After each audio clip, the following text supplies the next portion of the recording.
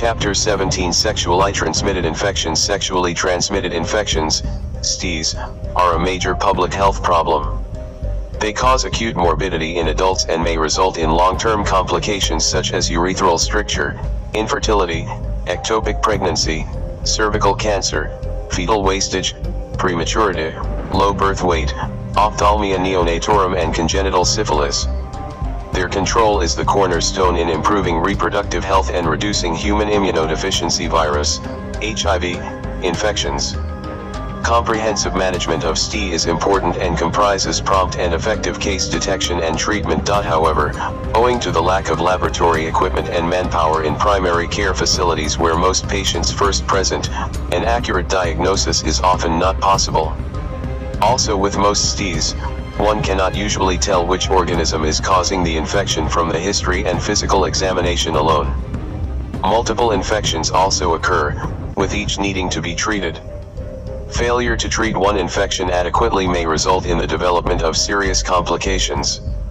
A more practical approach in managing STI is to base treatment on a syndromic diagnosis which identifies all STI that could cause a particular symptom or sign and provide treatment for each of them simultaneously. The common clinical syndromes associated with STI include urethral discharge, vaginal discharge, lower abdominal pain, inguinal lymphadenopathy, buboes, and anogenital ulcers. In dealing with patients with STI, privacy and confidentiality, especially with the history taking and examination, are paramount. Education and counseling of STI patients and concurrent management of their partners provide additional opportunities to reduce the risk of STI in the community. 138 Urethral discharge in males. This is the presence of exudate from the anterior urethra, sometimes causing urethral discomfort on urination. Causes Neisseria gonorrhoeae, gonococcal urethritis, chlamydia trachomatis, non-gonococcal urethritis, Mycoplasma genitalum. Symptoms: urethral discharge, dysuria or discomfort on urination, genital sore. 331. Sexually transmitted infections. Signs: urethral discharge. Gentle milking of the urethra may reveal the discharge if it is not initially visible. Investigations: urethral swab culture and sensitivity, if available. Treatment objectives: to treat gonorrhea and chlamydia urethritis simultaneously to prevent further transmission to sexual partners. To treat both partners simultaneously as much as possible to prevent development of complications and sequelae, to reduce risk of HIV infection. Non-pharmacological treatment, evidence rating, C, for gonorrhea, cefixime, oral, 400 mg stat or ciprofloxacin, oral, 500 mg stat or ceftriaxone, IM, 250 mg stat plus. For chlamydia and mycoplasma, doxycycline, oral, 100 mg 12 hourly for 7 days, or tetracycline, oral, 500 mg 6 hourly for 7 days, or erythromycin, or AL, 500 mg 6 hourly for 7 days. Note: patients have to be counseled to complete treatment even when symptoms subside. All sexual partners of the patient within the last 3 months need to be seen and treated.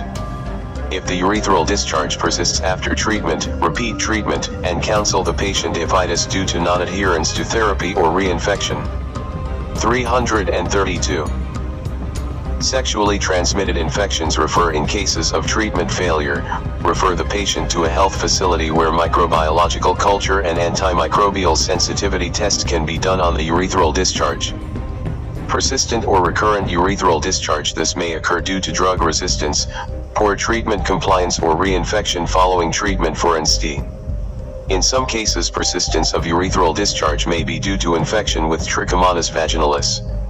Causes: Neisseria gonorrhoeae, chlamydia trachomatis, or Mycoplasma genitalum following drug resistance, poor compliance, or reinfection after treatment. Trichomonas vaginalis. Treatment objectives: to retreat for gonococcal or non-gonococcal urethritis if suspected to be due to previous poor treatment compliance or reinfection. To treat infection with Trichomonas vaginalis to prevent transmission to sexual partners. To treat both partners simultaneously as much as possible to prevent development of complications and sequelae, to reduce risk of HIV infection. Non-pharmacological treatment, evidence rating C, metronidazole, oral 400 mg 12 hourly for 7 days, or metronidazole, oral, 2G stat or tinidazole, oral.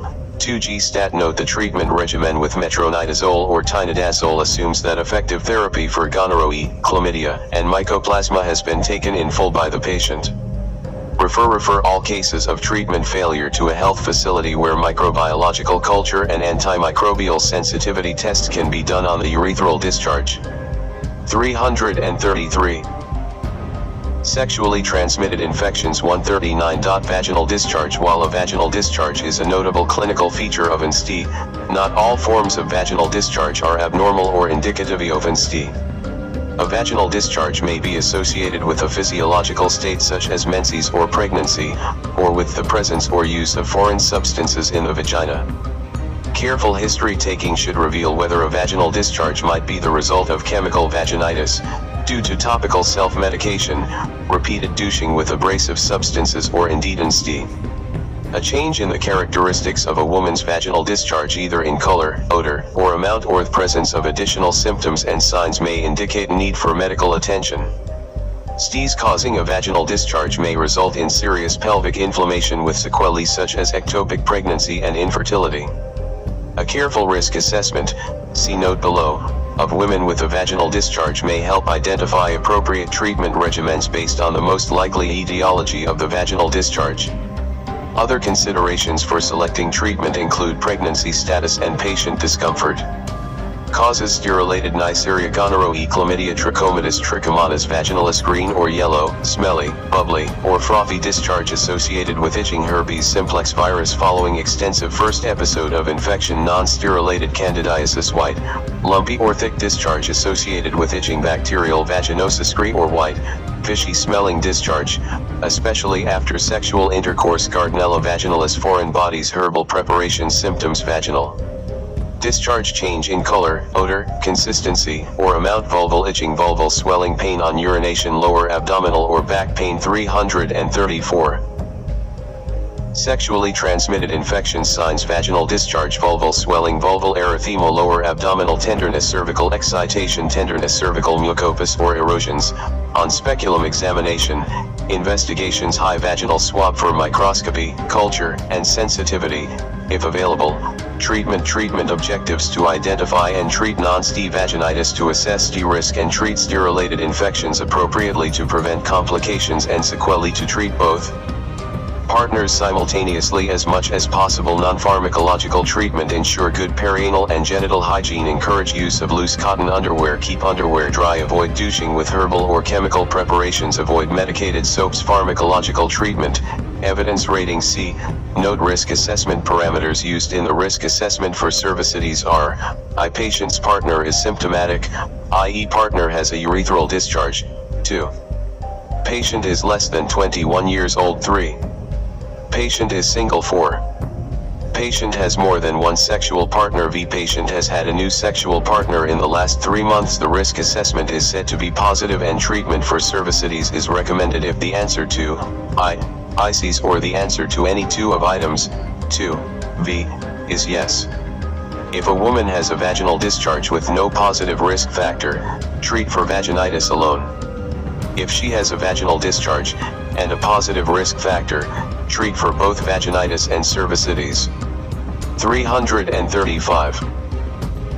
Sexually transmitted infections: if the risk factor is negative, treat for vaginitis only as follows.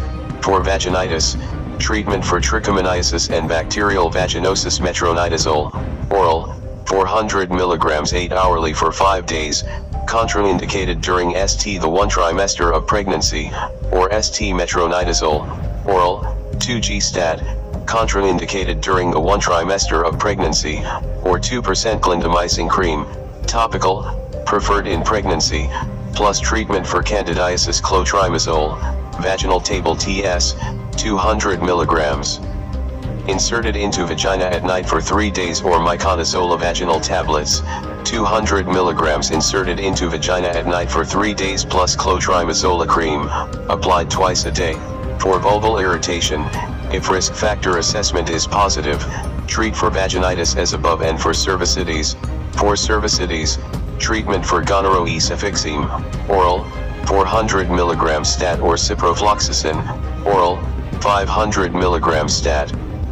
Avoid in pregnancy, or ceftriaxone, IM, 250 mg stat plus treatment for chlamydia doxycycline, oral, 100 mg 12 hourly for 7 days, avoid in pregnant and nursing mothers, or tetracycline, oral, 500 mg 6 hourly for 7 days, avoid in pregnant and nursing mothers, or erythromycin, oral, 500 mg 6 hourly for 7 days. Refer all cases of recurrent vaginal discharge and or treatment failures to a health facility where speculum examination can be carried out and microbiological culture and antimicrobial sensitivity test can be done on the vaginal discharge.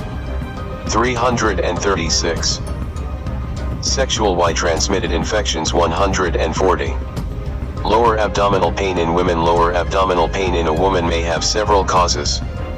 These include pelvic inflammatory disease, PID, ruptured ectopic pregnancy and septic abortion. The latter two are surgical emergencies which require extreme urgency in their management. See sections on ectopic pregnancy and abortions. PID is caused by organisms which may be sterilized or other bacteria that ascend from the lower genital tract and produce inflammation of the uterus, fallopian tubes, and other structures in the pelvis. However, after excluding ectopic pregnancy, sterilized organisms are the most likely cause of lower abdominal pain in a sexually active woman who has not recently delivered a baby, or has no past or recent history of uterine instrumentation. The presence of intrauterine contraceptive devices favors the development of PID, particularly in the month following insertion. Causes: sterilized Neisseria gonorrhoeae, chlamydia trachomatis, anaerobic bacteria, non-sterilized ectopic pregnancy, septic abortion, postpartum sepsis, foreign body including IUD symptoms, fever, lower abdominal pain, pain with sexual intercourse, dyspareunia, vaginal discharge, dysuria or urethral discomfort signs, vaginal discharge, tenderness on moving the cervix, cervical excitation, on bimanual vaginal examination, lower abdominal tenderness, adnexal tenderness. Adnexal masses. 337.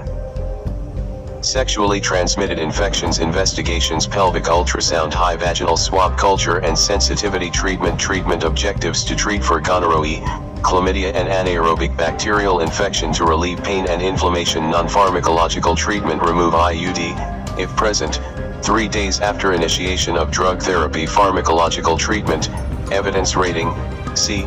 Outpatients: ciprofloxacin, oral, 500 mg 12 hourly for 3 days plus doxycycline, oral, 100 mg 12 hourly for 14 days plus metronidazole, oral, 400 mg 12 hourly for 14 days. Inpatients: ceftriaxone, IM, 250 mg daily for 3 days plus doxycycline, oral, 100 mg 12 hourly for 3 days plus metronidazole, oral, 400 mg 12 hourly for 3 days followed by doxycycline, oral, 100 mg 12 hourly for 14 days plus metronidazole, oral, 400 mg 12 hourly for 14 days. Adjunctive treatment: pain relief, diclofenac, oral, 50 mg 8 hourly, or mefenamic acid, oral, 500 mg 8 hourly. Refer to the gynecologist or surgeon. 338. Sexually transmitted infections. 141. Genital ulcer. A genital ulcer is a break in the continuity of the skin of the genitalia. They may be painful or painless and are frequently accompanied by inguinal lymphadenopathy. They increase a patient's susceptibility to HIV infection. Ulcers may be covered by the foreskin of the penis in uncircumcised males. A thorough examination will therefore require asking the patient to gently retract the foreskin for careful inspection of the glands penis, coronal sulcus, frenum and urethral meatus. Latex gloves must be worn at all times during examination of genital ulcers. Causes: herpes simplex, treponema pallidum, syphilis, Haemophilus teucriae, chancroid, Calimitobacterium granulomatis, granuloma inguinal, lymphogranuloma inguinal. Secondarily infected post-traumatic ulcers. Symptoms: genital ulcer, urethral discharge. Signs: herpes simplex, multiple, recurrent vesicular lesions, herpes simplex, syphilitic ulcers, often single, painless, and indurated lesions with a clear base and well-defined edges, occasionally multiple, painful, non-indurated, or have a purulent base. Discrete, firm, painless, inguinal lymphadenopathy a week after the primary lesion. Primary ulcer usually heals within 6 weeks, usually without leaving a scar. Chancroid painful with undermined ragged edges. The base is covered with a purulent exudate and easily bleeds to touch. Several ulcers may coalesce to form serpiginous lesions. Lymphadenopathy is usually unilateral and may become fluctuant. Granuloma inguinal begins with a small papule that progresses into an enlarging granulomatous ulcer. 339. Sexually transmitted infections. Ulcer usually painless, indurated, and beefy red and easily bleeds with trauma. Edges are well defined. Healing is not spontaneous and is accompanied by extensive scarring. Lymphogranuloma inguinal investigations. VDRL, if available. TPHA, if available. Treatment objectives to treat small ulcers and vesicles, especially if recurrent. For herpes simplex, to direct initial management of all ulcers at both syphilis and chancroid. Pharmacological treatment. Keep lesions dry and clean. Pharmacological treatment, evidence rating, C. For herpes simplex, acyclovir, oral, 200 mg 4 to 6 hourly for 7 days, 5 doses daily, or acyclovir, oral, 400 mg 8 hourly for 7 days plus povidone iodine, mercurochrome or gentian violet solution, topical, to paint lesions. For syphilis, benzathine penicillin G, IM, 2.4 million units, mega units, in 2 divided doses during 1 clinic visit. Give own injection in each buttock or aqueous procaine. Penicillin, IM, by deep injection, 1.2 million units, mega units, daily, for 10 days. Alternative treatment, for persons allergic to penicillin. Doxycycline, oral, 100 mg 12 hourly for 14 days, or tetracycline, oral, 500 mg 6 hourly for 14 days. 340. Sexually transmitted infections. Or erythromycin, oral, 500 mg 6 hourly for 14 days. For chancroid, ceftriaxone, IM, 250 mg stat or azithromycin, oral, 1g stat or ciprofloxacin, oral, 500 mg 12 hourly for 3 days, or erythromycin, oral, 500 mg 6 hourly for 7 days. Refer if the ulcer worsens or does not improve after treatment. Refer to a health facility with microbiology support to exclude other causes. 142. Scrotal swelling. Scrotal swellings can be caused by trauma, torsion of the testis, infections, e.g. epididymitis, orchitis, or tumors. Infective causes of scrotal swelling may be steroidated, which can lead to infertility if not effectively treated. Testicular torsion is a surgical emergency and has to be excluded by a careful history and physical examination. If present, this requires immediate surgical referral. Also see section on scrotal masses. Causes: steroidated chlamydia, trachomatis, Neisseria, gonorrhoeae, treponema pallidum, very rarely, non-steroidated torsion, mumps virus, mumps, orchitis, tuberculosis. Tumors. Symptoms: scrotal pain, scrotal swelling, urethral discharge, dysuria. Frequency of micturition fever. 341. Sexually transmitted infections. Signs: scrotal tenderness, scrotal swelling, edema, and/or erythema. Urethral discharge fever. Investigations: urethral swab for culture, urine culture, and sensitivity. Ultrasound scan of the scrotum. Treatment objectives: to provide pain relief, to identify and treat ST and non-ST related causes appropriately. Non-pharmacological treatment: bed rest, scrotal support until inflammation and fever subside. Pharmacological treatment, evidence rating, C.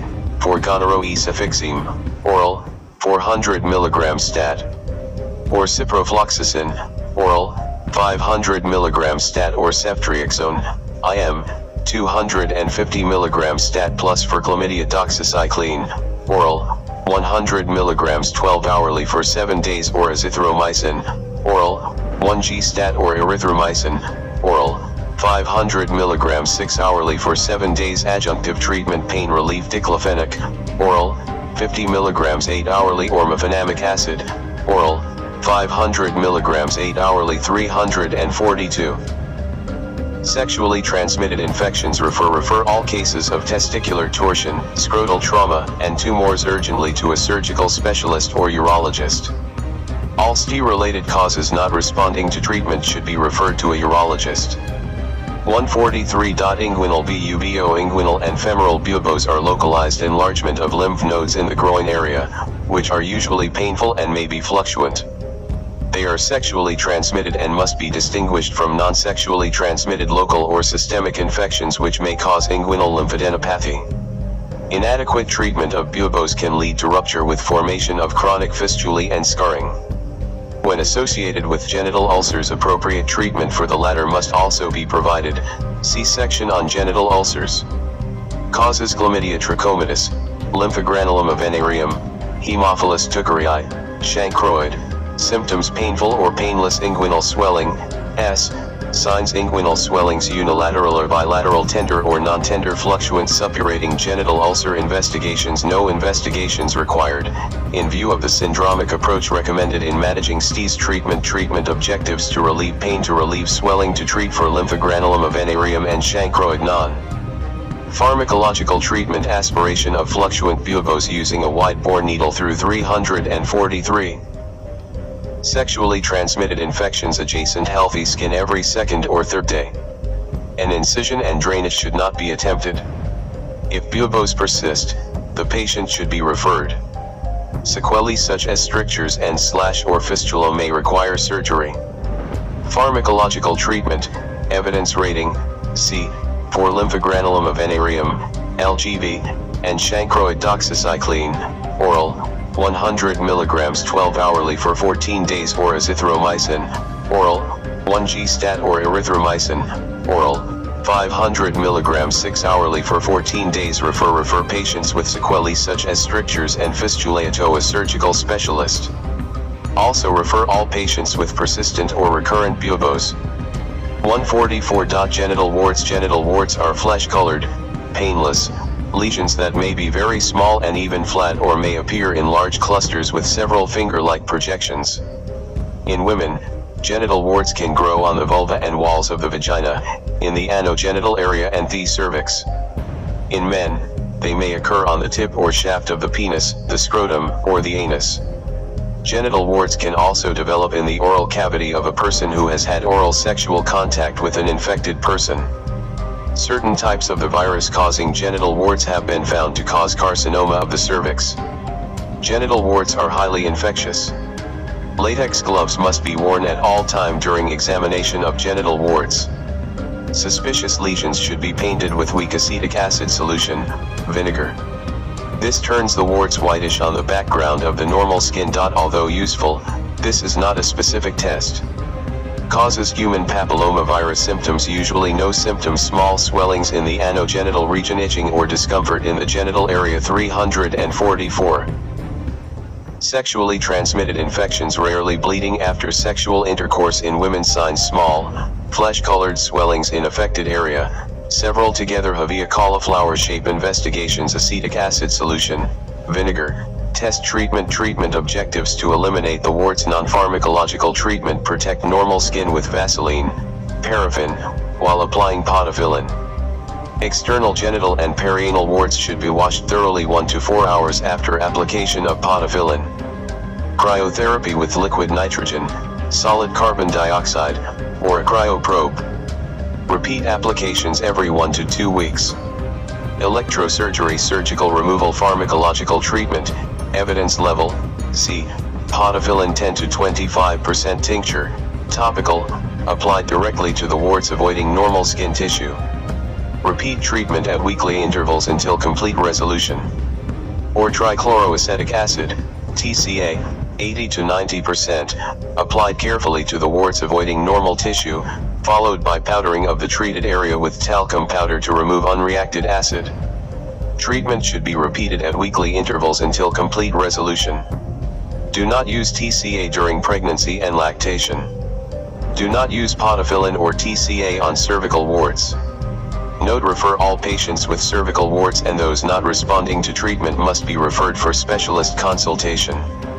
345.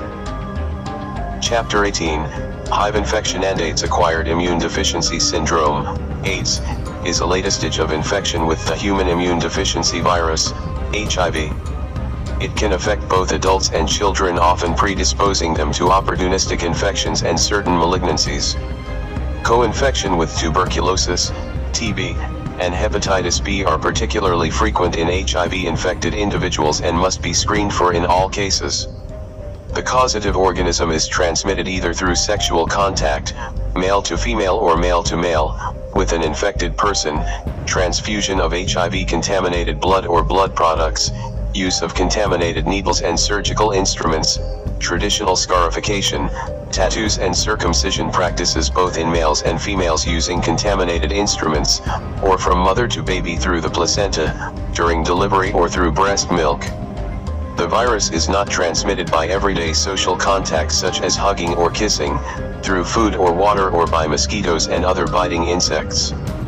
A patient infected with HIV may remain healthy for many years but can still pass on the infection. AIDS is mainly diagnosed clinically and confirmed by a positive HIV test. In infants and children, a diagnosis of AIDS requires the presence of at least 2 major signs, see below, associated with at least 2 minor signs, in the absence of known causes of immunosuppression such as severe malnutrition, cancer, or other recognized conditions. The test for HIV antibody must additionally be positive.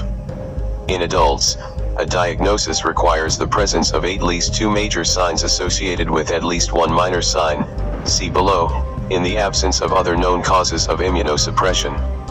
The test for HIV antibody must additionally be positive. HIV infection is currently not curable. The only way to stop the spread of the infection is by preventive methods.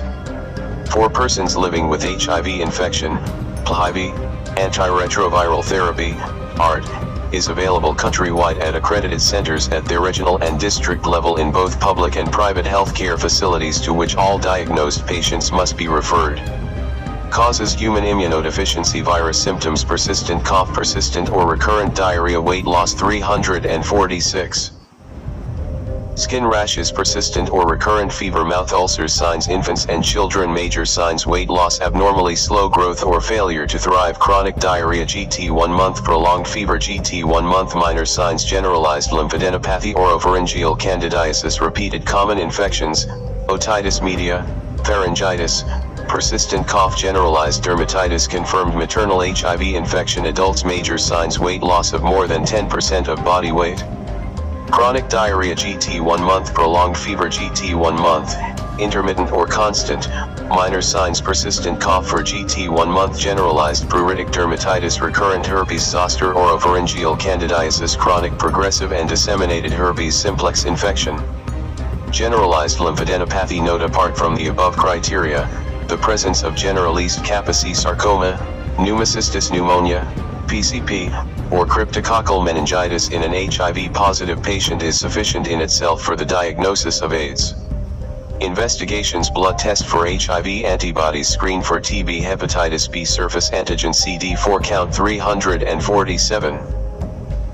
HIV infection and AIDS FBC liver function test. Treatment objectives: to make the patient feel clinically better, to produce sustained and durable suppression of viral load, to reduce HIV-related morbidity and mortality, to restore or preserve immune function and prevent opportunistic infection. Non-pharmacological treatment. Prevention of HIV infection is by promoting safe sexual practices through abstinence, faithfulness to one's partner and the use of condoms.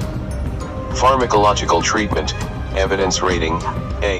See National Guidelines for Antiretroviral Therapy, ART, in Ghana for guidance. Note: antiretroviral drugs are potentially toxic and should only be prescribed by trained teams which have experience with their use and the facilities to monitor patients. Occupation: ally-acquired HIV infection. Healthcare workers, HCW, are at risk of acquiring HIV infection at the workplace due to contact with body fluids from patients which may contain the virus. To prevent this from happening, HCW need to adopt universal precautions in providing care to all patients and in the handling of all body fluids. This includes careful disposal of all sharp objects, e.g. needles and scalpels, and the use of protective gloves and eyeglasses. Exposures at the workplace that put HCW at risk of HIV infection include percutaneous injury, e.g. needle stick injury or cut with sharp object, contact of mucous membranes, e.g. eyes, with body fluids, contact of non-intact skin, i.e. chapped or abraded skin or that afflicted with dermatitis with body fluid, prolonged contact of intact skin with body fluids and deep injury with a sharp instrument contaminated with blood products. Not all exposures to HIV-contaminated body fluids end up in HIV infection. It is estimated that the risk of transmission after percutaneous injury is 0.3% and 0.09% after mucous membrane exposure. The risk after skin exposure is less than 0.1%. The majority of exposures therefore do not lead to infection. 348. HIV infection and AIDS. Thus, in the management of an exposed healthcare worker, it is important to evaluate the type of exposure: percutaneous, mucous membrane, or skin, source material, blood, peritoneal fluid, urine, etc., severity of exposure, depth of injury, size of exposed surface, quantity of body fluid, integrity of skin, and HIV status of the source material. The highest risk exposures are from a large volume of blood, e.g. deep injury with large diameter hollow needle previously in source patient's vein or artery, and when the source patient is HIV positive. Health facilities need to keep a logbook of records of such accidental exposures and periodically audit the records and plan preventive strategies to forestall such accidents. Post-exposure prophylaxis, PEP, with antiretroviral therapy, when given within 24 to 48 hours of exposure, preferably within 1 to 2 hours, may be able to prevent infection. The antiretrovirals used may potentially have adverse effects, and PEP does not always work. In consideration for the initiation of PEP, therefore, issues regarding nature and type of exposure as well as HIV serological status of the source patient need to be addressed. When the serological status of the source patient is not immediately known, PEP, if deemed necessary, should be started, pending HIV antibody testing of the source patient after appropriate counseling. However, if the test results come back negative, the PEP may be stopped. Otherwise it should be continued for 4 weeks. HCW taking PEP should be counseled, among other things, on adherence to treatment, potential side effects of the medications, safe sex practices, as well as the fact that PEP may not prevent HIV infection at all times. PEP needs to be initiated quickly when there is a recognized risk. Health facilities are therefore encouraged to keep emergency stocks of PEP medication and designate a responsible official who can be called upon at all times to evaluate the risk and counsel exposed healthcare workers and start PEP. Note: assessment of exposure risk: very low risk exposure, splash of body fluids or blood on intact skin for a very short period only. Low risk exposure: exposure to a small volume of blood or blood contaminated fluids from asymptomatic HIV positive patients with low viral load and injury with a solid needle. Any superficial injury or mucocutaneous exposure. 349. HIV infection and AIDS. High risk exposure: exposure to a large volume of blood or potentially infectious fluid. Exposure to blood or blood contaminated fluids from a patient with a high viral titer, i.e. in the AIDS phase or early seroconversion phase of HIV infection. Injury with a hollow bore needle. Deep and extensive injury. Exposure. Drug resistance in source patient. Investigations: baseline tests, full blood count, liver and renal function tests, hepatitis B surface antigen, HIV serology or PCR if available. 2 weeks later, full blood count, liver and renal function test. 6 weeks later, HIV serology. 3 and 6 months later, HIV serology. Treatment objectives: to prevent transmission of HIV infection after accidental occupational exposure. Non-pharmacological treatment: wash exposed areas immediately with soap and water, flush mucous membranes with water. Note: there is no evidence that the use of antiseptics for wound care or expressing fluid by squeezing the wound further reduces the risk of HIV transmission. Pharmacological treatment: evidence rating: A. Adults, very low risk exposure. See non-pharmacological treatment above 350. HIV infection and AIDS. Low risk exposure: zidovudine, oral, 300 mg 12 hourly for 28 days plus lamivudine, oral 150 mg 12 hourly for 28 days. High risk exposure: zidovudine, oral, 300 mg 12 hourly for 28 days plus lamivudine, oral, 150 mg 12 hourly for 28 days plus nelfenopor, oral 750 mg 8 hourly, or 1250 mg 12 hourly, for 28 days, or lopinavir/ritonavir, oral, 400 mg/100 mg 12 hourly for 28 days. Children give post-exposure prophylaxis, PEP. However, note that doses are different from adults. Contact National AIDS Control Program, NACP, for updated recommendations. Refer all HCW with positive HIV serology at baseline testing at time of exposure, and all HCW negative at baseline but who subsequently seroconvert, for counseling and appropriate management at an accredited ART Center. 351. Chapter 19, Infectious Disease and Infestations. 145. Fever is a common complaint, which is usually related to an infection of viral, bacterial, or parasitic origin. It may be a valuable guide to the diagnosis and severity of infections. Fever is defined as an axillary temperature above 37.5 degrees Celsius, read after keeping the thermometer in place for 3 minutes. Fever above 38 degrees Celsius in children and adults often needs urgent attention, especially if the patient is restless or delirious. Not every fever is due to malaria or typhoid. Every fever should be investigated and treated appropriately. A thorough history, physical examination, and appropriate investigation would usually reveal the cause of the fever. In neonates and the elderly, severe infections may not be accompanied by a fever. In infants and young children, fever may be associated with convulsions, collapse, or coma. See table below for possible differential diagnoses and appropriate action. Causes: viral infection, bacterial infection, fungal infections, parasitic infestations, hematological malignancies e.g. lymphoma, leukemia. Symptoms: chills, rigors, signs: O temperature GT 37.5 C, evidence of dehydration e.g. sunken eyes, evidence of underlying conditions: tachypnea, tachycardia. Investigations: FBC, blood film for malaria parasites, rapid diagnostic test for malaria if microscopy not available, cultures of urine, blood, sputum, ear, throat, wound, cerebrospinal fluid. 352. Infectious diseases and infestations. Treatment objectives: to reduce body temperature to normal, to relieve symptoms, to treat the underlying cause of the fever. See guidelines below. Non-pharmacological treatment: keep the patient well hydrated with fluids e.g. water, fruit juices, light porridge, rice water or coconut milk. Maintain nutrition: continue breastfeeding in babies. Sponge the child with lukewarm water, pour it over them and leave it to dry on the skin. Pharmacological treatment, evidence rating: A. Paracetamol, oral, adults 1g68H hourly. Treat the cause of the fever appropriately. See appropriate section. Children 10-15 mg/kg/dose.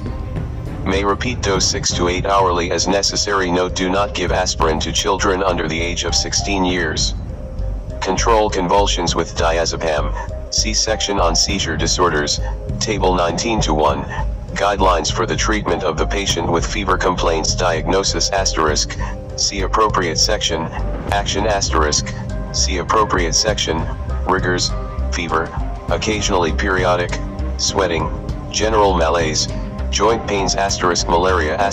Take a blood film or perform rapid diagnostic test for malaria parasites and treat appropriately. Rigors: fever, sweating, general malaise, altered sensorium *, cerebral malaria *. Take a blood film or perform rapid diagnostic test for malaria parasites and treat appropriately. Headache, vomiting, drowsiness, stiff neck, seizures *, meningitis *. Do not delay treatment while awaiting results of lumbar puncture. 353. Infectious diseases and infestations. Table 19-1. Continued guidelines for the treatment of the patient with fever complaints. Diagnosis *. See appropriate section. Action *. See appropriate section.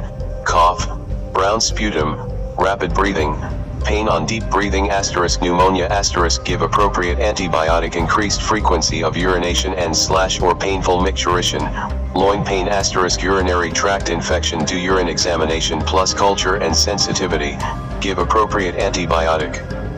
Fever, constipation, or diarrhea, maybe with blood, headache, abdominal pain, general malaise *, typhoid. Start appropriate treatment. Warm, swollen, painful, reddish-looking limb *, cellulitis or impetigo. Give appropriate antibiotic. Fever in a child with cough, sore throat, and red eardrums. Otitis media. Give appropriate antibiotic. Fever during pregnancy with loin pain. Pyelonephritis. Take sample for urine culture and sensitivity and give appropriate antibiotic. Pain in a bone, usually a limb bone. Painful to touch *, osteomyelitis. X-ray the affected part. Treat as for osteomyelitis. Jaundice preceded by feeling unwell, anorexia, low-grade fever. Viral hepatitis. Do liver function tests. Hepatitis B surface antigen. Treat conservatively.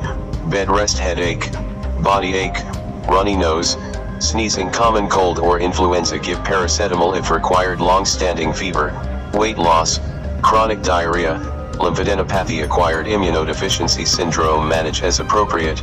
C-section on HIV, sore throat or pain on swallowing. Tonsillitis and pharyngitis. Manage as appropriate. Refer. Fever persisting for more than 10 days in spite of treatment should be considered as pyrexia of unknown origin, PUO, and should be referred for further investigation. 146. Tuberculosis. This is a disease caused by the bacterium Mycobacterium tuberculosis.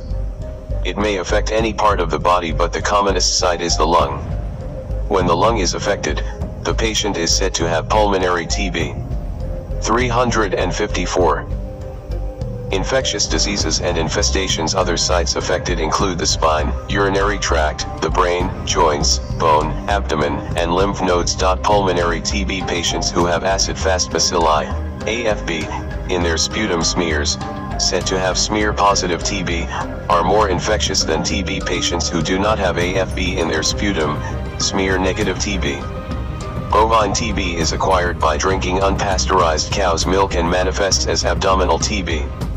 Tuberculosis is spread through airborne droplets when a patient coughs, spits, or sneezes. Persons with lowered resistance to infection, like HIV/AIDS patients, are especially at risk of developing TB. It may be the initial illness in a patient with AIDS.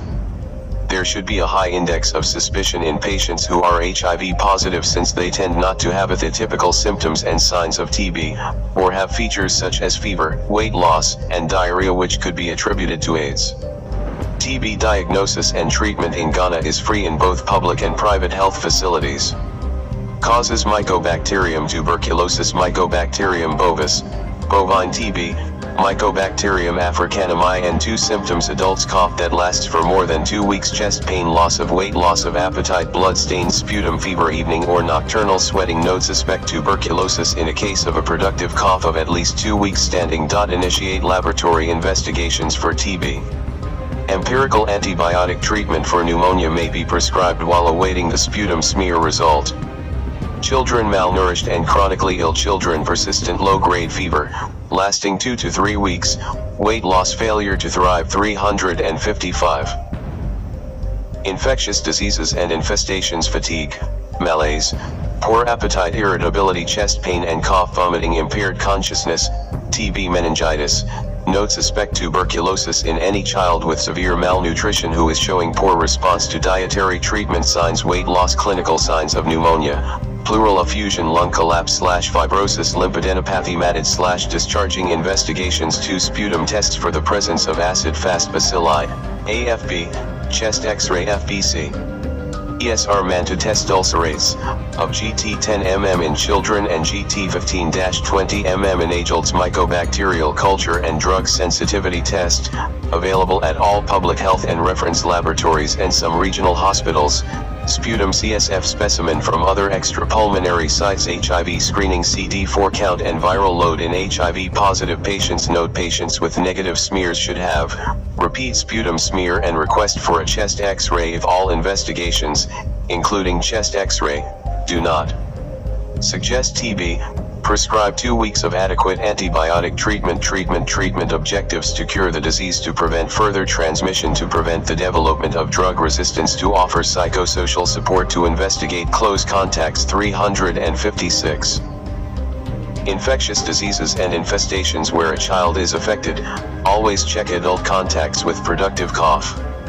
Non-pharmacological treatment counseling. Good nutrition adequatists give them at least a month off work admission for severely ill patients. Pharmacological treatment, evidence rating, B.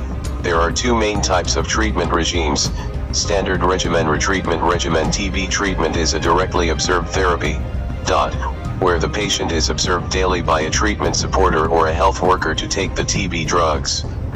Standard regimen. 6 months treatment, 2 months intensive phase, followed by 4 months continuation phase for both adults and children. Category I. For newly diagnosed smear positive, smear negative, and extrapulmonary TB refer to the pink card, TB01. For guidance on dosing by weight, it consists of an intensive phase of 4 drugs, rifampicin, R, isoniazid, H, pyrazinamide, C, and ethambutol, E, in a fixed dose combination taken daily for 2 months. For adults, each tablet contains H75 mg, R150 mg, C400 mg and E275 mg, and 2 to 5 tablets given a day depending on weight. For children, a regimen containing H30 mg, R60 mg, C150 mg and E100 mg is recommended. If this regimen is yet to be introduced by the National TB Program, give it 2 tablets of H75 R150 and Z400 mg depending on the weight of the child. For children weighing 30 kilograms or over, give adult category I. This is followed by a continuation phase of isoniazid and rifampicin, HR in a tablet called Rifana, for both adults, H75 R150, and children, H30 R60. Note: to prevent the development of drug resistance to rifampicin, it is recommended that Rifana, isoniazid and rifampicin, is used. Prescribing rifampicin alone must be discouraged. 357. Infectious diseases and infestations. During the continuation phase, the patient must swallow all the oral drugs, preferably on an empty stomach under direct observation. The patient needs to be under close supervision by a health worker or any responsible person or member of the community with support from health staff during the full duration of treatment. Retreatment regimen. This is for relapse treatment failure patients who defaulted and who return after GT 1 month and are smear positive, and some smear negative patients who have defaulted for longer. All other previously treated patients. Retreatment consists of an initial intensive phase of 5 drugs, rifampicin, isoniazid, pyrazinamide, and ethambutol, HRZNE, daily for 3 months. Doses as discussed above, with streptomycin added for the first 2 months only. Streptomycin, IM, adults 500 mg, 1g daily, depending on weight. Children 15 mg per kilogram daily for 2 months. Then follows a continuation phase with isoniazid, rifampicin, and ethambutol daily for a further 5 months for both adults, H75/R150/E275, and children, H30R60/E100. Monitoring. During the course of the treatment, all pulmonary TB patients should have repeat sputum smears examined after 2 or 3 months if retreatment, 5 and 6 or 8 months to confirm conversion to negative smear. Refer to NTP guidelines. Prevention of tuberculosis for the individual. BCG immunization of newborn or at first contact. Isoniazid in newborn babies of mothers with tuberculosis and children with a BC abscess. For the community, seek out and treat infective TB cases. Encourage affected community members to seek treatment. Improve housing and nutritional status. 358. Infectious diseases and infestations. Examine close contacts of infectious cases. Good nutrition. Refrain from alcohol and smoking. Avoid contracting HIV infection. Refer all suspected TB cases to a public or accredited private healthcare facility. TB diagnosis and treatment in Ghana is free in both public and private health facilities. 147. Meningitis. This is an infection of the coverings of the brain, and is most commonly caused by bacteria. Other causative organisms are viruses, fungi, and protozoa. One type, cerebrospinal meningitis, CSM, caused by Neisseria meningitidis, is common in the northern and upper regions of Ghana, and usually occurs in epidemics during the Harmattan season. This type is contagious and usually presents with a short history. The presentation may sometimes be confused with cerebral malaria. Causes bacterial Neisseria meningitide Streptococcus pneumoniae Haemophilus influenza Mycobacterium tuberculosis Staphylococcus aureus Escherichia coli in neonates viruses protozoa e.g. Toxoplasma in HIV AIDS fungi e.g. Cryptococcus neoformans adults and older children. Symptoms: fever, neck pain, severe headaches, photophobia, coma, convulsions, vomiting. 359. Infectious diseases and infestations signs: fever, neck stiffness, positive Kernig's sign, altered consciousness, children less than 1 year old. Symptoms: fever, irritability, refusal to eat, poor sucking, vomiting, drowsiness and weak cry, focal or generalized convulsions after which the child is sleepy, presence or absence of neck stiffness, lethargy, bulging fontanelle, coma signs: neck may be retracted and arched backwards, presence or absence of fever, bulging fontanelle. Coma, hypotonia/hypertonia, convulsion. Investigations: FBC blood film for malarial parasites, to exclude cerebral malaria, lumbar puncture, blood culture and sensitivity. Treatment objectives: to identify and eradicate eth-causative organisms, to prevent complications, to prevent spread to contacts. 360. Infectious diseases and infestations. Non-pharmacological treatment: reduce fever in children with tepid sponging, maintain good nutrition, feed through a nasogastric tube. If patient is in coma, keep the airway clear. Note: with epidemic meningitis, the local and regional health authorities need to be informed urgently. Pharmacological treatment. Evidence rating: A. Ceftriaxone 4/DPIM, adults 2 to 4 g daily for 7 to 10 days, children GT 12 years, LT 12 years, 2 to 4 g daily for 7 to 10 days, 50-80 mg/kg for 10 to 14 days, neonates 20 to 50 mg/kg once daily for 21 days. Alternatively, and in cerebrospinal meningitis, CSM, epidemics: benzylpenicillin 4, adults 4 μ4H hourly for 14 days, 0.2 μ/kg 6 hourly for 14 days, plus chloramphenicol 4, adults 1 g6 HO/RLY for 14 days, children 25 mg per kilogram 6 hourly for 14 days. All treatment should be intravenous initially for a minimum of 7 days and should be started without delay. This may be subsequently changed to oral therapy with significant clinical improvement. Prophylaxis for CSM: prophylactic treatment is recommended for patients 2 days prior to discharge and also for their close contacts. Ciprofloxacin, oral, adults 500 mg as a single dose, avoid in pregnancy, children 5 to 12 years, 250 mg as a single dose. 361. Infectious diseases and infestations or ceftriaxone, IM, adults 250 mg as a single dose, children LT 12 years, 125 mg as a single dose. Note: role of steroids: dexamethasone started together with the first dose of the appropriate antibiotic has been found to lead to major reduction in hearing loss and death in both children and adults. Give for 4 to 10 mg 6 hourly for 5 to 7 days. Evidence rating B, Table 19-2, empirical antibiotic therapy for suspected bacterial meningitis in adults. Age: pathogens, empirical treatment alternatives: LT 50 years, meningococcus, pneumococcus, Haemophilus influenza, ceftriaxone, meropenem, chloramphenicol, fluoroquinolones. GT 50 years, pneumococcus, listeria, gram-negative bacilli, ceftriaxone plus ampicillin trimethoprim/sulfamethoxazole and fluoroquinolone. Hospital-acquired staphylococci, gram-negative bacilli, pneumococcus ceftazidime. Meropenem. Refer all patients not responding to treatment within the first 48 hours to a regional hospital. 148. Typhoid fever. Typhoid fever, enteric fever, is a severe bacterial illness which occurs where sanitary conditions are poor, permitting contamination of food or water with feces. The bacteria, which are spread by the fecal-oral route, invade the intestinal wall and spread through the bloodstream to all organs. They are passed into the stool and urine of infected patients. They may continue to be present in the stool of asymptomatic carriers, who are persons who have recovered from the symptoms of the disease but continue to carry the bacteria. If improperly treated, typhoid fever may result in complications such as intestinal perforation with peritonitis, presents as severe abdominal pain. 362. Infectious diseases and infestations: tenderness, rebound tenderness, and guarding. bloody stools from ulcerated Peyer's patches, acute psychosis, and severe intravascular hemolysis leading to acute renal failure, especially in G6PD deficiency. Public education on good personal hygiene, hand washing and appropriate disposal of solid waste would often prevent the disease.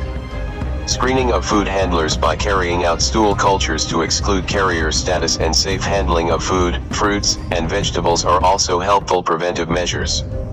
Causes Salmonella typhi and Paratyphi symptoms: fever which increases gradually to a high fever and persists for weeks. Fever does not respond to antimalarials. Constipation in the early stages, abdominal pain and diarrhea in the second week of illness, severe headache, dry cough, psychosis and confusion in 10% of adults. Signs: high fever with a relatively slow pulse rate. Occasionally pulse is fast, especially with myocarditis or intestinal perforation. Abdominal tenderness. Hepatosplenomegaly, tender.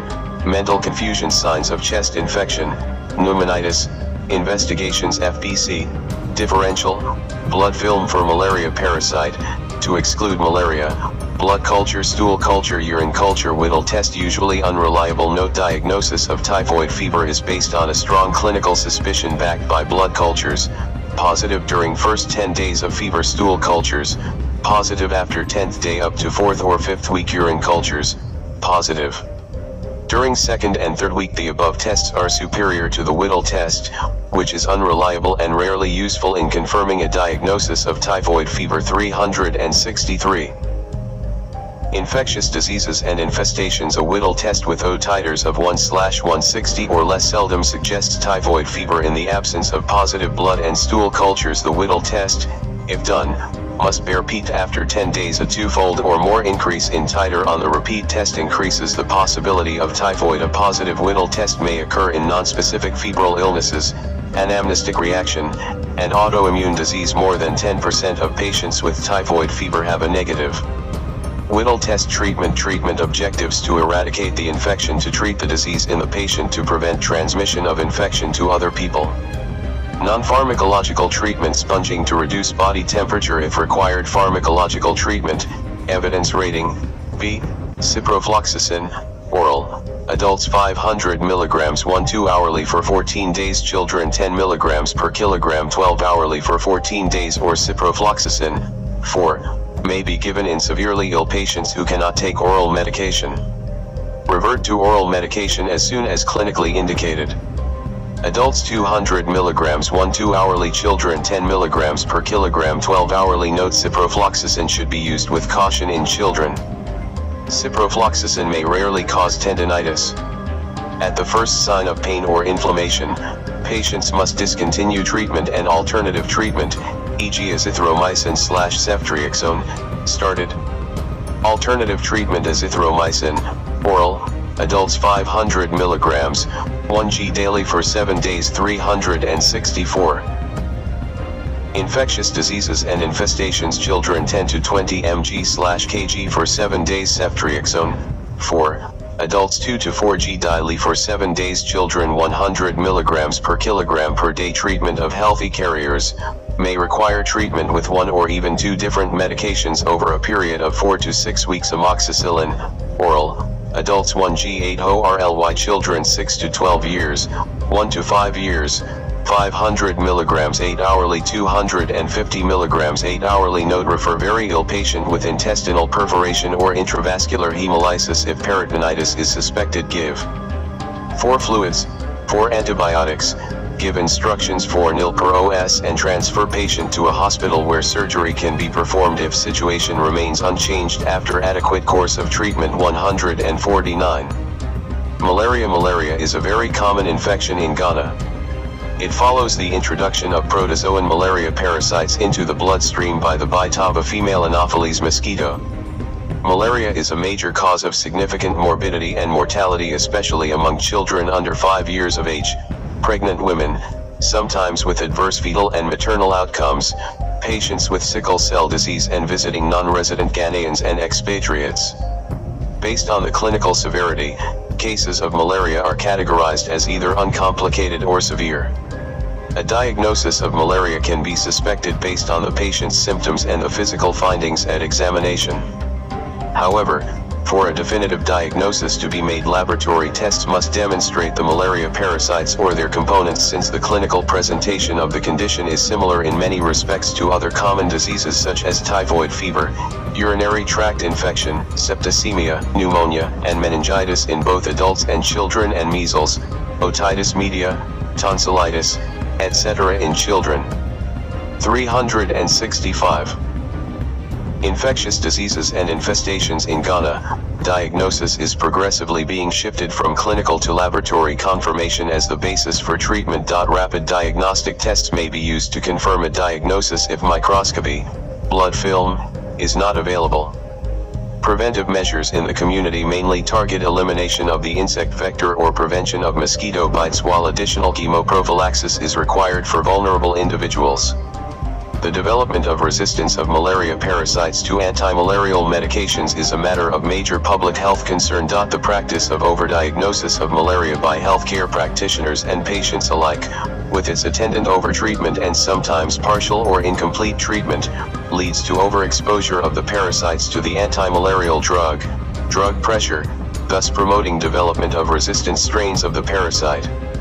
It is therefore necessary to obtain laboratory confirmation of a diagnosis of malaria. Exceptions to this guideline are children under 5 years and cases of suspected severe malaria where laboratory confirmation is not immediately possible.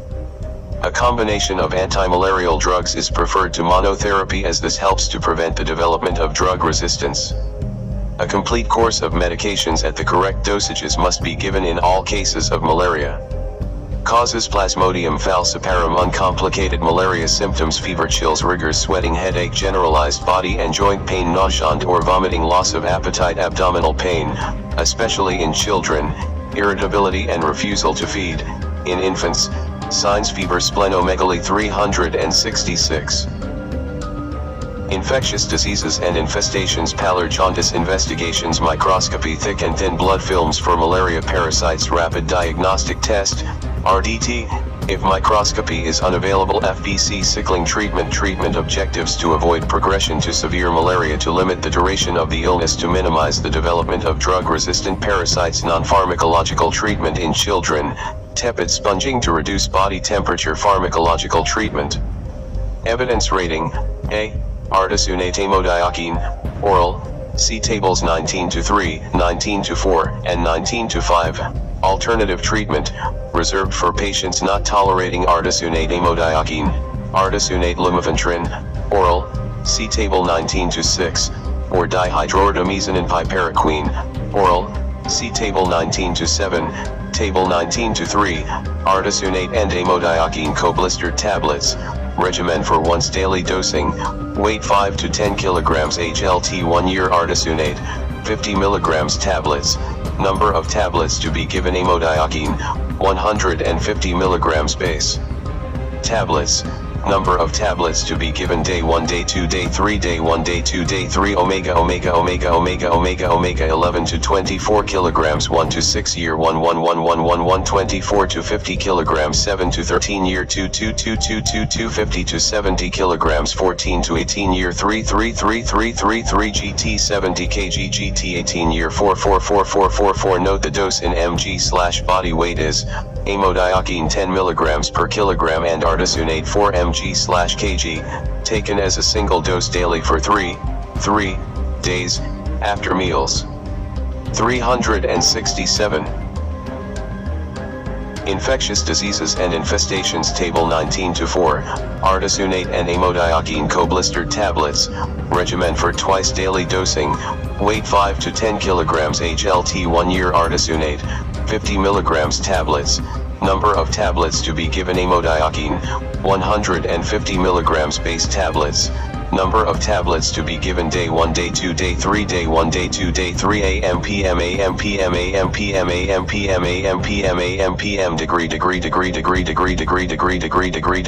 degree 11 to 24 kilograms, 1 to 6 year. Omega 24 to 50 kilograms, 7 to 13 year. 150 to 70 kilograms, 14 to 18 year. 1 omega 1 omega 1 omega 1 omega 1 omega 1 omega 1 omega 1 omega 1 omega 1 omega 1 omega 1 omega GT 70 kg GT 18 year 2222222222222. Note the dose in mg/body weight is amodiaquine 10 milligrams per kilogram and artesunate 4 mg/kg, taken as 2 divided doses daily for 3 days after meals.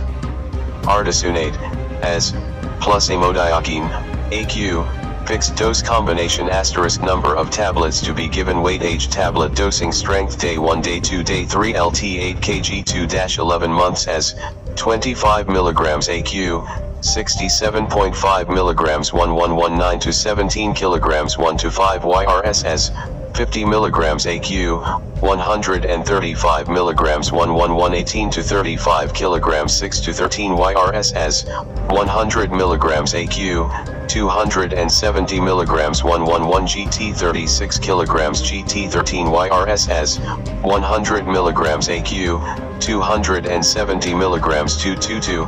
Standard regimen, using the 3 available dosing strengths, Table 19-5, artesunate and amodiaquine fixed dose combination. Note each tablet contains both artesunate as and amodiaquine AQ at the dosages indicated. The product packaging clearly indicates which dosing strength applies to which age group.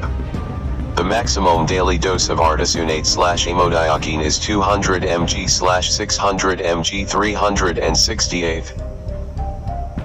Infectious diseases and infestations. Table 19-6, artemether and lumefantrine, recommended dosing regimen, artemether, 20 mg, plus lumefantrine, 120 mg, number of tablets to be given, weight, age, day 1, day 2, day 3, first dose, second dose, after 8 hours, AM/PM LT 5 kg LT 6 MO. Note recommended for patients under 5 kg 5 to 15 kg 6 MO 3 year 1 15 to 25 kg 3 to 8 year 2 25 to 35 kg 8 to 12 year 3 GT 35 kg GT 12 year 4 Table 19-7, dihydroartemisinin and PrivateCare, recommended dosing regimen, weight, age, dihydroartemisinin, 40 mg, /PrivateCare, 320 mg base,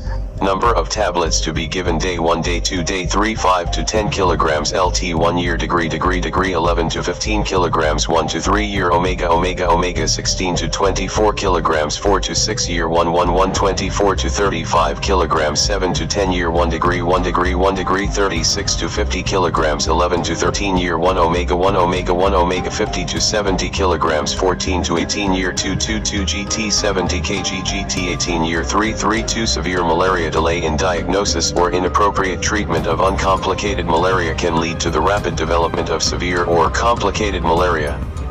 It mostly occurs in children under 5 years of age, pregnant women, and non-immune individuals. The events causing most deaths in severe malaria are related to cerebral involvement, cerebral malaria, severe anemia, hypoglycemia, severe dehydration, renal failure, and respiratory acidosis. The diagnosis of severe malaria is based on clinical features and confirmed with laboratory testing. While confirmation of the diagnosis is necessary, treatment must be started promptly and not withheld while confirming the diagnosis. 369. Infectious diseases and infestations. Not all cases of severe malaria have hyperasitemia, and initial blood film examination may be negative.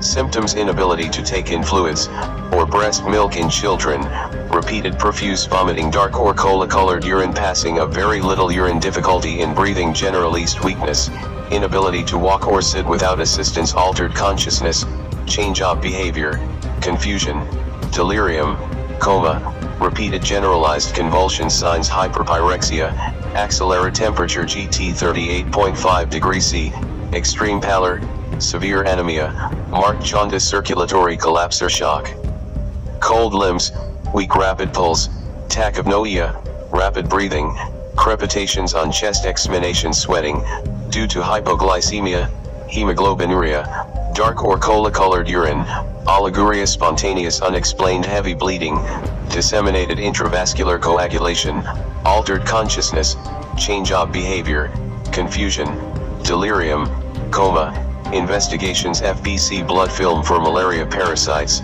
thick and thin blood films rapid diagnostic tests, only in exceptional cases, if microscopy is not available, random blood glucose BU and creatinine blood grouping and cross-matching lumbar puncture in the convulsing or comatose patient to exclude other conditions 370.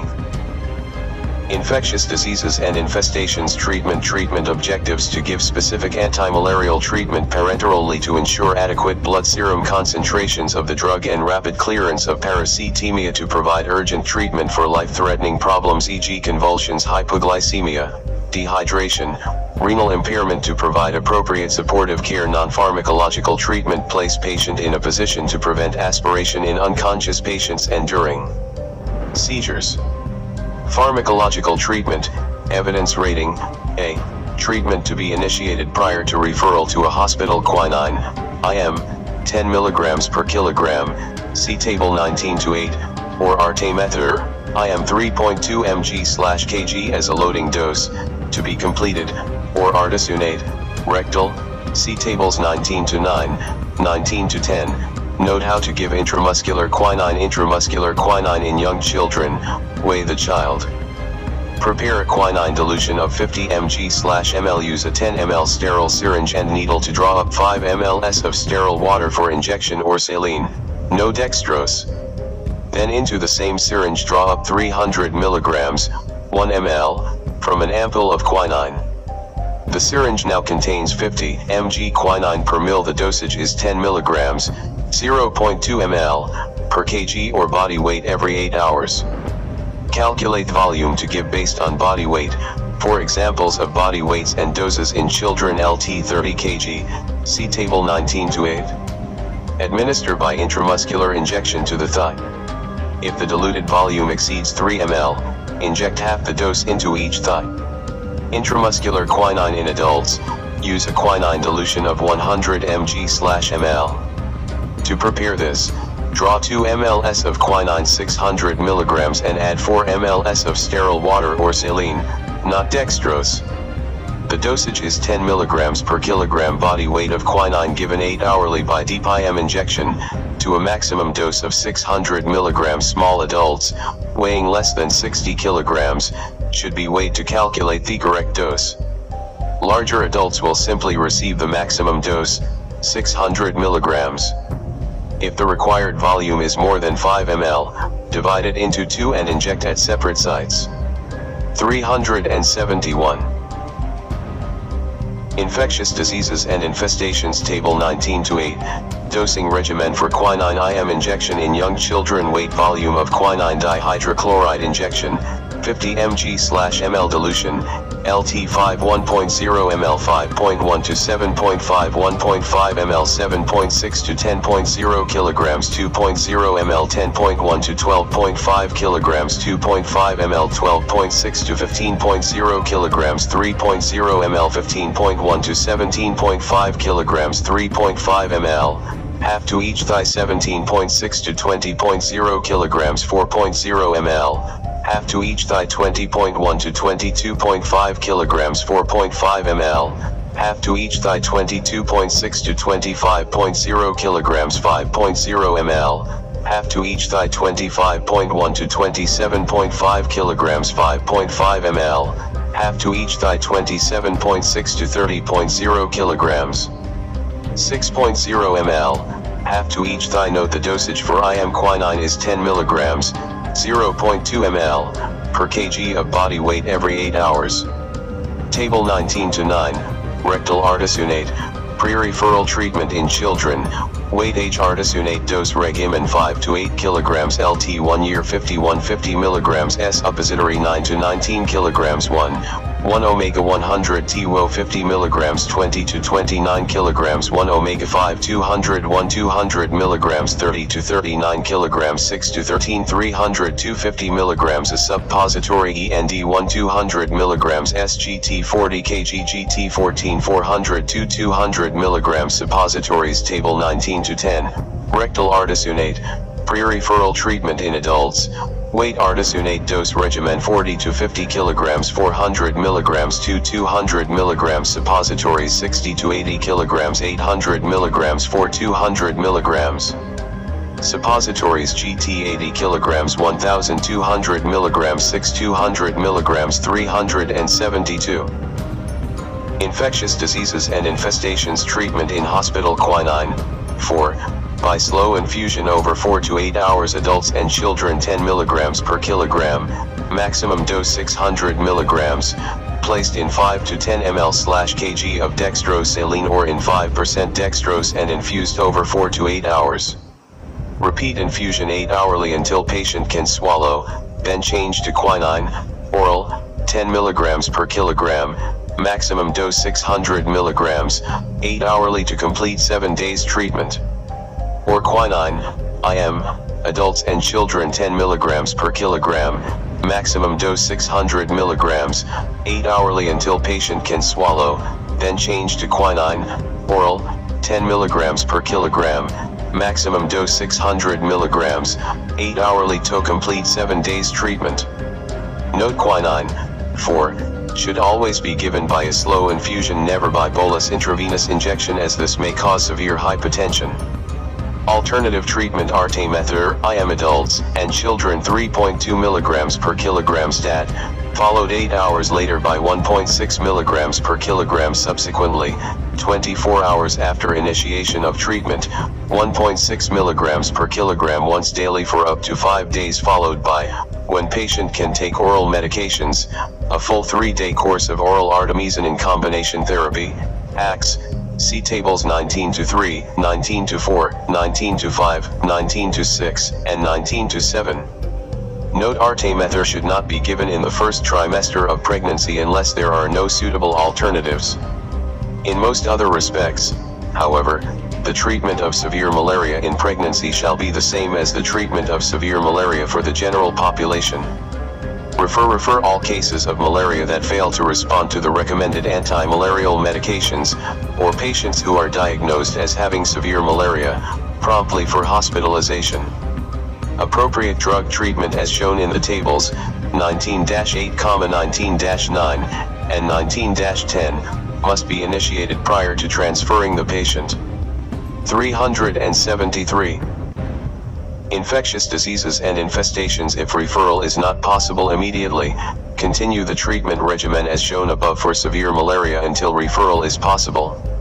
Malaria in pregnancy. Treatment of uncomplicated malaria in pregnancy. First trimester quinine, oral, 10 milligrams per kilogram, max 600 milligrams, 8 hourly for 7 days, or quinine, oral, 8 milligrams per kilogram plus clindamycin, oral, 5 milligrams per kilogram, 8 hourly for 3 days. Clindamycin should be administered with food and copious amounts of water. Note the drug of choice for uncomplicated malaria for pregnant women in the first trimester is oral quinine. ACTS are not recommended for use in the first trimester. However, their use should not be withheld in cases where they are considered to be life-saving, or where other anti-malarials are considered to be unsuitable. Second and third trimesters quinine, oral, 10 milligrams per kilogram, max 600 milligrams, 8 hourly for 7 days, or artesunate amodiaquine, oral, see adult dosage in tables 19-3 and 19-4, or artemether lumefantrine, oral, see adult dosage in tables 19-6, treatment of severe malaria in pregnancy all trimesters, quinine, 4 or IM, see section on treatment of severe malaria above, until the patient can take oral preparations second and third trimesters, quinine, 4 or IM, see section on treatment of severe malaria above. Until the patient can take oral preparations or artemether, IM, may be used as an alternative to quinine, see section on treatment of severe malaria above. Intermittent preventive treatment in pregnancy. Intermittent preventative treatment in pregnancy, IPTP, consists of giving the fixed-dose combination medication sulfadoxine pyrimethamine, SP, in treatment doses at predefined intervals after quickening, 16 gestational weeks. 374. Infectious diseases and infestations in Ghana. The National Malaria Control Strategy reserves SP for the purpose of intermittent preventive treatment only. To prevent the development of drug resistance, SP is not to be used for other purposes such as treatment of acute attacks of malaria. Sulfadoxine, oral, 500 mg plus pyrimethamine, oral, 25 mg, co-administered as directly observed therapy. During routine antenatal visits on at least 3 occasions. First dose, first ANC visit after quickening, i.e. after 16 weeks of gestation. At least 1 month after the first dose. At least 1 month after the second dose. May be given, provided it is at least 1 month after the last dose and at least 1 month before anticipated delivery. Second dose, third dose, fourth dose. Note: pregnant women with the following conditions shall be exempted from using SP. First trimester of pregnancy, LT 13 weeks gestation, G6PD enzyme deficiency, severe liver disease or unexplained recurrent jaundice, known allergy to any sulfa drugs or allergy to pyrethamine, history of previous reaction to SP, recent treatment with a sulfa drug such as cotrimoxazole, within 4 weeks, post-dates pregnancy, gestation beyond 36 weeks. Breastfeeding, acute case of malaria, treat as above. Owing to antagonism between folic acid and SP, folic acid supplementation should be delayed and started 1 week after SP administration. For additional information on IPTP and malaria in pregnancy, refer to the latest Ghana Health Service training manuals and guidelines on the subject.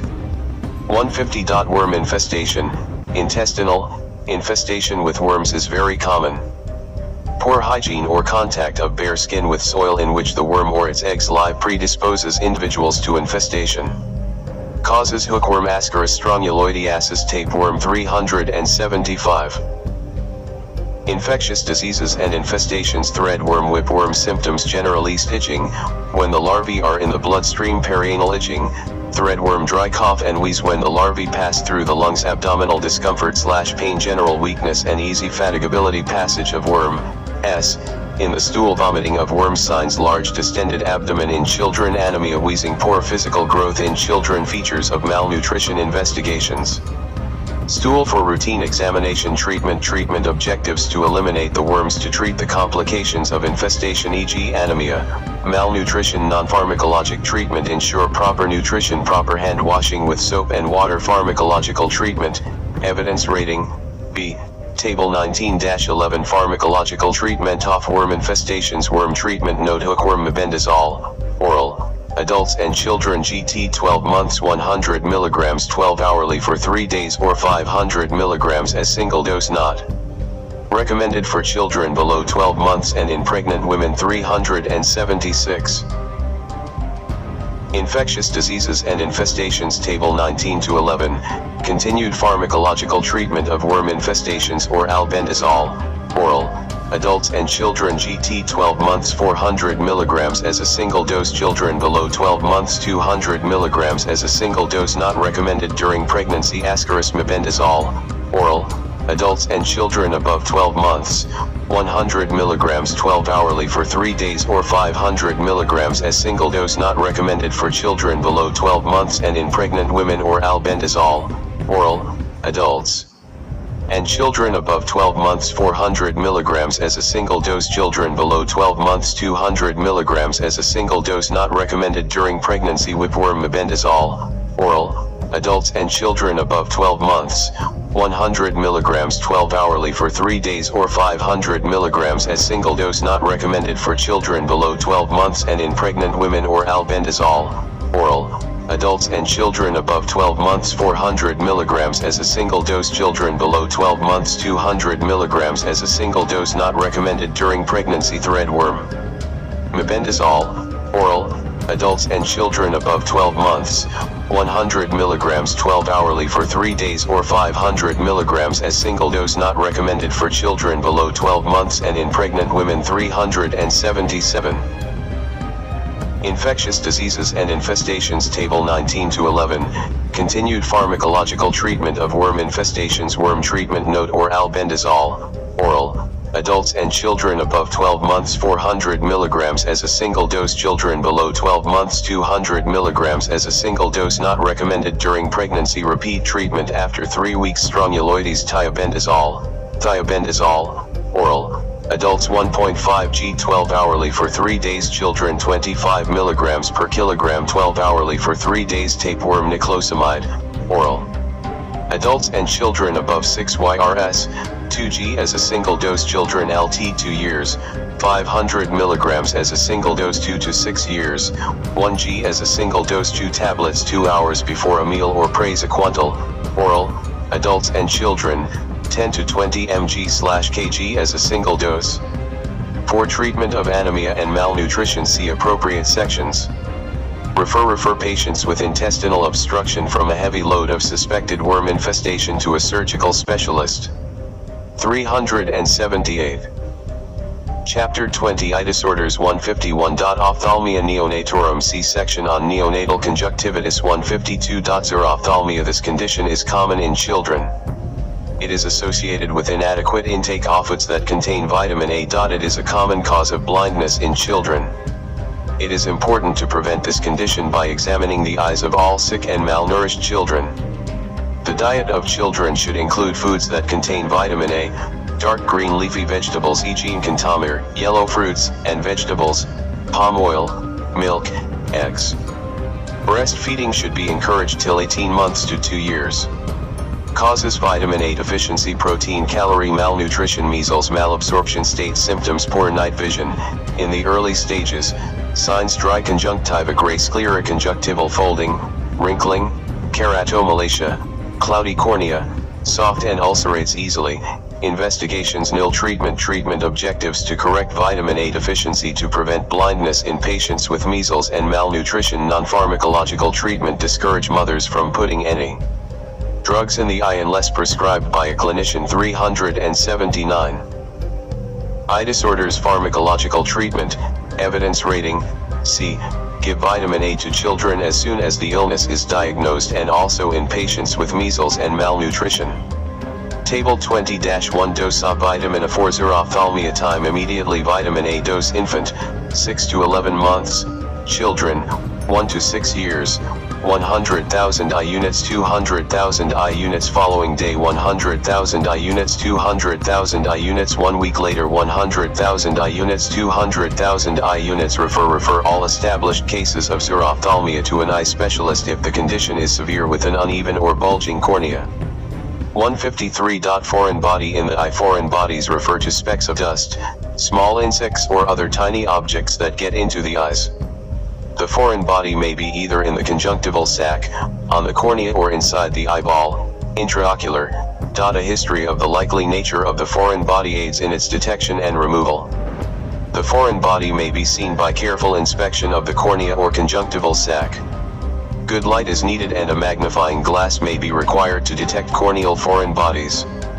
Causes: specks of dust, small insects or other tiny objects. Symptoms: feeling of something in the eye which may be irritating, sudden discomfort or severe pain, watering of the eye, red eye.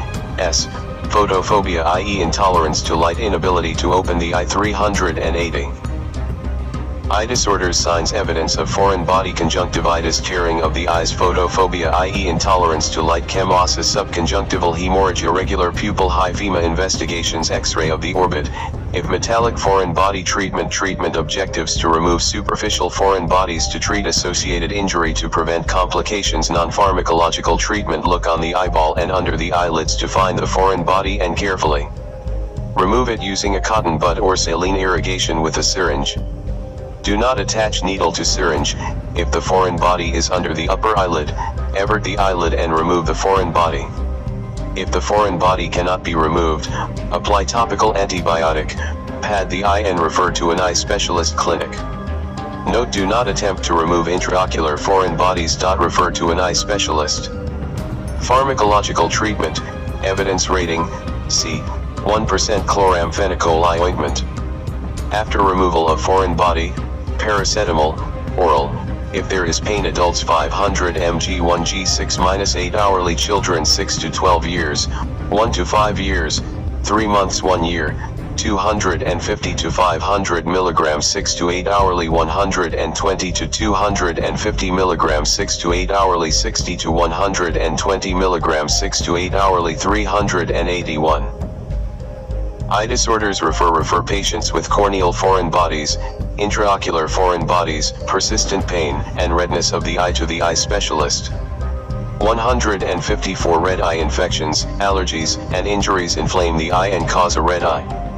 Acute red eye may have a history of injury to the eye, or there may be no history of injury. History of injury is straightforward. There may be a foreign body on the cornea or on the conjunctiva, under the eyelid. A blunt injury may cause a subconjunctival hemorrhage or bleeding into the anterior chamber, hyphema. Causes conjunctivitis, corneal ulcer or keratitis, acute iritis, acute glaucoma, acute red eye with no history of injury. Table 22. Characterizing acute red eye with no history of injury: acute conjunctivitis, corneal ulcer, acute iritis, acute glaucoma. Onset: sudden pain, discomfort, painful lids, painful severe pain, discharge, purulent or mucopurulent, watery vision, normal, may be reduced, grossly reduced, eyelids swollen or sticking.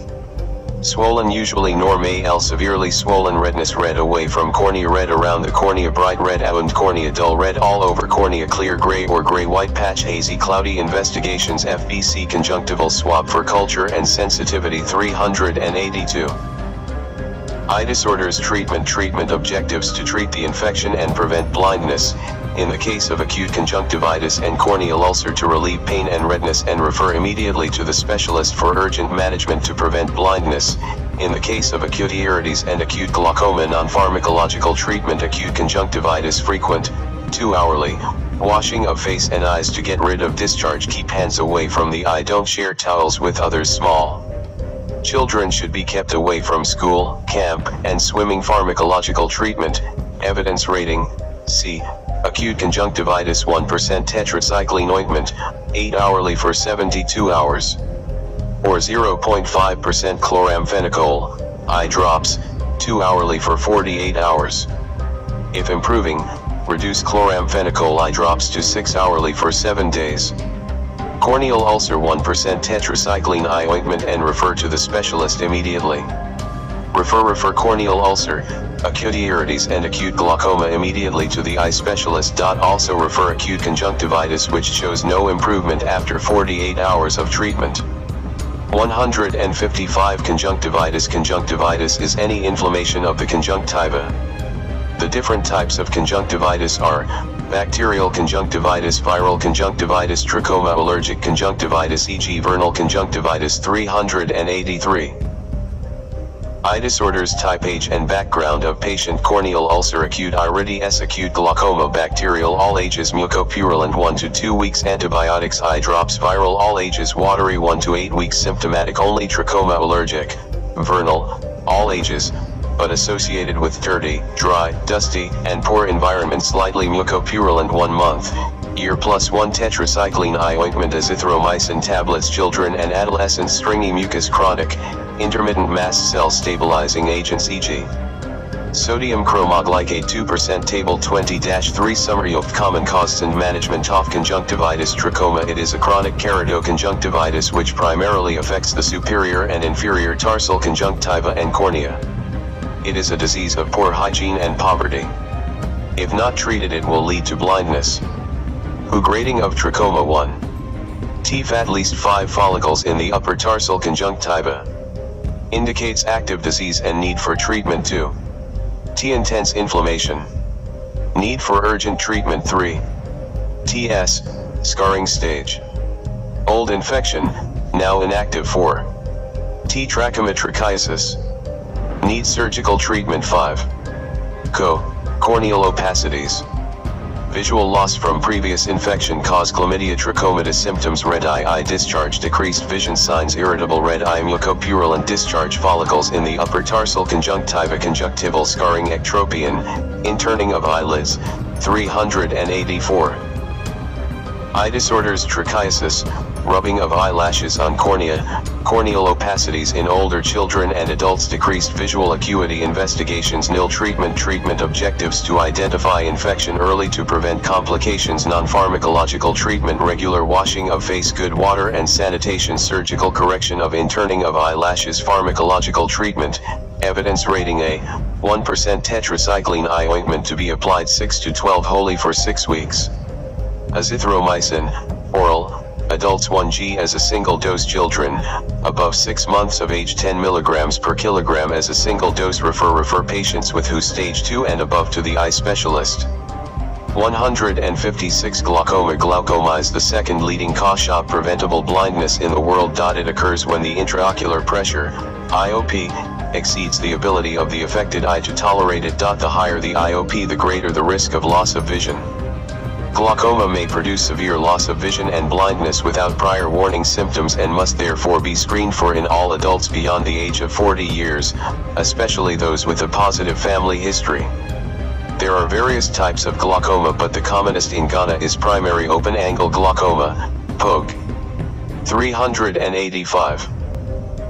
Eye disorders causes blockage of drainage of aqueous from the anterior chamber. Symptoms: gradual loss of vision. Signs: rise in intraocular pressure, atrophy and cupping of the optic nerve head, optic disc, loss of vision, visual field defect.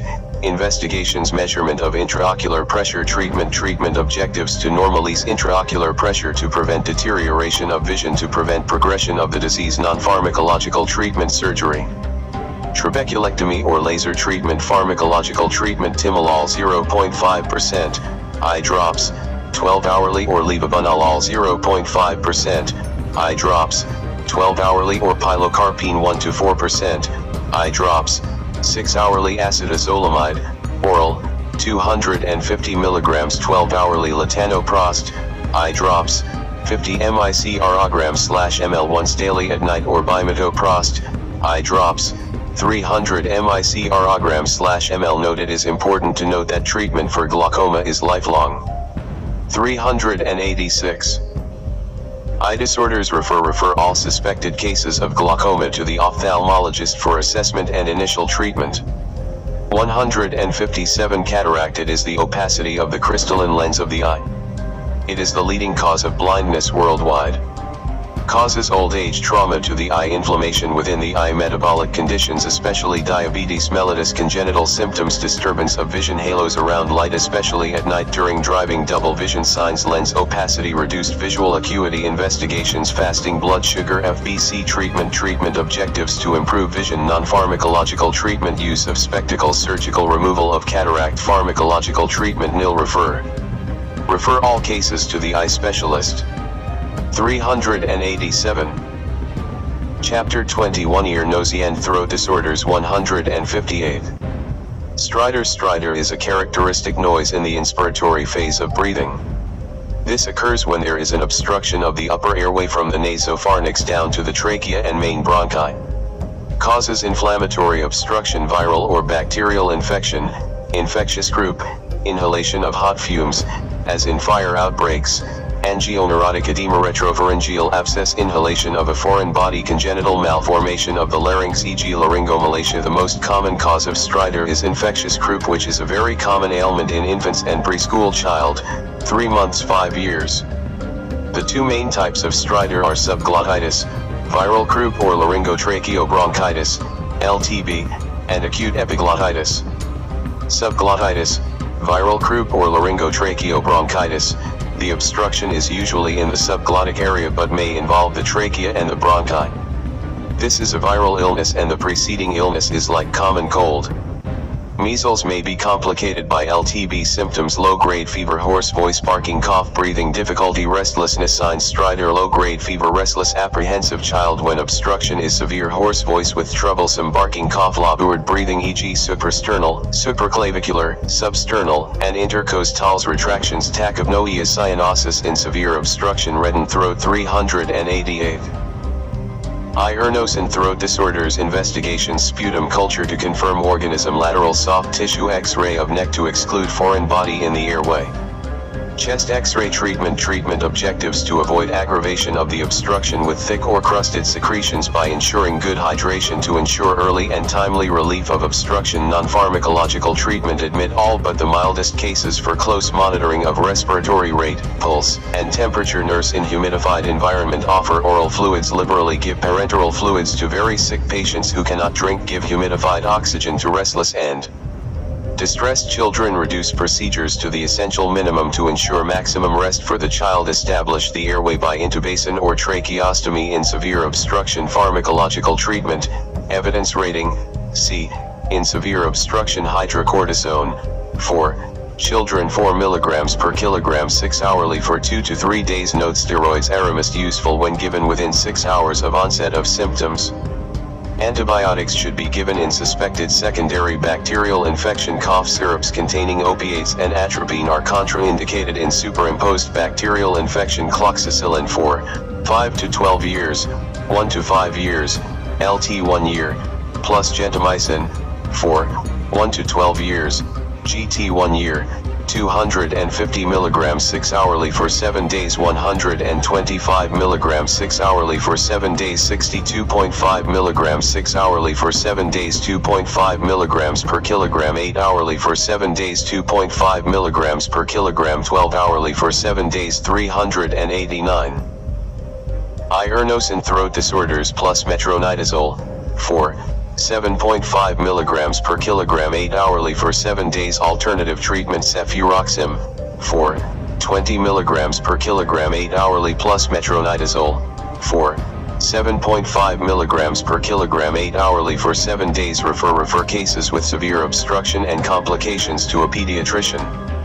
Acute epiglottitis: this is an acute and life-threatening infection in which the epiglottis and surrounding tissue become acutely inflamed and edematous, causing severe obstruction of the upper airways. The disease tends to run an extremely rapid course, 4 to 6 hours, to respiratory failure and death. It is more common in children. However, the incidence has reduced due to the current immunization schedule with the pentavalent vaccine.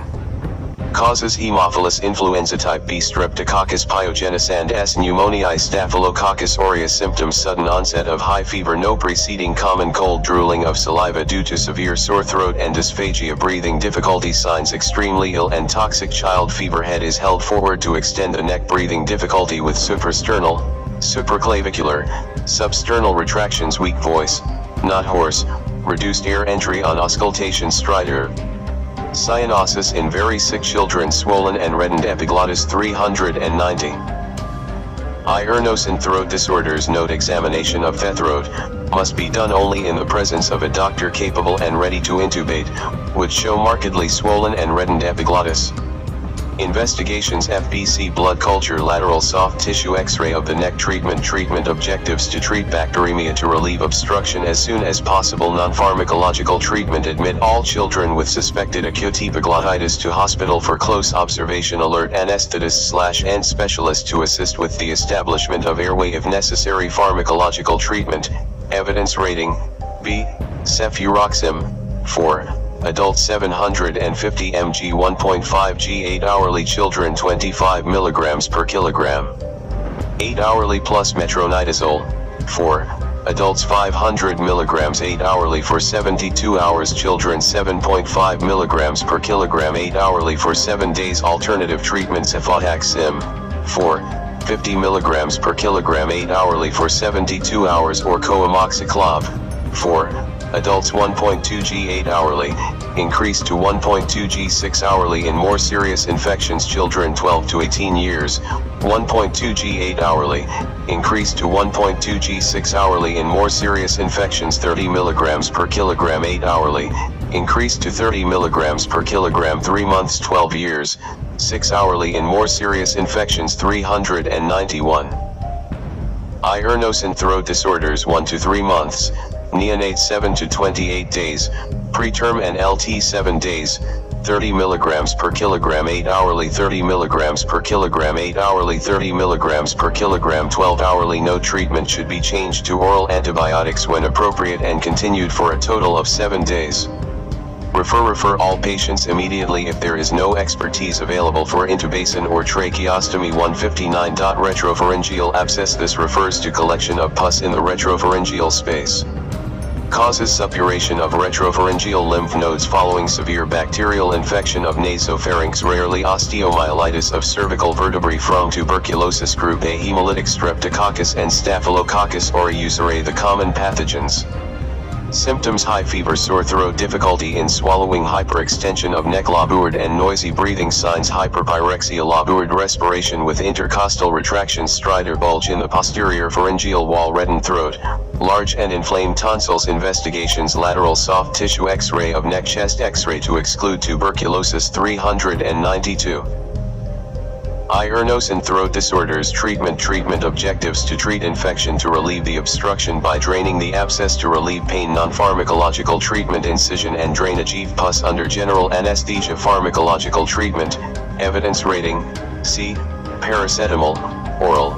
Adults 500 mg 1g 4 to 6 hourly. Children 6 to 12 years, 250 to 500 mg 4 to 6 hourly. 1 to 5 years, 3 months 1 year, 120 to 250 mg 4 to 6 hourly. 60 to 120 mg 4 to 6 hourly. Cefuroxime, 4, adult 750 mg 1.5 g 8 hourly. 72 hours. Children 25 mg per kilogram 8 hourly. 72 hours plus metronidazole, 4, adults 500 mg 8 hourly for 72 hours. Children 7.5 mg per kilogram 8 hourly for 72 hours, followed by cefuroxime, oral.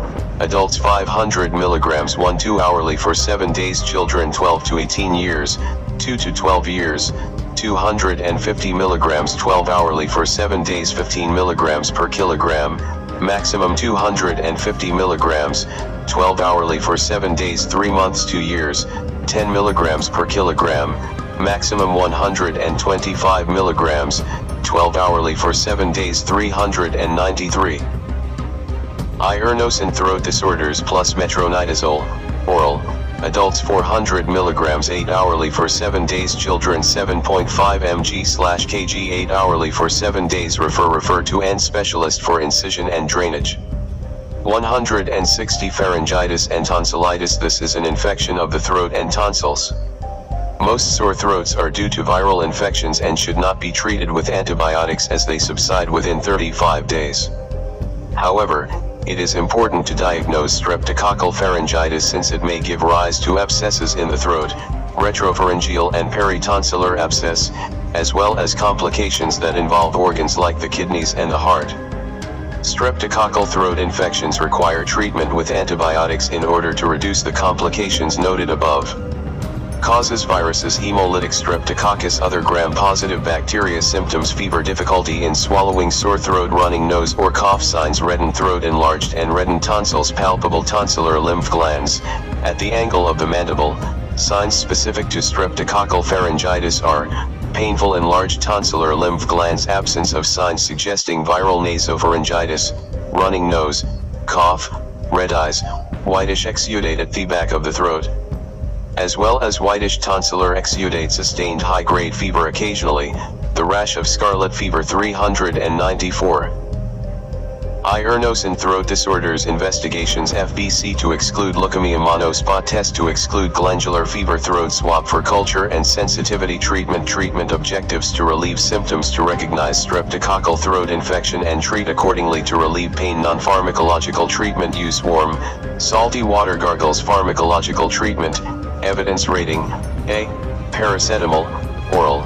Adults 500 mg 1g 6 to 8 hourly. Children 6 to 12 years, 1 to 5 years, 3 months 1 year, or ibuprofen, oral.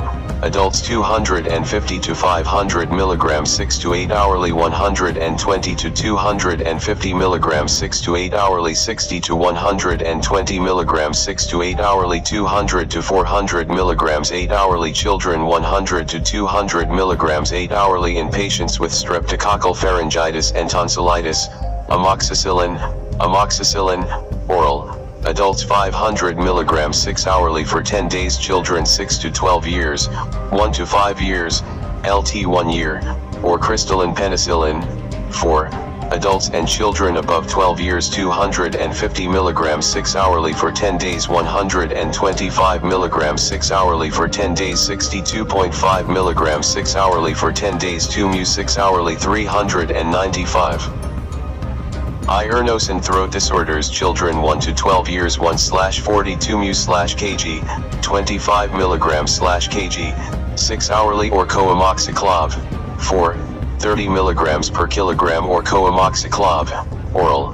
Adults 1 gram 1/2 hourly for 7 days children GT 12 years, 6 to 12 years, 1 to 6 years, 1 month 1 year, neonate, 1/500/125 strength tablet, 8 hourly 5 ml of 250/62 suspension 8 hourly, dose doubled in severe infection or 5 ml of 400/57 suspension 12 hourly 5 ml of 125/31 suspension 8 hourly, dose doubled in severe infection, or 2.5 ml of 400/57 suspension 12 hourly. 0.25 ml/kg of 125/31 suspension 8 hourly, dose doubled in severe infection 0.25 ml/kg of 125/31 suspension 8 hourly. Do not give cotrimoxazole for acute streptococcal throat infections. Note if patient is allergic to penicillin, use erythromycin, oral. Adults 500 mg 6 hourly for 10 days children 2 to 8 years, 0 to 2 years, or 250 mg 6 hourly for 10 days 125 mg 6 hourly for 10 days azithromycin, oral. Adults 500 mg daily for 3 days children 10 mg per kilogram daily for 3 days. Refer patients with recurrent tonsillitis, retropharyngeal, and peritonsillar abscess to an ENT specialist. 396. Iron throat disorders 161. Acute sinusitis. This is an infection of the air spaces in the bones of the head which are connected to the nose, so that infections in the nose, e.g. colds, catarrh, can spread to these spaces. This infection does not occur in children less than 6 years because their air spaces are not well developed.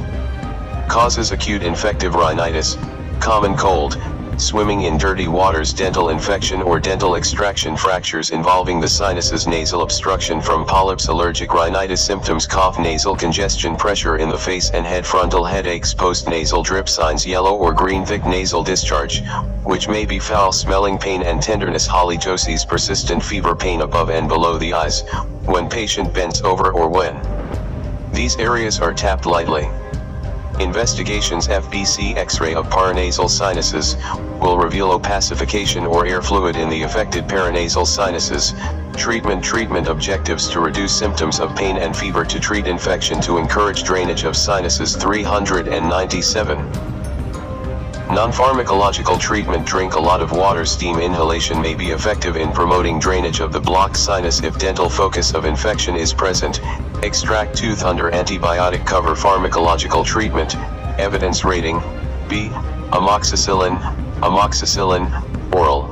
Adults 500 mg 8 hourly F or 10 days children 6 to 12 years, 1 to 5 years, LT 1 year, co-amoxiclav, oral. Adults 250 mg 8 hourly for 10 days 125 mg 8 hourly for 10 days 62.5 mg 8 hourly for 10 days 625 mg 12 hourly for 7 days children GT 12 years, 1/500/125 tablet 12 hourly for 10 days 5 ml of 400/57 suspension 12 hourly for 10 days 2.5 ml of 400/57 suspension 12 hourly for 10 days 6-12 years, 1 to 6 years, 1 month 1 year, 0.25 ml/kg of 125/31 suspension 8 hourly for 10 days neonates, 0.25 ml/kg of 125/31 suspension 8 hourly for 10 days. Double the dose in severe infections for patients with penicillin allergy. Erythromycin, oral. Adults 500 mg 6 hourly for 10 days children 20-50 mg/kg 6 hourly. For 10 days or azithromycin, oral. Adults 500 mg daily for 3 days. 398 Iron throat disorders. Ear, nose and throat disorders. Children 10 mg per kilogram daily for 3 days. Paracetamol, oral, to relieve pain if present. Adults 500 mg 1g 6 to 8 hourly. Children 6 to 12 years, 1 to 5 years, 3 months 1 year, 250 to 500 mg 6 to 8 hourly. 120 to 250 mg 6 to 8 hourly. 60 to 120 mg 6 to 8 hourly. Refer all complicated cases of sinusitis to the end specialist. 162. Acute otitis media. This is an infection of the middle ear, which communicates with the throat. Therefore it may, especially in children, follow a common cold or a sore throat or measles infection. It is important in a febrile child to look for it and treat it. Untreated or poorly managed cases may lead to complications such as mastoiditis, chronic otitis media, deafness, meningitis, and brain abscess. Viral infections resulting in common cold, rhinitis, sinusitis, pharyngitis, and tonsillitis, influenza infections and nasopharyngitis are precursors to bacterial infections. Causes: Haemophilus influenza, hemolytic streptococcus pneumonia, staphylococcus aureus. Symptoms: fever, sudden and persistent earache, purulent discharge from the ear, vomiting, diarrhea, crying and agitation, impaired hearing. Signs: red eardrum, discharging ear pain on touching the ear. 399. Ear, nose and throat disorders. Occasionally inflamed throat, perforated eardrum. Investigations: FBC ear swab for culture and sensitivity. Treatment objectives: to relieve symptoms, to ensure prompt and adequate antibiotic therapy, to prevent chronicity and other complications. Non-pharmacological treatment: drink lots of fluid, continue to feed the child. Surgical repair / drainage of eardrum, wicking the ear to prevent reinfection. Pharmacological treatment, evidence rating, B. Paracetamol, oral.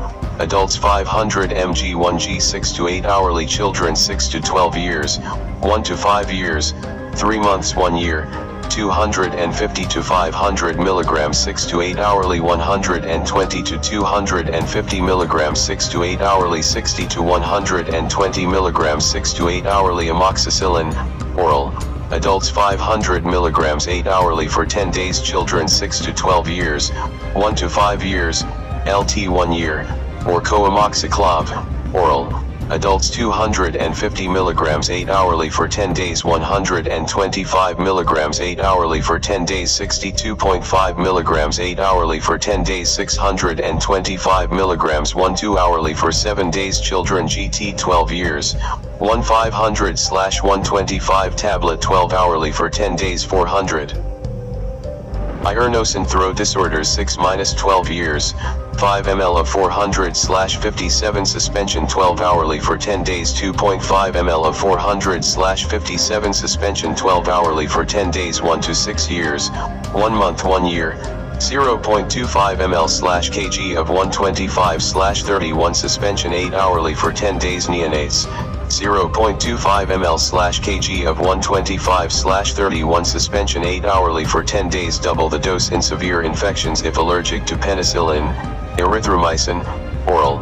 Adults 250 mg 6 hourly for 10 days. Children 2 to 8 years, up to 2 years, or 250 mg 6 hourly for 10 days. 125 mg 6 hourly for 10 days. Cotrimoxazole, oral.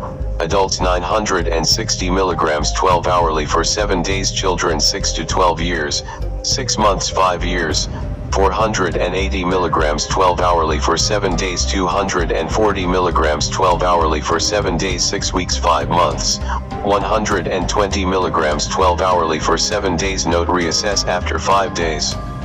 If pain is still severe or pus discharge still present, repeat otoscopy, send swab of discharge for bacteriological examination and change to alternative antibiotic therapy. Alternative treatment: cefuroxime, oral. Adults 250 mg 12 hourly for 5 days. Children 125 mg 12 hourly for 5 days. Or azithromycin, oral. Adults 500 mg once daily for 3 days. 401.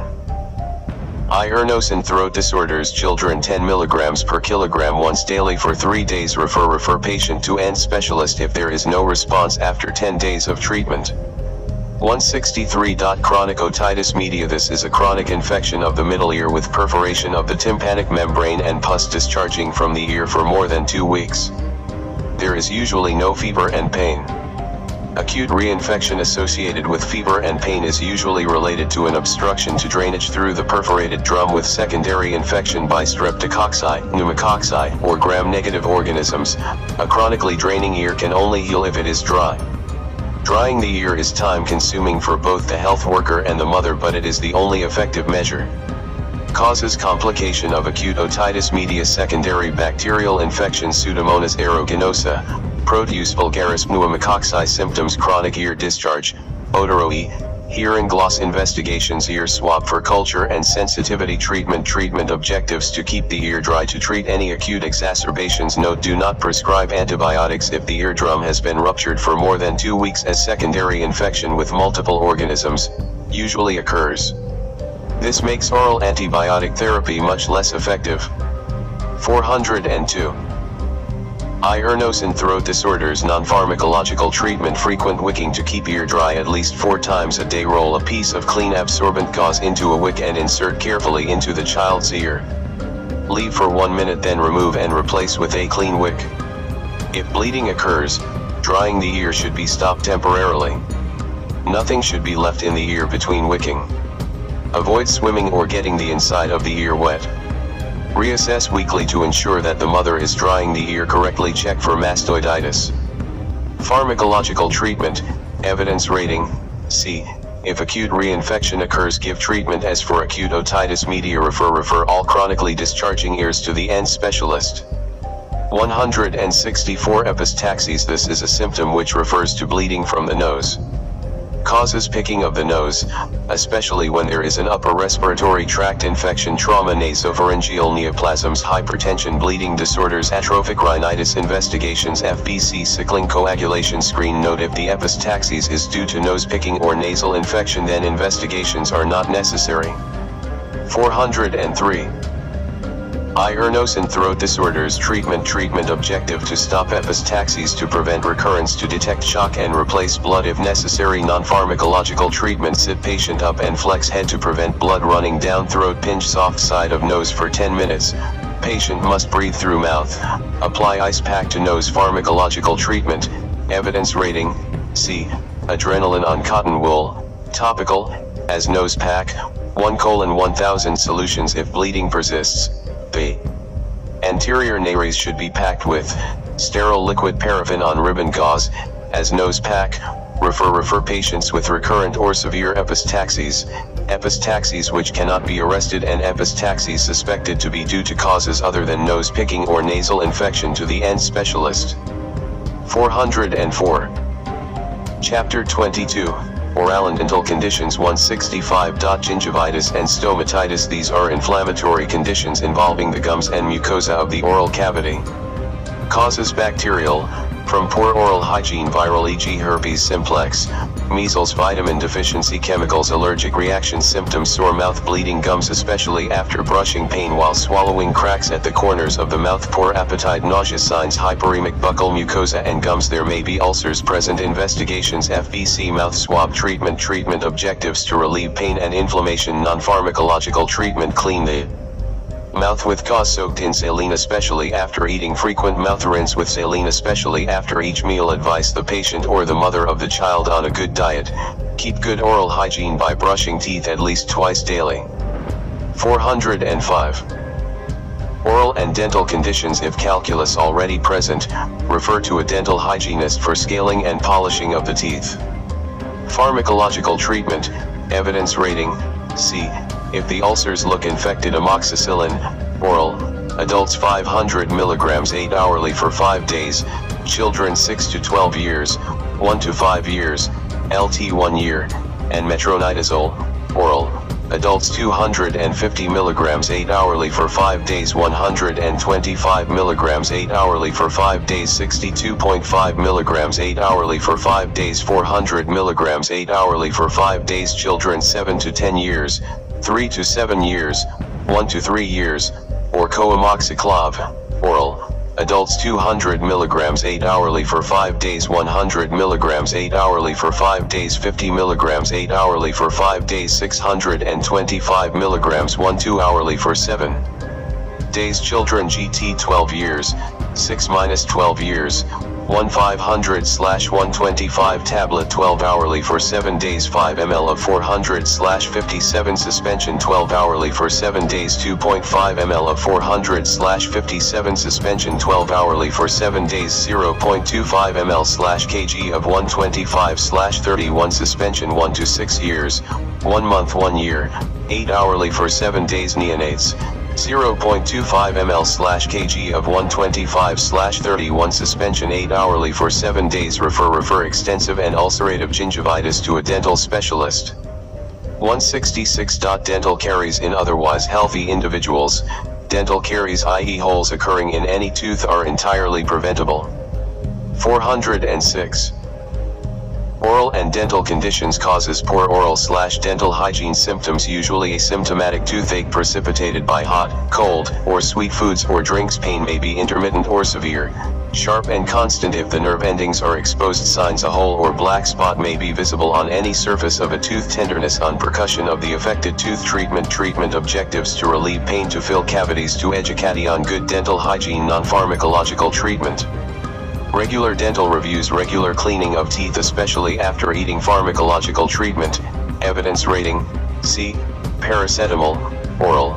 Adults 500 mg 1g 6-8 hourly. Children 6 to 12 years, 1 to 5 years, 3 months 1 year, or ibuprofen, oral. Adults 250 to 500 mg 6-8 hourly. 120 to 250 mg 6-8 hourly. 60 to 120 mg 6-8 hourly. 200 to 400 mg 8 hourly. Children 100 to 200 mg 8 hourly. Refer patient to a dentist for definitive treatment.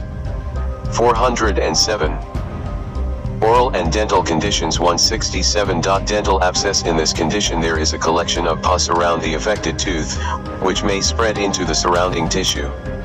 Causes: poor oral and dental hygiene. Dental caries. Symptoms: fever, feeling unwell, a constant throbbing pain in the affected tooth. Signs: fever, a swelling of the gum around the affected tooth leading to facial swelling. Pus may be seen discharging from the gum around the affected tooth. Investigation: X-ray of affected tooth. FBC: fasting blood sugar. Treatment objectives: to relieve pain, to treat infection. Non-pharmacological treatment: frequent mouth rinse with saline or antiseptic mouthwash. Pharmacological treatment: evidence rating: C. Paracetamol, oral. Adults 500 mg 1g 6-8 hourly. Children 6 to 12 years, 1 to 5 years, 3 months 1 year, 250 to 500 mg 6 to 8 hourly. 120 to 250 mg 6 to 8 hourly. 60 to 120 mg 6 to 8 hourly. 408. Oral and dental conditions or ibuprofen, oral. Adults 200 to 400 mg 8 hourly. Children 100 to 200 mg 8 hourly. Amoxicillin, oral. Adults 500 mg 8 hourly for 7 days. Children 6 to 12 years, 1 to 5 years, LT 1 year, plus metronidazole, oral. Adults 250 mg 8 hourly for 7 days. 125 mg 8 hourly for 7 days. 62.5 mg 8 hourly for 7 days. 400 mg 8 hourly for 7 days. Children 100 to 200 mg 8 hourly for 7 days. Alternative treatment: clindamycin, oral. Adults 150 to 300 mg 6 to 8 hourly for 7 days. Children 3-6 mg/kg 6 hourly for 7 days. Refer immediately to a dental surgeon after initiation of treatment. 168. Oral thrush, candidiasis. It mainly affects the very young, the very old, or those whose immunity is impaired. It occurs more frequently in HIV/AIDS patients, the malnourished, diabetics, patients on long-term antibiotics and corticosteroids.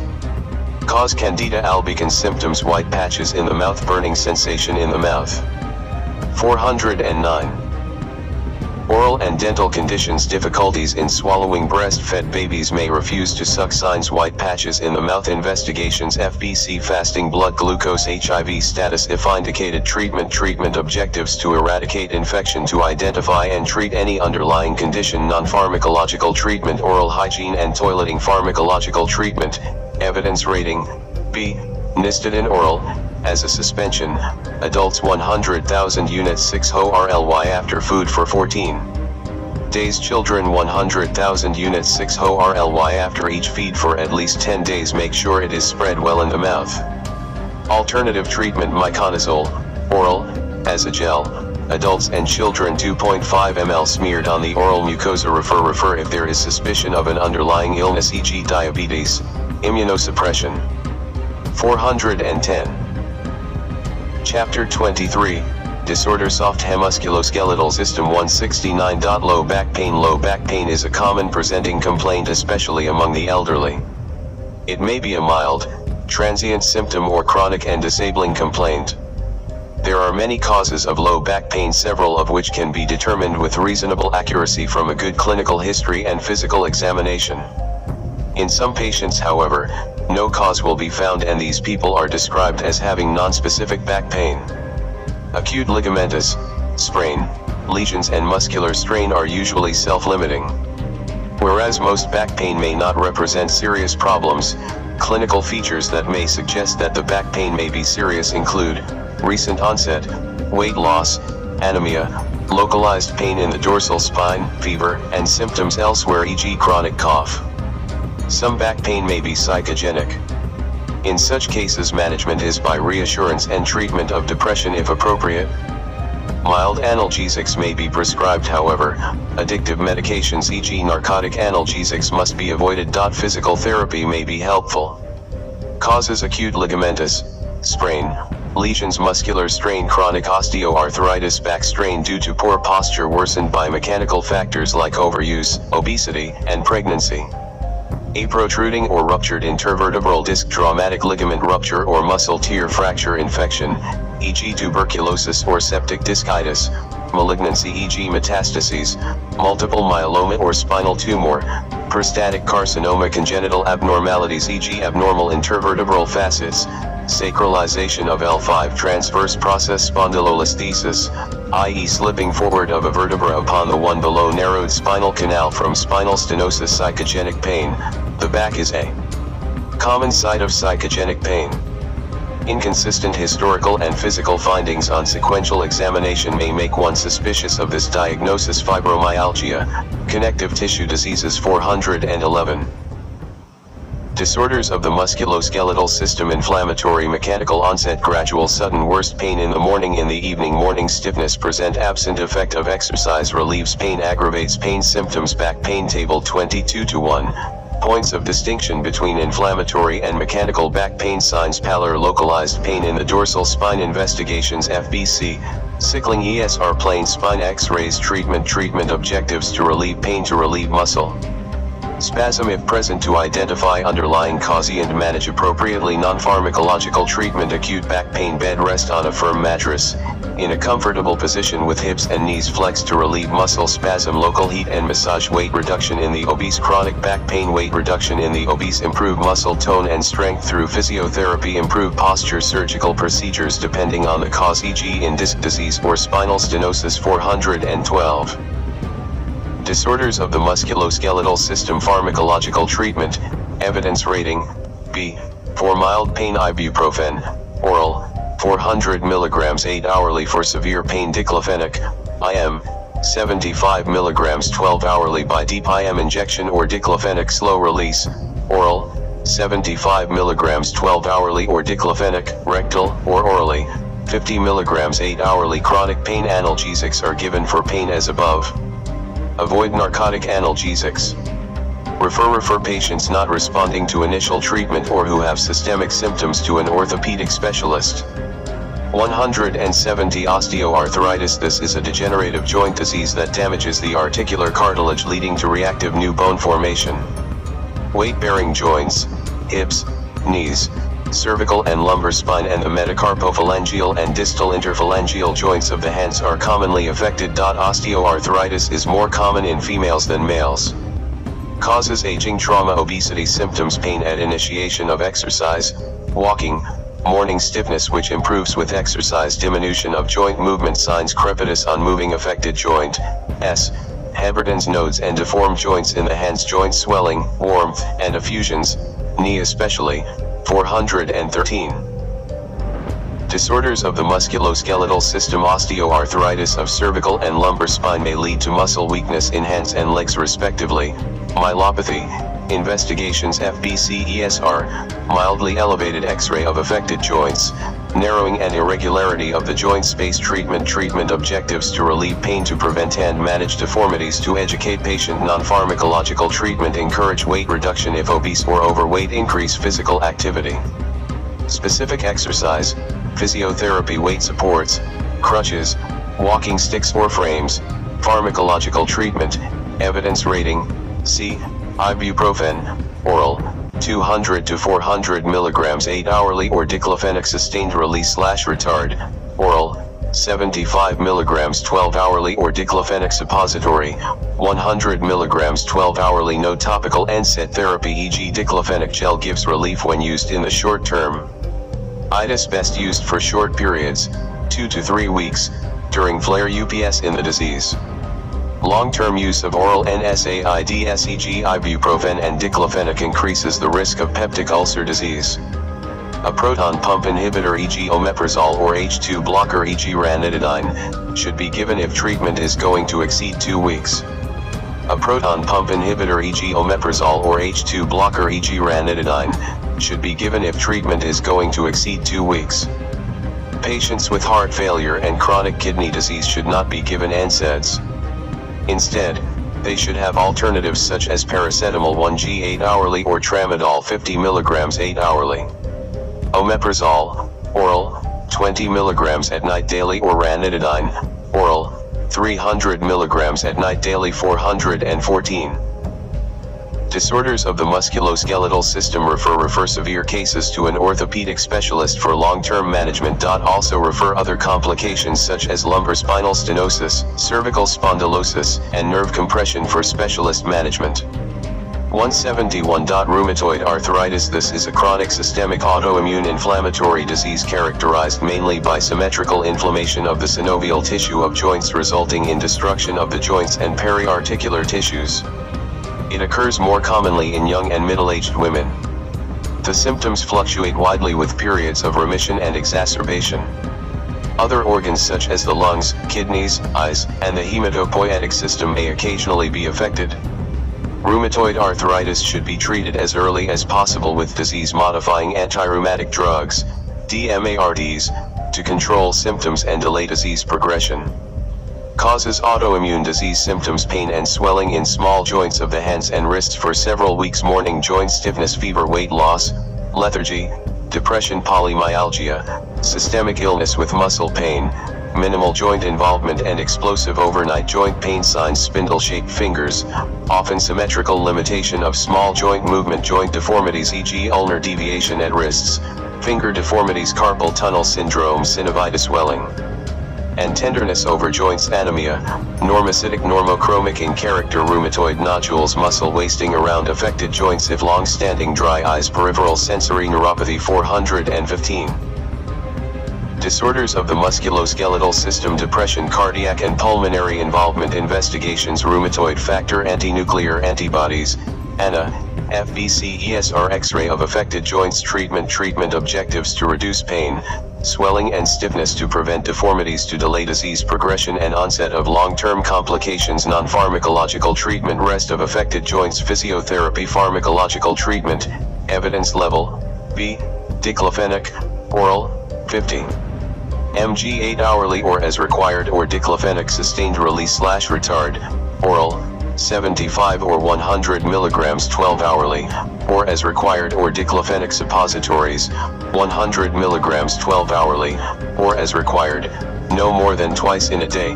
Refer all suspected cases to a physician specialist for definitive management.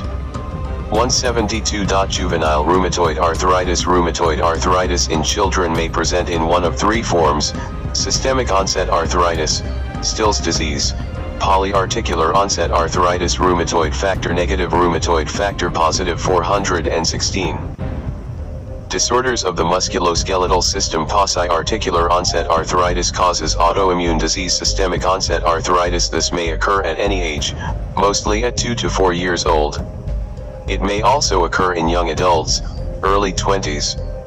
Symptoms: joint pain, malaise, signs: swinging, fever, rash, maculopapular, especially on the torso. Lymphadenopathy. Common hepatosplenomegaly may be present. Arthritis involving multiple joints. Polyarticular onset arthritis. This typically involves 5 or more joints, usually the small joints. Rheumatoid factor is positive in older girls in whom the disease course is similar to the adult type. Polyarticular onset arthritis. Commonest type of juvenile rheumatoid arthritis, 50%. Symptoms: joint pain, signs: less than 5 joints affected, usually asymmetrical, large joints of lower extremities. Occasionally single joint, proximal interphalangeal joint, and swollen knee may be the only joints affected. There is a high tendency to develop uveitis. Investigations: FBC, differential ESR, rheumatoid factor X-ray of affected joints. 417. Disorders of the musculoskeletal system. Anti-nuclear antibodies, ANA, often positive in polyarticular slit lamp examination to be done every 6 months for polyarticular treatment. Treatment objectives: to control inflammation and pain, to prevent deformities and growth retardation, to control extra-articular complications. Non-pharmacological treatment: physiotherapy to maintain full joint movement, psychotherapy. Pharmacological treatment. Evidence rating: A. Ibuprofen, oral. Adult 400 mg 8 hourly. Children GT 7 kg, or 10 mg/kg 6 to 8 hourly. Diclofenac gel, topical, apply 12 hourly. Refer all suspected cases should be referred to a pediatrician. 173. Systemic lupus erythematosus. Systemic lupus erythematosus, SLE, is a multi-system autoimmune disease of unknown etiology. It is commoner in women and occurs at a peak age of 15 to 25 years. This is a complex disease with variable presentations, progression of disease and prognosis. It is characterized by remissions and flares. Due to the systemic nature of the disease, there is a need for the involvement of multiple medical specialists in the care of these patients. Causes: autoimmune symptoms, malaise, weight loss, fever. 418. Disorders of the musculoskeletal system. Hair loss, joint pain, signs: arthritis, anemia, lymphadenopathy, alopecia, photosensitive skin eruptions, butterfly rash on the nose, bridge and cheeks, edema from renal involvement. Psychiatric manifestations. Investigations: FBC, ESR, LE cells, anti-DNA antibodies, anti-nuclear antibodies, ANA, PU, creatinine urinalysis. Treatment objective: to relieve symptoms, to suppress manifestations. Non-pharmacological treatment. Adequate avoidance of exposure to sunlight in photosensitive patients. Pharmacological treatment. Evidence rating: C. Ibuprofen, oral, 400 mg 8 hourly. Refer all patients for physician specialist care. 419. Disorders of the musculoskeletal system. 174. Acute septic arthritis. This is acute inflammation of joints, usually big joints, following bacterial infection. The majority are due to non-gonococcal bacteria, whereas the remaining cases may follow gonorrhoeal infection. Good prognosis depends on early initiation of appropriate antibiotic treatment, which should begin immediately diagnosis is suspected, while ensuring that samples are taken for appropriate investigations. Antibiotic treatment, including initial parenteral and subsequent oral preparations, must be continued for a total of 6 weeks. Non-gonococcal arthritis causes Staphylococcus aureus in majority of cases, Streptococcus pyogenes and pneumococci, Haemophilus influenza in infants, Salmonella in sickle cell disease. Symptoms: sudden onset. Large joints usually affected, pain, fever, restriction of movement of limbs. Signs: fever, joint abnormalities, warm to touch, tender, swollen with effusion, limitation of movement. Investigations: FBC, sickling/HB, electrophoresis, ESR, aspiration of joint effusion, fluid is turbid with polymorphs, 4 gram stain and culture, blood culture, urethral swab. 420. Disorders of the musculoskeletal system. Treatment objectives: to relieve pain, to treat infection, to prevent joint damage. Non-pharmacological treatment: rest affected joint, e.g. splinting or traction during acute phase joint aspiration. Pharmacological treatment. Evidence rating: C. Cloxacillin. 4.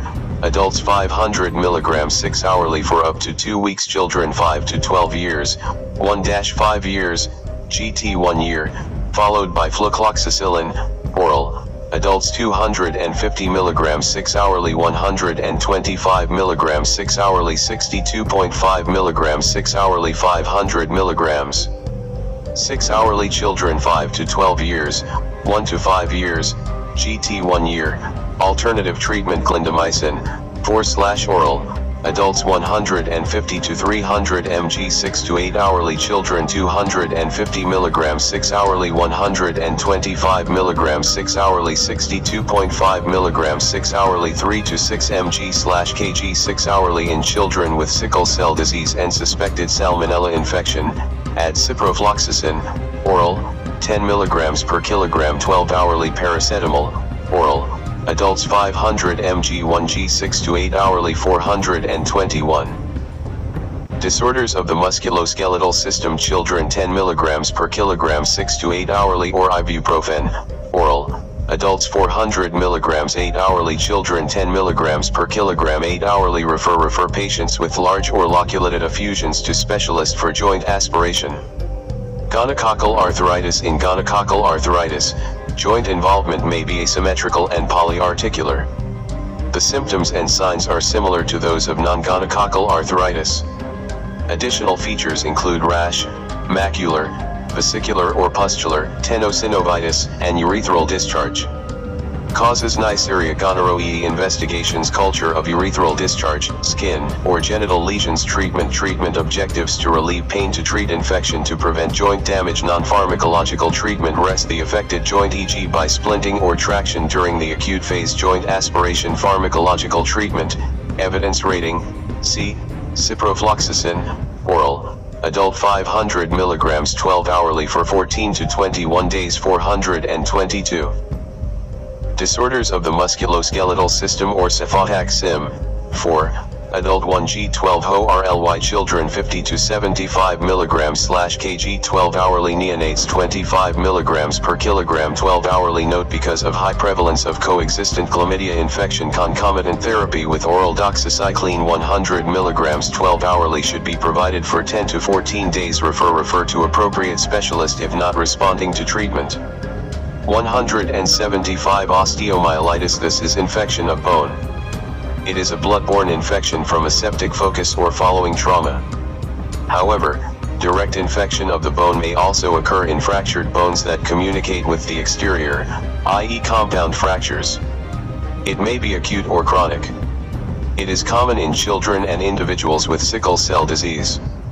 Pharmacological treatment with antibiotics should be by the parenteral route for 2 weeks, followed by the oral route for 4 weeks. Causes: Staphylococcus aureus, commonest organism, E. coli. Proteus. Pseudomonas. Haemophilus influenza. In children, Streptococcus, common in sickle cell disease. Salmonella, common in sickle cell disease.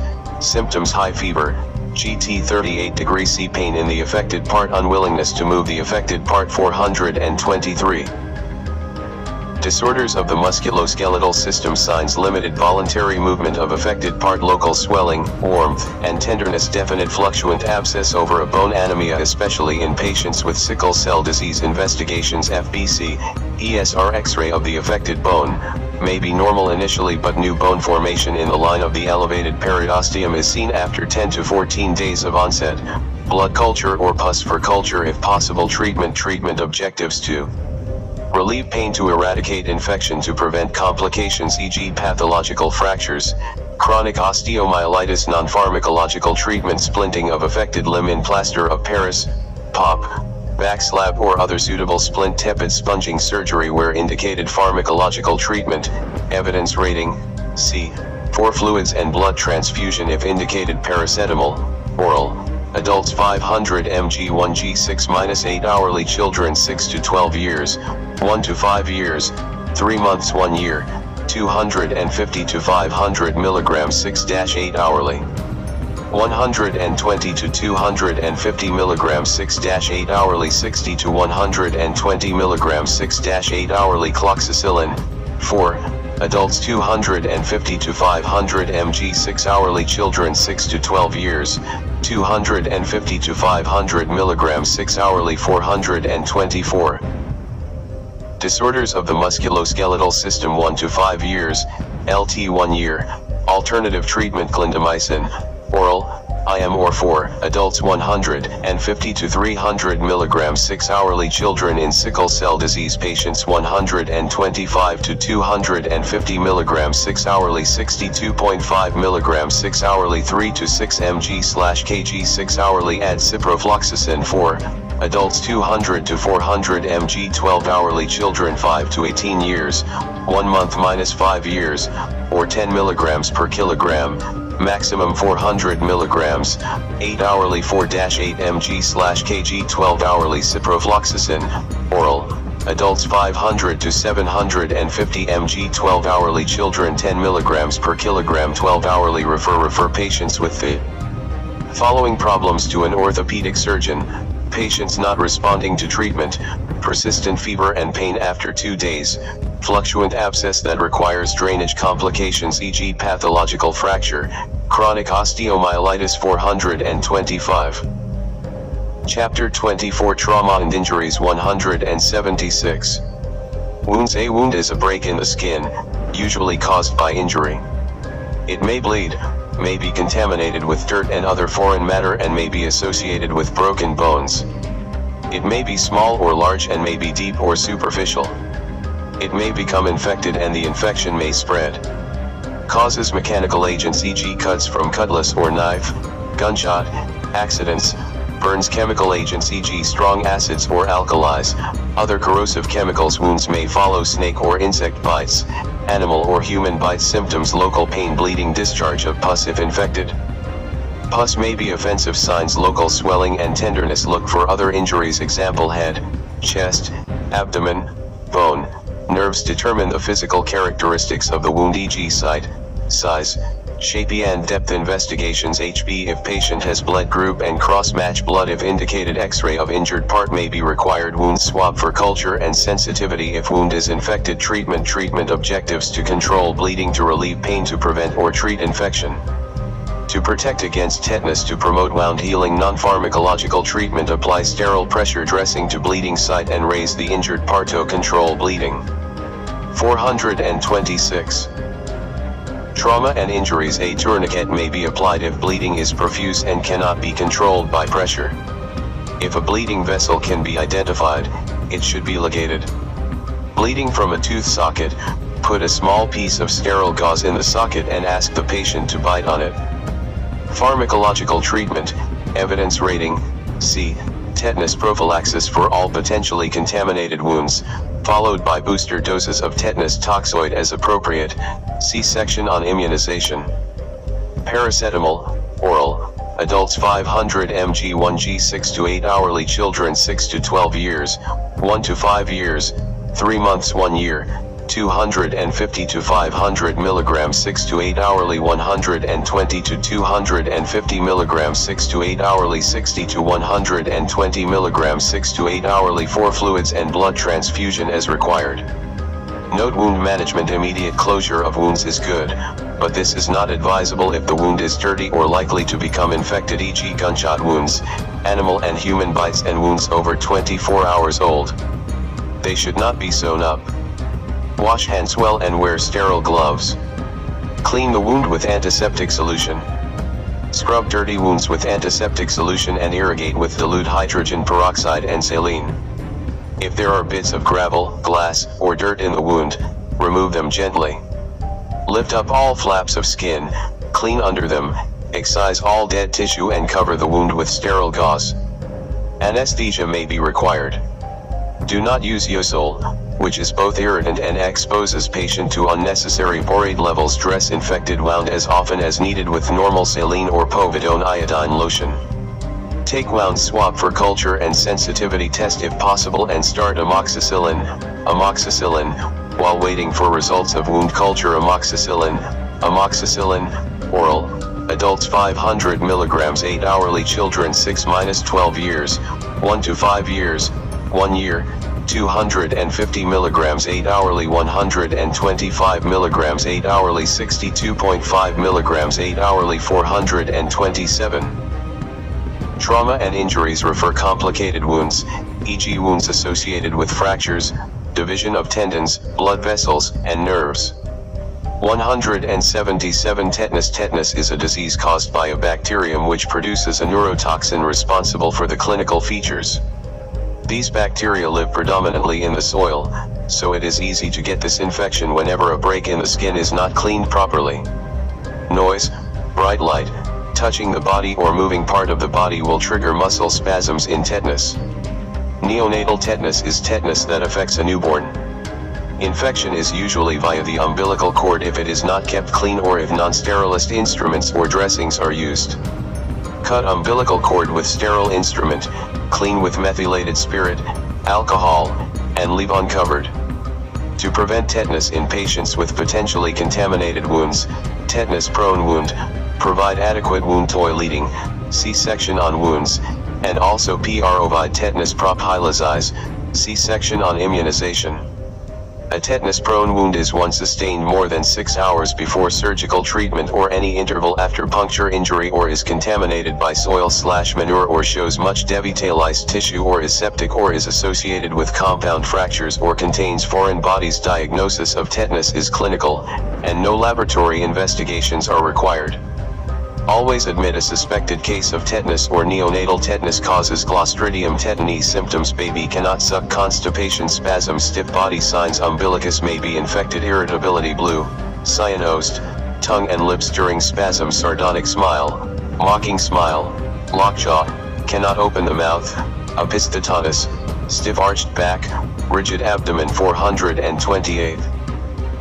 Trauma and injuries investigations. No confirmatory test. Treatment objectives: to prevent further spasms, to eliminate Clostridium tetani, to stop further toxin production, to neutralizing circulating toxin, to provide adequate hydration and nutrition, to provide supportive care till spasms cease completely. Non-pharmacological treatment: maintain a clear airway, avoid noise, bright light and unnecessary examination of the patient, clean the infected umbilicus or wound with soap and water or antiseptic solution, C-section on wound management, surgical debridement of the wound. Pharmacological treatment, evidence rating, C, benzyl penicillin, 4, adults 50,000 units/kg stat, then form use 6 hourly for 5 days, children 50,000 units/kg 6 hourly for 5 days, neonates 250,000 units 6 hourly for 7 days, plus gentamicin, 4, 7.5 mg 12 hourly. Alternative treatment, metronidazole, 4, adults 500 mg 8 hourly for 7 to 10 days, children 7.5 mg per kilogram 8 hourly for 7 to 10 days. If allergic to penicillin, erythromycin, oral, adults 500 mg 6 hourly for 7 days. 429. Children 8-12 years, 2 to 8 years, LT 2 years, plus 250 to 500 mg 6 hourly for 7 days, 250 mg of syrup 6 hourly for 7 days, 125 mg of syrup 6 hourly for 7 days. Human tetanus immunoglobulin, IM, adults and children 150 units/kg, or 3,000 to 6,000 units, divide and inject dose into 2 sites. Neonates 500 units, divide and de-inject dose into 2 sites, or anti-tetanus serum, 4 and IM, following a test dose 150 units, adults and children 20,000 units, half of the dose is given 4 and half IM. Neonates 5,000 units, half of the dose is given 4 and half IM.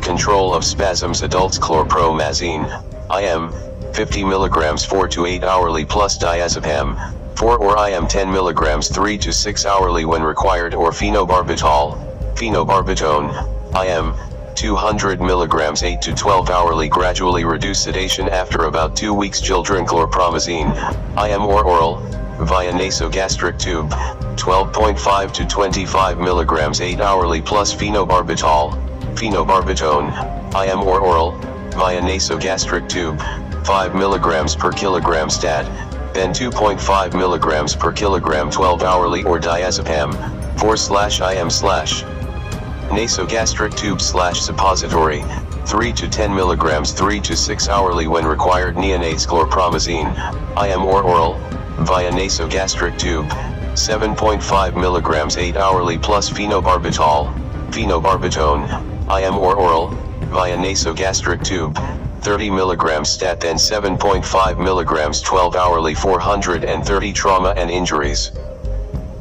Trauma and injuries or diazepam, 4/IM or oral, via nasogastric tube, 2 mg 3 to 6 hourly when required. Tetanus immunization. Start immunization before discharge from hospital in all patients because tetanus infection does not provide immunity against future episodes. An adult who has received a total of 5 doses of tetanus toxoid is likely to have lifelong immunity. A course of tetanus toxoid vaccinations should be given to any previously unimmunized patient older than 2 years of age.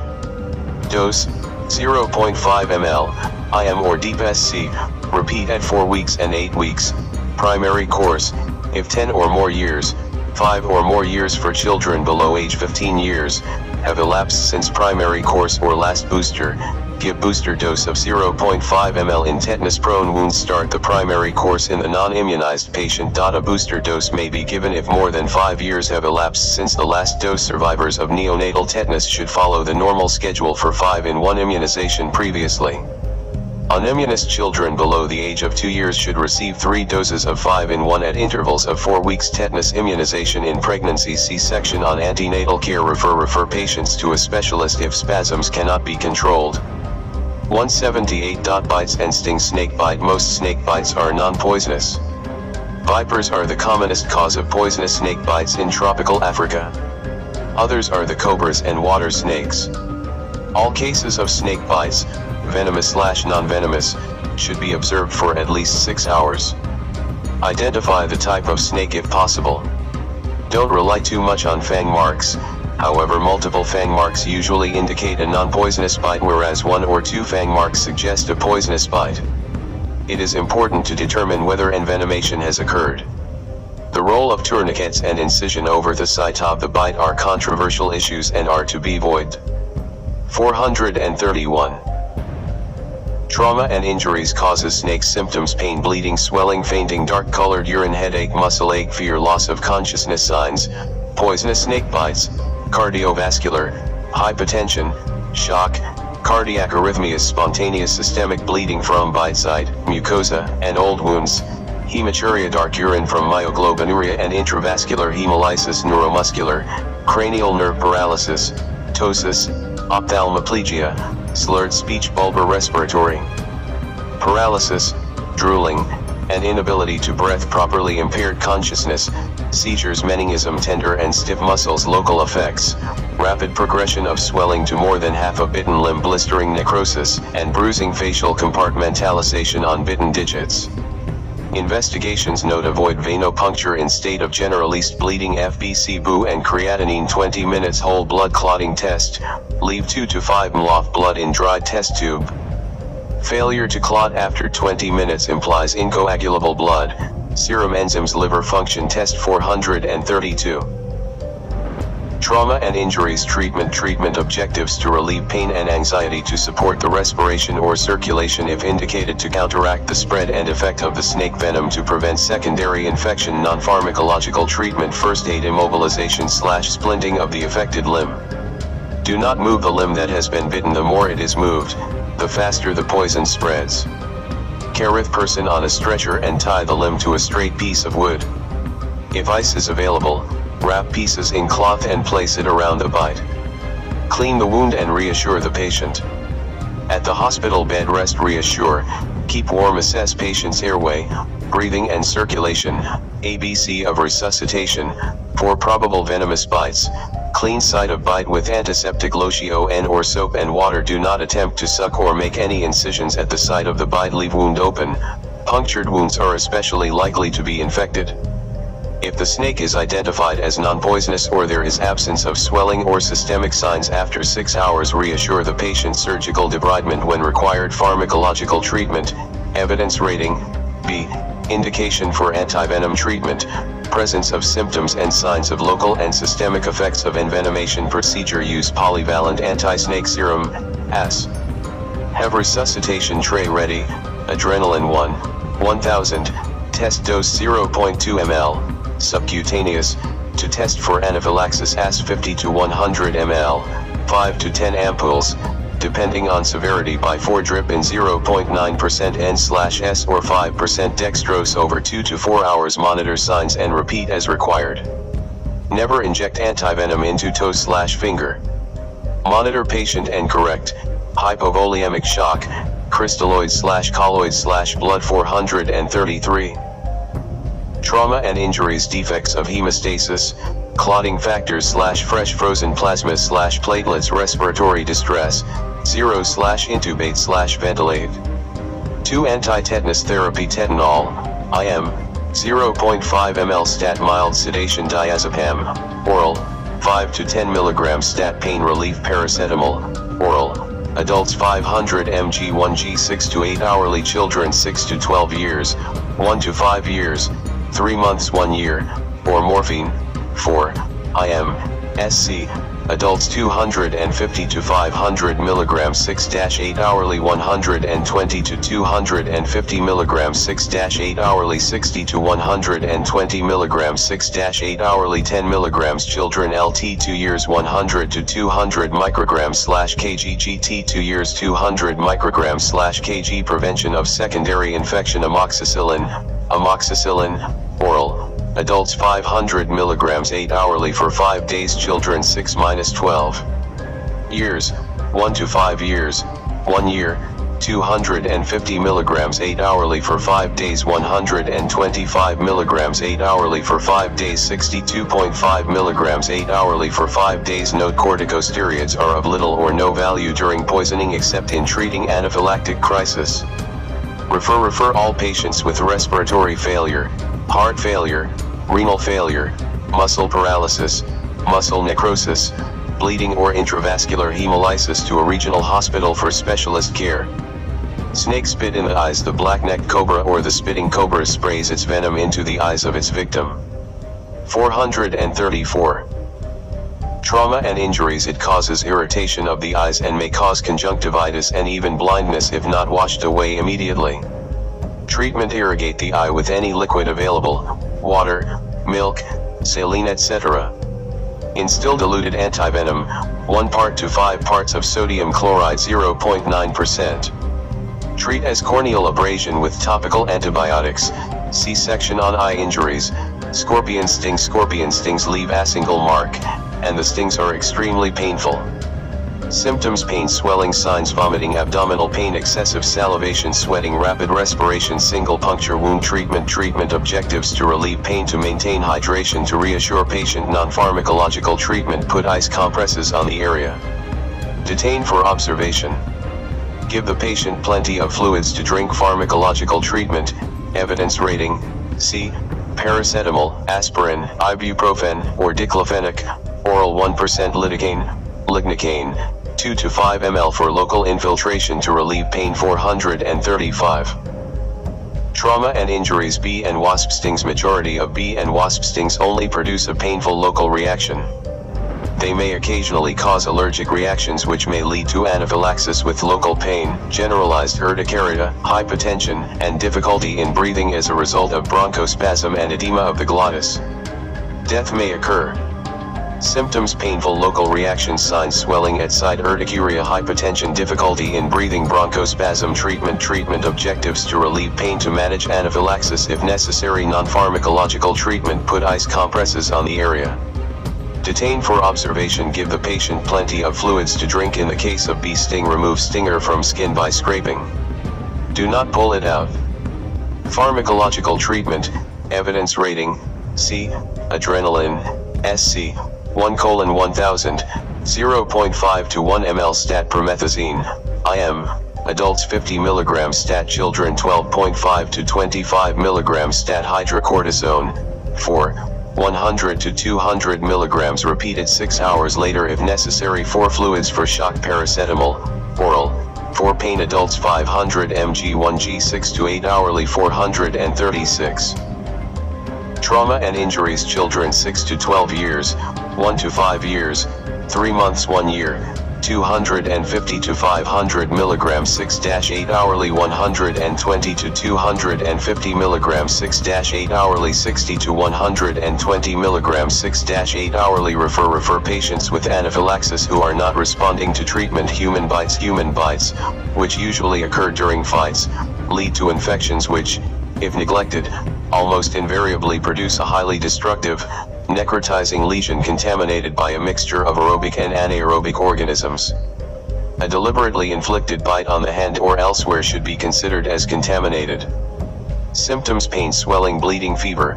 If bites get infected, signs: teeth impression on bitten site. Wound treatment objectives: to relieve pain, to treat any secondary infection. Non-pharmacological treatment: clean wound thoroughly. Note: do not suture the wound.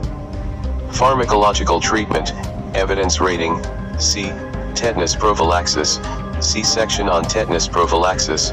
Flucloxacillin, oral, adults 500 mg 6 hourly for 7 days. Children 5 to 12 years, 250 mg 6 hourly for 7 days 437. Trauma and injuries 1 to 5 years, GT 1 year, plus 125 mg 6 hourly for 7 days 62.5 mg 6 hourly for 7 days. Amoxicillin, oral, adults 500 mg 8 hourly for 7 days. Children 6 to 12 years, 1 to 5 years, LT 1 year.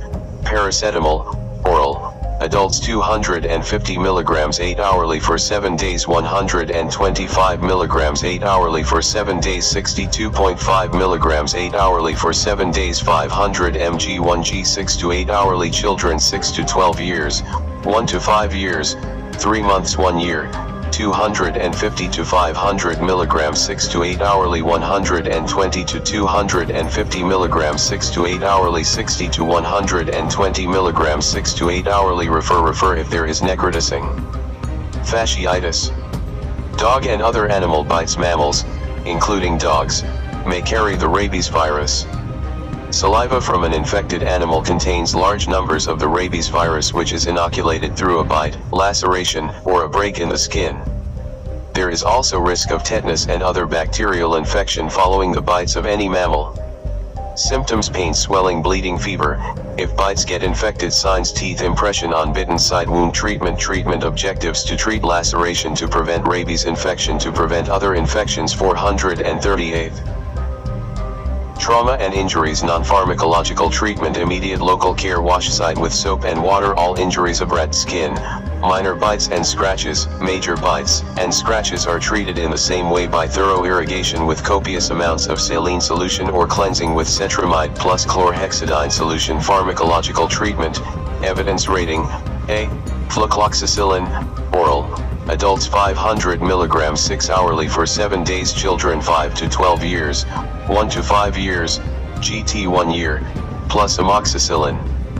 Amoxicillin, oral, adults 250 mg 6 hourly for 7 days 125 mg 6 hourly for 7 days 62.5 mg 6 hourly for 7 days 500 mg 8 hourly for 7 days. Children 6 to 12 years, 1 to 5 years, LT 1 year, 250 mg 8 hourly for 7 days 125 mg 8 hourly for 7 days 62.5 mg 8 hourly for 7 days. Update or provide, if not previously immunized.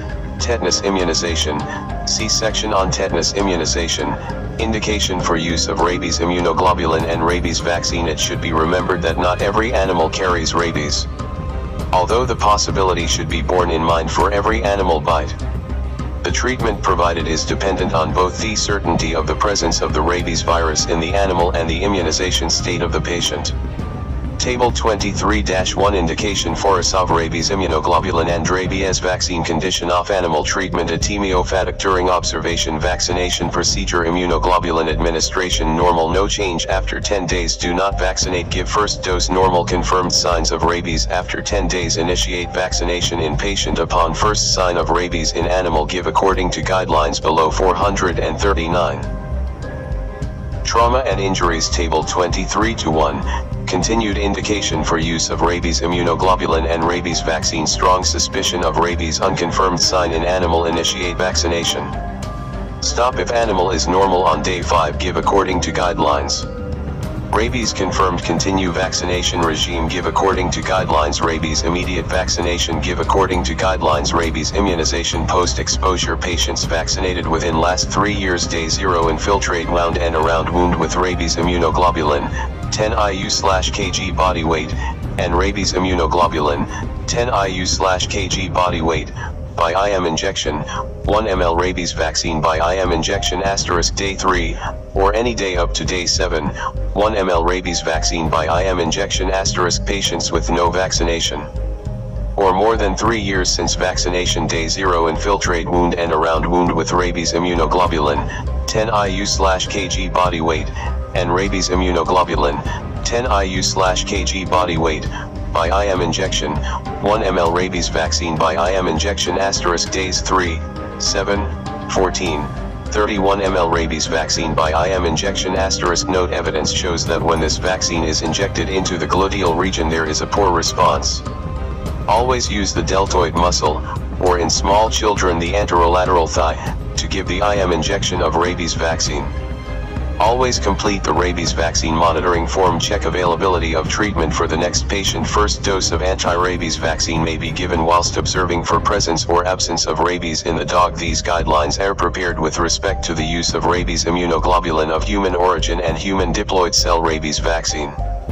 For the use of other products, seek advice and guidance from the pharmacist or SMO public health at either regional or district level. Rabies immunization. Prophylactic immunization should be offered to those at high risk, e.g. laboratory staff working with rabies virus, animal handlers, veterinary 440. Trauma and injuries, surgeons, and wildlife officers likely to be exposed to bites of possibly infected wild animals. Rabies vaccine, 1 ml by IM injection on each of days 0, 7, and 28. Booster doses should be given every 2 to 3 years. Refer to a tertiary center when symptoms of rabies set in. 179. Burns. A burn is a destruction of the skin and sometimes deeper tissue. The burn may be superficial or deep. Causes fire. Hot liquids, e.g. water, steam, soup, hot metallic objects, caustic chemicals, e.g. acid or alkali, electricity. Symptoms: pain, which may be severe. Patient may have difficulty in breathing if he has inhaled hot fumes or hot air. Vomiting may occur. The patient may be unconscious. Signs: shock, cold, clammy skin, weak rapid pulse, low blood pressure. Presence of a burn. Pain on sterile pinprick of burn area indicates burn is superficial and will heal well if infection is prevented. No pain on sterile pinprick indicates a deep burn. Treatment objectives: to relieve pain, to replace fluid loss, to prevent infection of burn wound, to aid healing of the burn wound, to avoid complications. 441. Non-pharmacological treatment. All burns due to hot liquids or steam should be put under the tap or into cool, clean water immediately they happen and left in or under water for 10 to 15 minutes. Do not break blisters. Do not smear oily substances on burns. If it is necessary to cover the wound, then use Vaseline. Goes deep burns, circumferential burns, infected burns. Pharmacological treatment. Evidence rating: C. If the blisters are already broken, wash gently with soap and cool clean water, oiled and cooled, till clean. Then put gentian violet or silver sulfadiazine on the exposed area and leave open for fluids and blood transfusion. Where indicated otherwise, encourage the patient to drink lots of fluids, 100% oxygen, where inhalation of smoke has occurred. Paracetamol, oral. Adults 500 mg 1g 6 to 8 hourly. Children 6 to 12 years, 1 to 5 years, 3 months 1 year. If burn is severe, morphine, 4 IM, SC. Adults 250 to 500 mg 6 to 8 hourly. 120 to 250 mg 6 to 8 hourly. 60 to 120 mg 6 to 8 hourly. 10 mg. Children LT 2 years 100 to 200 microgram/kg SC or IM. GT 2 years 200 microgram/kg SC or IM or pethidine. IM adults 100 mg 4 hourly as required. Children pethidine. IM 0.2-2 mg/kg 4 hourly as required. Update: tetanus. Prophylaxis, C-section on tetanus immunization, 442 trauma and injuries. Benzylpenicillin, 4 extensive burns, adults 4, Mu-station T, children 1.5 Mu-stat. Further antibiotic treatment is indicated if superinfection occurs. Refer all extensive burns and deep burn including burns of the head, neck, axilla, hand, and perineum to a regional hospital or a burns unit. 180. Head injuries. Head injuries are injuries in which the brain, the skull, or the blood vessels within the brain and skull may be affected separately or together. They may be open or closed injuries. The symptoms will depend on the severity of the head injury. Children, patients with no recall of the event leading to the injury and those vomiting should be admitted. Others who should be admitted include those with confusion, loss of consciousness, severe headache, and fracture of the skull or CNS signs. Causes: road traffic accidents, falls from heights, blows to the head, gunshot wounds. Symptoms: headaches, drowsiness, loss of consciousness, intolerance to light, photophobia, memory loss. Signs: fluctuating levels of consciousness. External injuries such as abrasions, contusions, lacerations, or fractures. Cerebrospinal fluid or blood leakage from the ears or nostrils. Unequal pupil size. Signs of raised intracranial pressure, ICP, such as deepening coma or a lucid interval, followed by relapse, a rising blood pressure and slowing of the pulse and respiration. Pallor of conjunctivae suggestive of bleeding. 443. Trauma and injuries. Alcohol, focal neurological deficits e.g. paralysis, post-traumatic seizures, coma. Assess severity using the Glasgow Coma Scale/Blantyre Coma Scale. Investigations: FBC-BU, creatinine, blood glucose, X-ray, skull and cervical, head CT scan. Note: do not perform a lumbar puncture.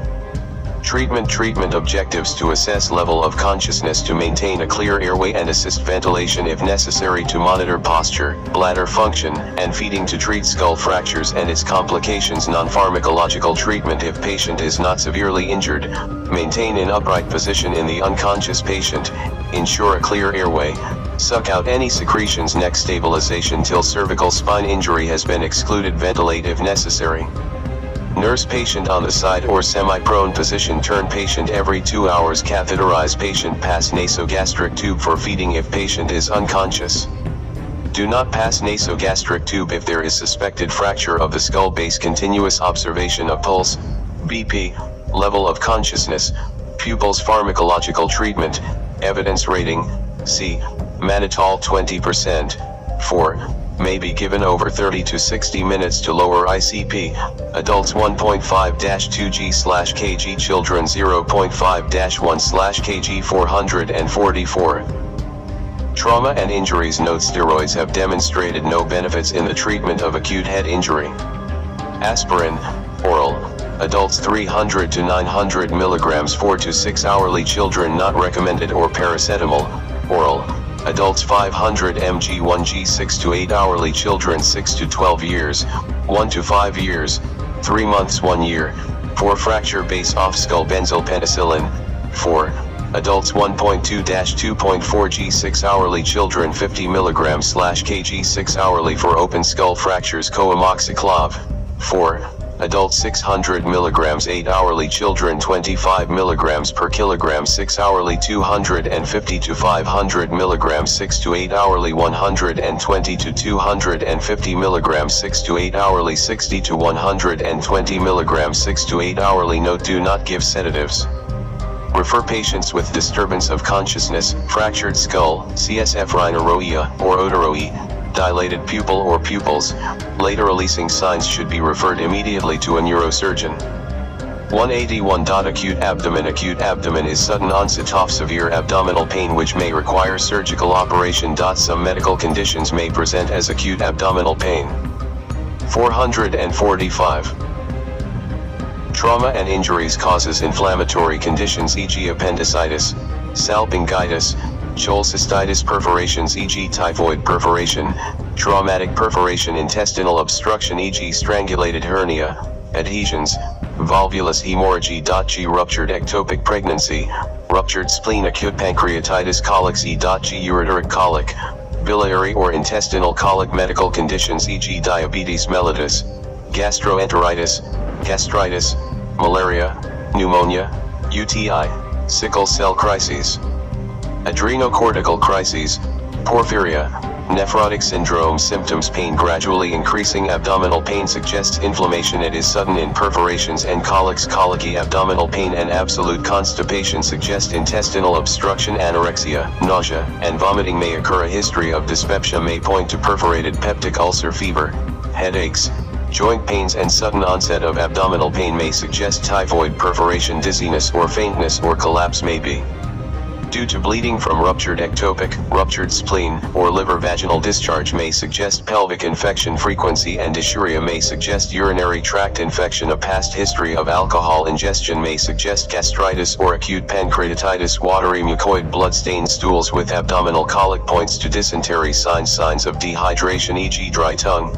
sunken eyes, loss of skin. Turgor. High temperature in acute inflammations. Hypotension with low blood pressure and rapid pulse if shock is present, or adrenocortical crises. Abdominal distension with fluid or gas may suggest peritonitis, hemorrhage, acute pancreatitis or intestinal obstruction. Abdominal surgical scars may suggest intestinal obstruction due to adhesions. Examine the hernia orifices for a strangulated hernia, especially for femoral hernia. 446.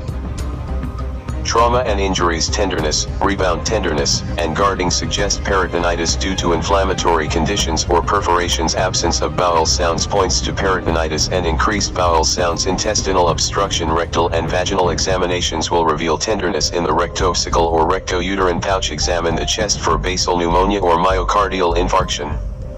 Pallor, nathopathy, frontal bossing in sickle cell disease. Investigations. FBC, blood film for malaria parasites, sickling test. Chest x-ray to look for gas under the diaphragm in perforations and for signs of pneumonia. Plain abdominal x-ray, erect and supine, for fluid level and distended bowel due to intestinal obstruction.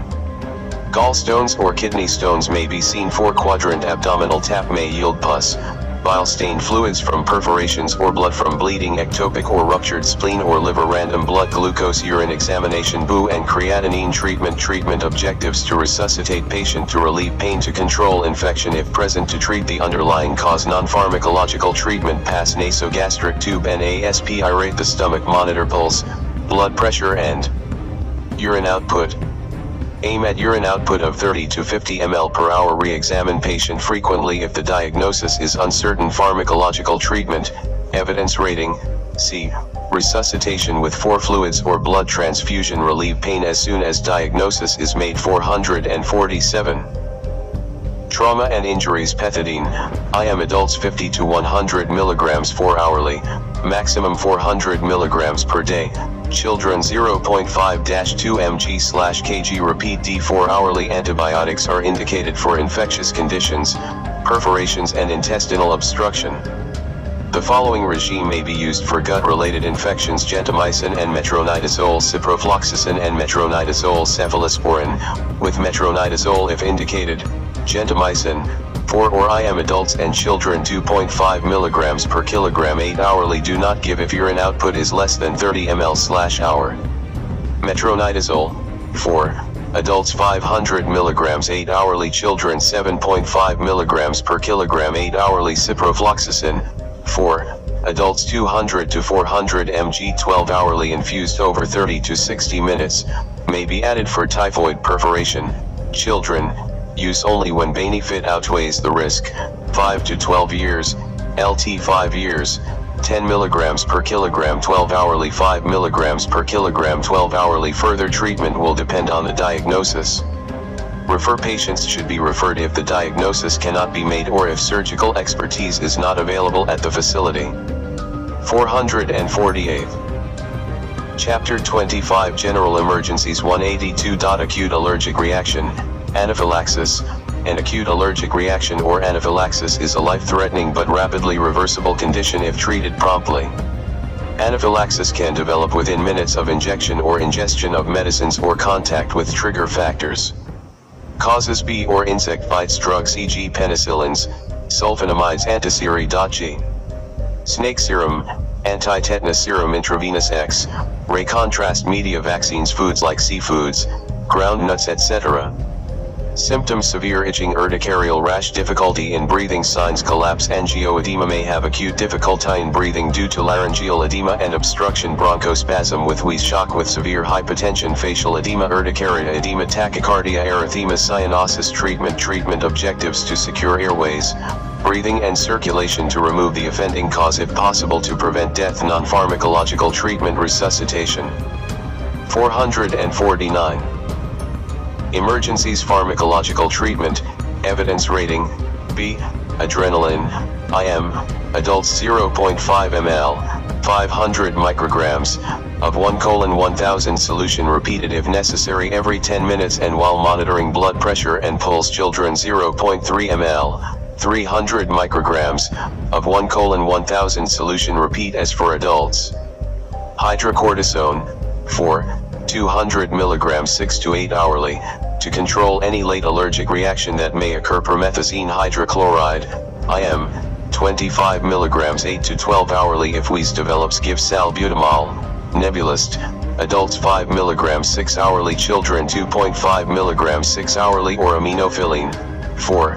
Adults 250 mg over 20 minutes and repeat after 30 minutes if necessary. See section on asthma. Children 3 to 5 mg/kg over 20 minutes as a slow bolus injection or by infusion. Sodium chloride, 4. 500 ml 1 liter of 0.9% 4 hourly until fully recovered. Refer immediately if symptoms of anaphylaxis persist after initial treatment. Note: ensure that the name of the drug or substance that caused the reaction is written prominently on the patient's folder, and educate the patient and relatives on future avoidance. 183. Shock is a state of circulatory collapse leading to reduction in delivery of oxygen and other nutrients to vital organs, which if prolonged leads to irreversible multiple organ failure. 450. Emergencies: causes: hypovolemia, e.g. hemorrhage, cardiogenic, e.g. myocardial infarction, extracardiac, obstructive pericardial tamponade, pneumothorax, massive pulmonary embolus, severe sepsis. Symptoms: feeling faint, palpitations, sweating, restlessness, clouding of consciousness. Signs: pallor, cold extremities, tachycardia, hypotension, systolic BP, LT 90 mmHg. Treatment objectives: to reverse shock, to secure airway, breathing and circulation, to prevent complications, to prevent death. Non-pharmacological treatment: raise foot, end of bed. Pharmacological treatment. Evidence rating: C. Hypovolemic shock. Insert the largest bore cannula in the largest vein visible. 2 cannulae may be inserted at separate sites for rapid. 4 infusion: raise drip stand or squeeze bag to increase infusion rate. Give colloids, e.g. Hemax cell. 451. Emergencies: in hemorrhagic states, cross-matched blood is preferred but is time-consuming, so resuscitate with crystalloids, e.g. sodium chloride 0.9%. Adults 70 ml/kg body weight, children 30 ml/kg. See section on management of severe dehydration. Sodium chloride should be given quickly and slowed only when BP rises and urine flow is adequate. Adults and older children 1 ml/kg per hour, smaller children 2 ml/kg per hour. Catheteries: the bladder, oxygen, nasally or bifacial mask 6L/minute. Continue to monitor BP, pulse, and urine output. Multiple organ dysfunction syndrome: this is a life-threatening complication of shock. Different organs may be affected moderately or severely in the process as follows: CNS encephalopathy, heart, tachyarrhythmias, pulmonary, acute respiratory failure, ARDS, kidney, acute tubular necrosis, gastrointestinal, ileus, pancreatitis, liver, ischemic hepatitis, blood, disseminated intravascular coagulation, metabolic, hyperglycemia, hypoglycemia, immune system, cellular, humoral, immune depression. Refer all patients to the appropriate physician specialist. 452. Chapter 26: Antibiotic prophylaxis in surgery. 184. Antibiotic prophylaxis in surgery. Antibiotic prophylaxis refers to the administration of antibiotics in patients to reduce the risk of post-operative wound infections. The main cause of morbidity and mortality in surgery is infectious complications. Antibiotic prophylaxis in surgery is the administration of antibiotics in the perioperative period in order to reduce septic complications. Pathogens involved: Staphylococcus aureus, streptococcal species, Enterobacteriaceae, GI, anaerobes, GI, coagulase negative staphylococci, especially cardiac surgery, and implantation surgery. Objectives: antibiotic prophylaxis is indicated in cases where a high level of septic complications is to be expected or where a possible infection could have disastrous local or generalized effects. The aim therefore is to prevent frequent infections, e.g. in appendicectomy, resection of colon, major local consequences of infections, e.g. in brain surgery, in surgery where implants are used as in joint and vascular prostheses. Major generalized consequences of infections, e.g. surgery in diabetics, in patients with obstructive jaundice, the aged, multiple trauma. Lethal infections, e.g. in heart valve replacement surgery. Indications for antibiotic prophylaxis in surgery.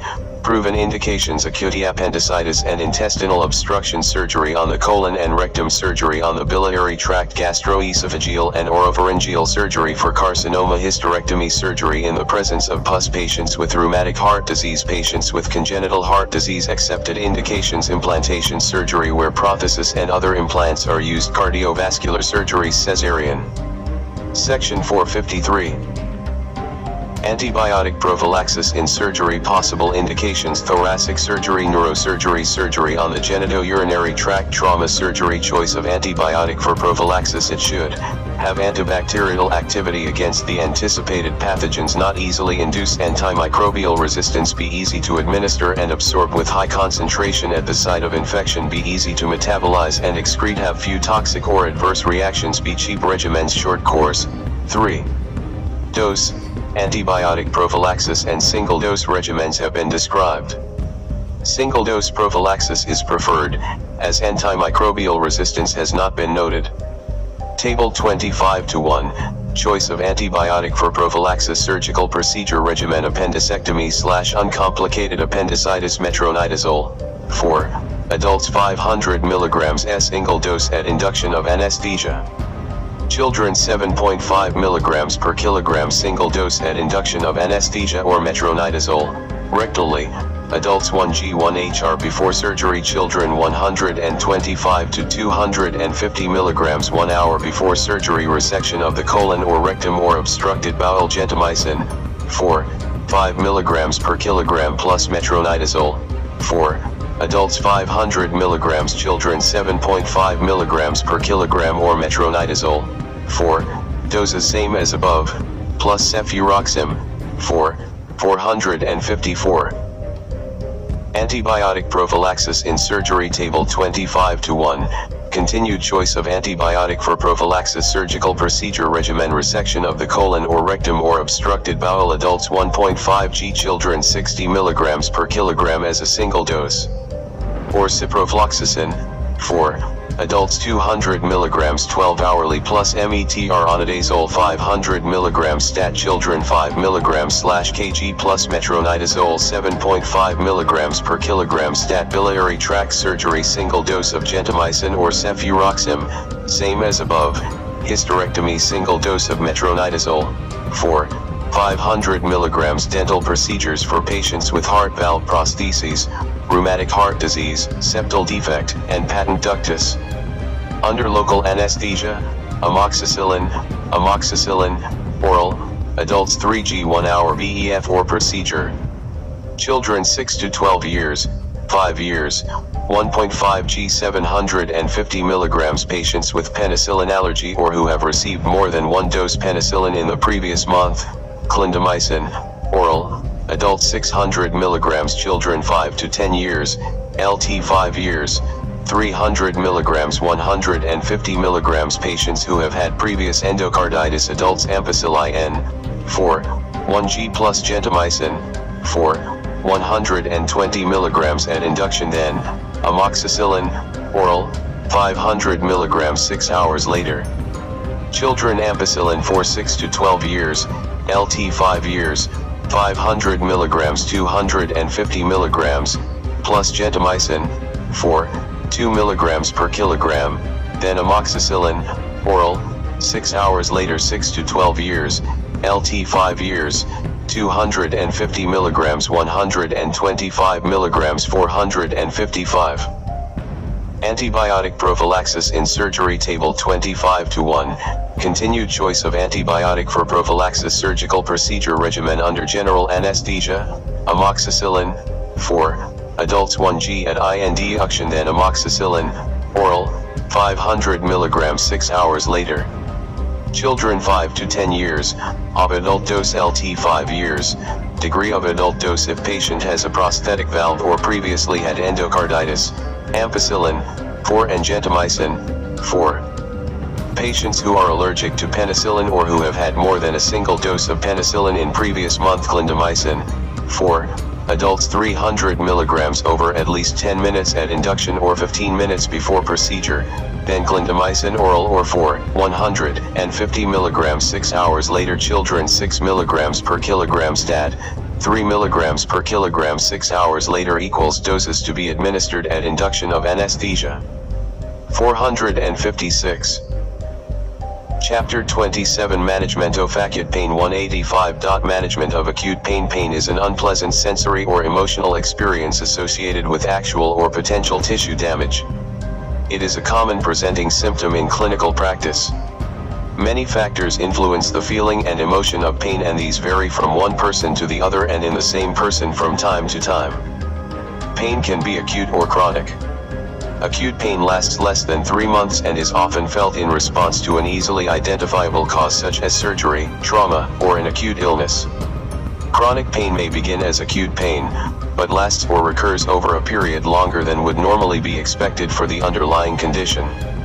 Management of pain must be individualized to each patient and must take into consideration both the relief of the pain as well as treatment of the underlying cause of the pain. Treating only the underlying cause may take a long time for pain relief to be achieved.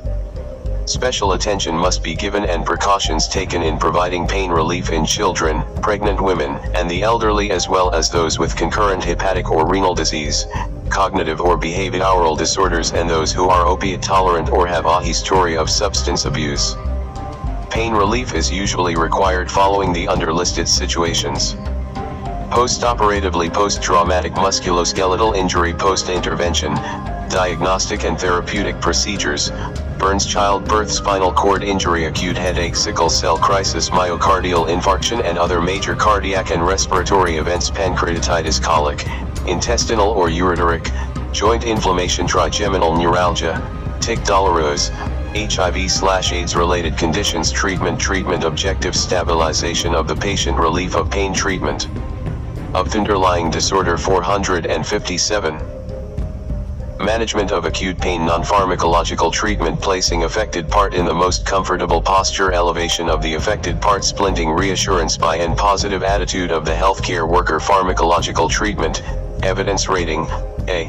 Mild pain, paracetamol or NSAID, moderate pain, paracetamol, NSAID, or opioid, severe pain, opioid, paracetamol, NSAID. Note: use of combinations of different groups of pain relievers is recommended even in severe pain, as this reduces the dose needed and side effects of individual medications, especially opioids. In moderate pain, you first should use NSAIDs in musculoskeletal pain and opioids in visceral pain. Non-opioid, non-NSAID paracetamol, oral, adults 1g 4 to 6 hourly, children 6 to 12 years, 1 to 5 years, 3 months, 1 year, 250 to 500 mg 4 to 6 hourly, 120 to 250 mg 4 to 6 hourly, 60 to 120 mg 4 to 6 hourly. NSAID diclofenac, oral, adults 25 to 50 mg 8 hourly, children 1 mg per kilogram 8 hourly, or diclofenac rectal, adults 100 to 150 mg daily in divided doses. 458.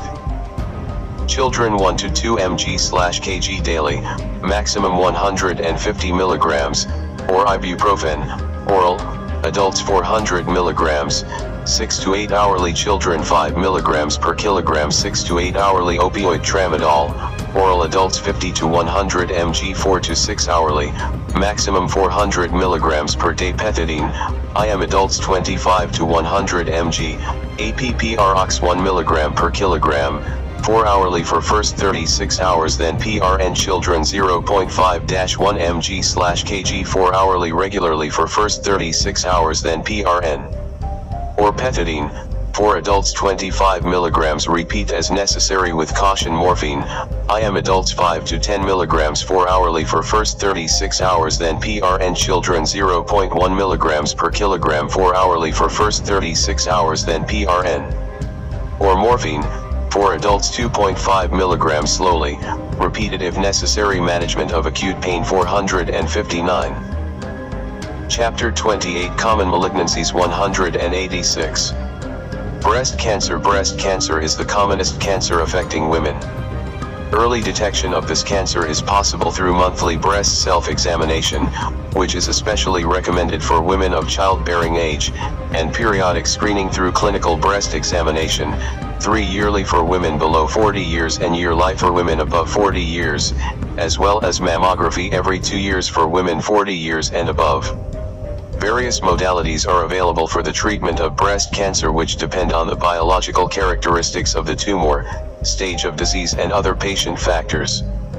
Causes unknown. Associated risk factors: female sex, age, family history of breast cancer, previous personal history of breast cancer, estrogen therapy, symptoms: lump in the breast, other changes in breast, change in size or shape, skin changes in breast, POD, orange skin nodules, ulceration, changes in the nipple and areola, nipple discharge, nipple retraction, eczema / ulceration of nipple or areola, swelling in axilla, swelling of upper limb, metastatic disease, bone pain, pathological fractures, back pain, paraplegia, breathlessness from pleural effusion and lung metastasis. 460. Common malignancies: brain metastasis, headache, vomiting, altered consciousness, localizing signs, breast lump, hard edges, may be indefinite, surface may be rough, may be tethered to skin or attached to skin and underlying tissues, skin, POD, orange, tethering, nodules, or ulceration, nipple retraction, bloody nipple discharge, palpable axillary nodes. Look for evidence of metastatic disease. Investigations: mammography, ultrasonography of the breast, biopsy and fine needle aspiration for cytology and histology. Treatment objectives: to achieve a cure, to prevent local and distant metastasis, to prolong survival in metastatic disease, to relieve pain in incurable cases. Non-pharmacological treatment. Evidence rating: A. Surgery, wide local excision or mastectomy, axillary dissection, chemotherapy, hormonal therapy, radiotherapy, immunotherapy. 461. Common malignancies refer: if breast cancer is suspected, investigate, including needle biopsies, if possible, and refer. All cases of breast cancer must be referred for specialist attention. Avoid excising suspicious lumps. All excisions must be sent for histology. 187. Carcinoma of the cervix. Carcinoma of the cervix is the commonest form of female genital cancer seen in Ghana and indeed most developing countries. Even though it is common, it is thought to be preventable. Its treatment poses a major challenge, demanding the services of a gynecological oncologist and the surgical procedure, Wertheim's hysterectomy, for operable cases. In developed countries, the incidence of this disease has fallen considerably owing to regular screening procedures using the pap smear. In Ghana, the absence of an effective screening system results in most cases presenting latent, thus requiring treatment with radiation. Surgery involves the removal of the central tumor as well as the lymphatics draining the area, including the obturator, internal iliac, the external iliac, common iliac, and the para-aortic nodes. Since it is an extensive surgery, it is recommended that this is carried out only by specialists who have been trained for it. Causes: human papillomavirus. Associated risk factors: sexual promiscuity, multiple childbirths, infections with herpes simplex hominis type 2, HIV, smoking, low socio-economic status, family history. Symptoms: asymptomatic, diagnosed on routine screening or assessment during antenatal care, family planning, etc. Symptomatic: abnormal vaginal bleeding in between regular menstrual periods after sexual intercourse, postmenopausal bleeding, increased vaginal discharge. 462. Common malignancies: lower abdominal pain during sexual intercourse, weight loss, urinary symptoms e.g. dysuria, frequency, incontinence, rectal pain. Signs: early cases: erosion of cervix or changes of chronic cervicitis, ulcerative or fungating cervicalcyanon, speculum examination, investigation, cervical biopsy, FBC and sickling status, renal function tests, blood urea and electrolyte, serum creatinine, serum uric acid, chest radiograph, intravenous urography, CT scan. and/or magnetic resonance imaging, to detect aortic nodes and metastases to the lungs and liver, examination under anesthesia. This is used to find whether the parametria or uterosacrals are involved. At the same examination, cystoscopy and proctoscopy with or without biopsy may be done to allow visualization of vesicle or rectal mucosa. Treatment objectives: to treat central tumor, to treat areas of tumor spread with the aim of eradicating the disease. Non-pharmacological treatment: the treatment modalities for carcinoma of the cervix are surgery, radiotherapy, a combination of surgery and radiotherapy, early disease, primary surgery, conization of the cervix or simple hysterectomy, overt disease, radical surgery. 463. Common malignancies: total abdominal hysterectomy, bilateral salpingo-oophorectomy, excision off/tukti vagina. 13. Pelvic lymphadenectomy and para-aortic node dissection. Advanced disease, radiotherapy, with or without chemotherapy. Pharmacological treatment, evidence rating: A. Adjuvant chemotherapy. Section on referral below. Refer: all patients must be referred to a specialist for evaluation to decide on mode of treatment. The treatment of carcinoma of the cervix is best done in hospital under specialist care. 188. Bladder cancer. Bladder cancer is the second commonest urological cancer after prostate cancer. It is the commonest of all cancers which affect the urinary tract lining, urothelium. Males are more affected than females in a ratio of about 3:1. It is more common in the white race compared to the black race in a ratio of 4:1. More than 80% of clients with bladder cancer are above 50 years. The commonest pathological types are transitional cell carcinoma (TCC) 90%, squamous cell carcinoma 8%, and adenocarcinoma and carcinoma in situ 2%. Causes: smoking of cigarettes, occupational risks, environmental exposure to cancer-causing chemicals used in industries like dye, textile, rubber, cable, printing, plastic, spraying and hairdressing. Chronic infections of the bladder like schistosoma, hematobium, bilharzia, and chronic bacterial infections. Symptoms may be asymptomatic in early disease, 25%, hematuria, usually painless, frequency: urgency, dysuria. 464. Common malignancies: flank pain, hydronephrosis, pelvic pain from cancer invasion. Signs: pallor, wasting, palpable bladder mass, palpable kidney from ureteric obstruction and hydronephrosis. Lymphoedema of lower limb/limb. Secondary UT in 30% of cases. Investigations: laboratory FBC and ESR, urine analysis and culture urine cytology, urea, creatinine, electrolytes, imaging, ultrasound scan, abdominopelvic CT scan/MRI for staging, by specialist, special investigations. Abdominopelvic IVU, urethrocystoscopy and biopsies, by specialist, examination under anesthesia, by manual palpation of bladder through Dre and pelvic examinations. Treatment objectives: surgical cure for early disease, prevention of recurrence, progression, and metastases, management of complications, additional treatment with cancer drugs and radiotherapy where necessary. Neoadjuvant and adjuvant therapy, non-pharmacological treatment: cystectomy, partial or radical with or without bladder replacement. Radiotherapy. Pharmacological treatment, evidence rating: C, early stage. 465. Common malignancies: BCG or thiotype bladder installation for superficial tumors after resection, TURP. Advanced disease: chemotherapeutic agents recommended for advanced stage are methotrexate, vinblastine, adriamycin, cisplatinum. MVAC. New agents are being tried on experimental basis. Refer all cases of bladder cancer for specialist evaluation and treatment. All cases of chronic cystitis should be referred to specialists to exclude bladder cancer. 189. Carcinoma of prostate. 95% of these tumors are adenocarcinomas. The majority of men affected are aged between 65 and 85 years. The incidence increases with age. It is recommended that every male, 40 years and above, should have annual screening by prostate-specific antigen, PSA, tests and digital rectal examination, DRE, since early detection is associated with better prognosis. It is worth noting that not every hard prostate on DRE is malignant. Likewise, a normal feeling prostate does not exclude a malignancy. A prostatic biopsy is therefore necessary to establish a diagnosis.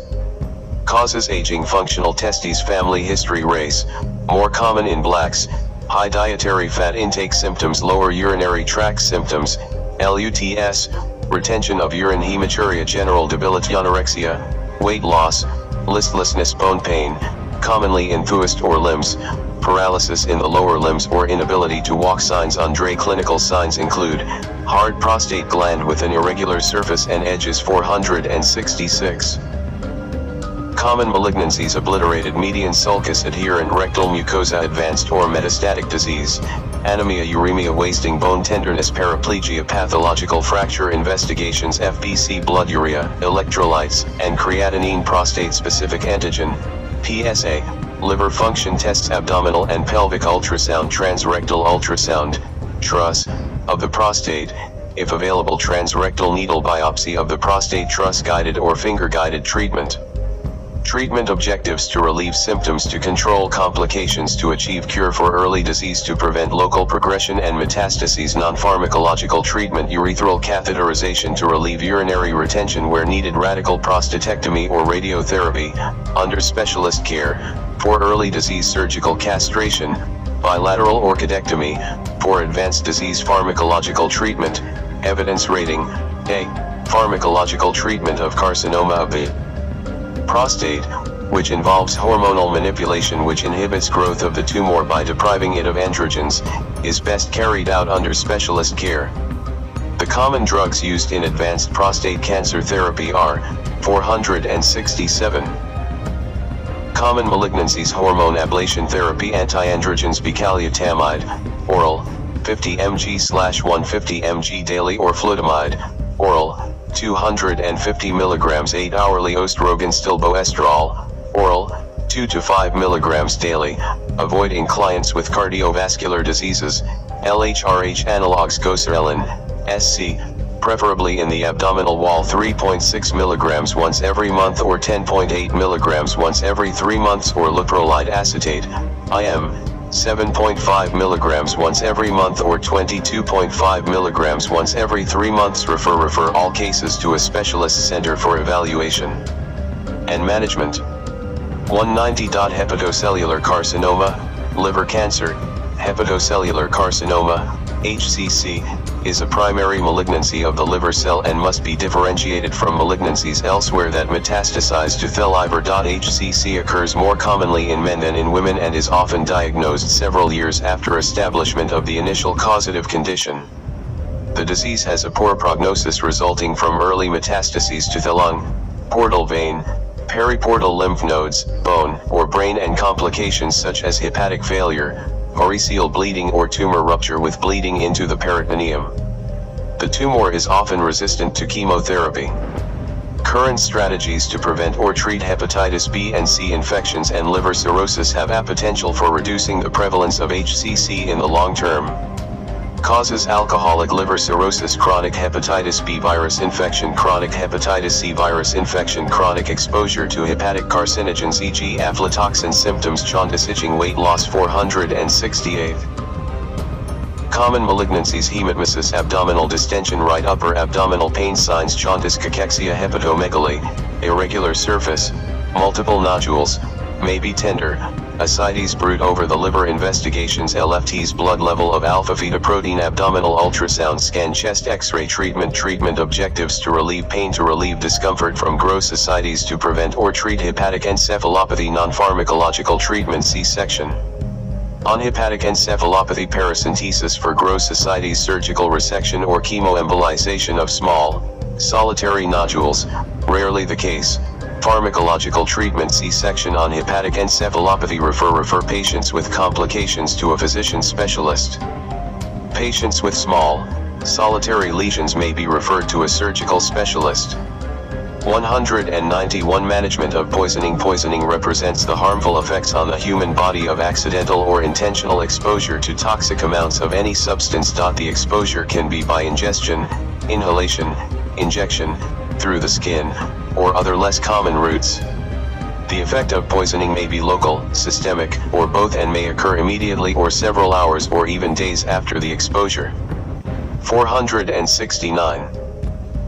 Common malignancies. Poisoning may present with only mild symptoms and signs, sometimes resembling other well-known diseases and injuries, or may be so severe as to result in death. For positive identification of the toxic substance involved in a case of poisoning, it is often more helpful to have a sample of the substance or the container in which it was stored than to rely solely on laboratory analysis of tissue samples, which could be time-consuming and sometimes inconclusive. Only a few poisons can be identified instantly, thereby permitting specific treatment to be given. A prudent approach in managing poisons in the initial stages is to begin with general treatment measures, followed by more specific treatments and antidotes when the poison is identified. Induction of vomiting does not necessarily reduce the absorption of injected poisons and may indeed be harmful, as it may increase the risk of aspiration. Gastric lavage and induction of vomiting after ingestion of a corrosive substance or petroleum distillate should be avoided. A poison control center exists in Ghana to support health professionals in dealing rationally and in a timely manner with poisoning by providing treatment recommendations. The Poison Control Center hotlines, emergency telephone numbers, are 032 23 86 36 or 032 24 35 52. Causes: chemicals, household e.g. bleach, kerosene, industrial e.g. methanol, ethylene glycol, cyanide, arsenic, pesticides e.g. organophosphates, organochlorines, e.g. DDT, rat poison, therapeutic drug overdose e.g. paracetamol, aspirin, iron tablets, nifedipine, phenobarbital, toxic plants e.g. poisonous mushrooms, toxic herbal preparations, cyanogenic cassava bites and stings of venomous animals e.g. snakes, scorpions, bees, spiders, aquatic animals. Symptoms: vomiting, diarrhea, upper abdominal pain, jaundice, difficulty breathing, palpitations, skin rashes. 470. Common malignancies: scanty urine signs, fever, vomiting, diarrhea, dehydration, jaundice, tongue discoloration, unusual failure, smell on breath, changes in breathing rate or regularity, changes in pulse rate or regularity, skin lesions, abdominal tenderness, changes in pupil size, small or enlarged, seizures. Danger signs: no breathing, wheezy or noisy breathing, pulse below 50 or above 110 beats per minute, irregular or very weak non-reacting pupils, loss of consciousness, continuous seizures, temperature GT 39 degrees Celsius, mouth or rectum, or 38 degrees Celsius, armpit, severe abdominal tenderness, anuria. Signs of acute liver failure, e.g. asterixis, investigations, FBC, BU and creatinine, liver function tests, fasting blood glucose, toxicological analysis of identified substance or tissue samples, e.g. gastric ASPI rate, treatment objectives: to maintain normal vital signs, to decontaminate at site of exposure. 471.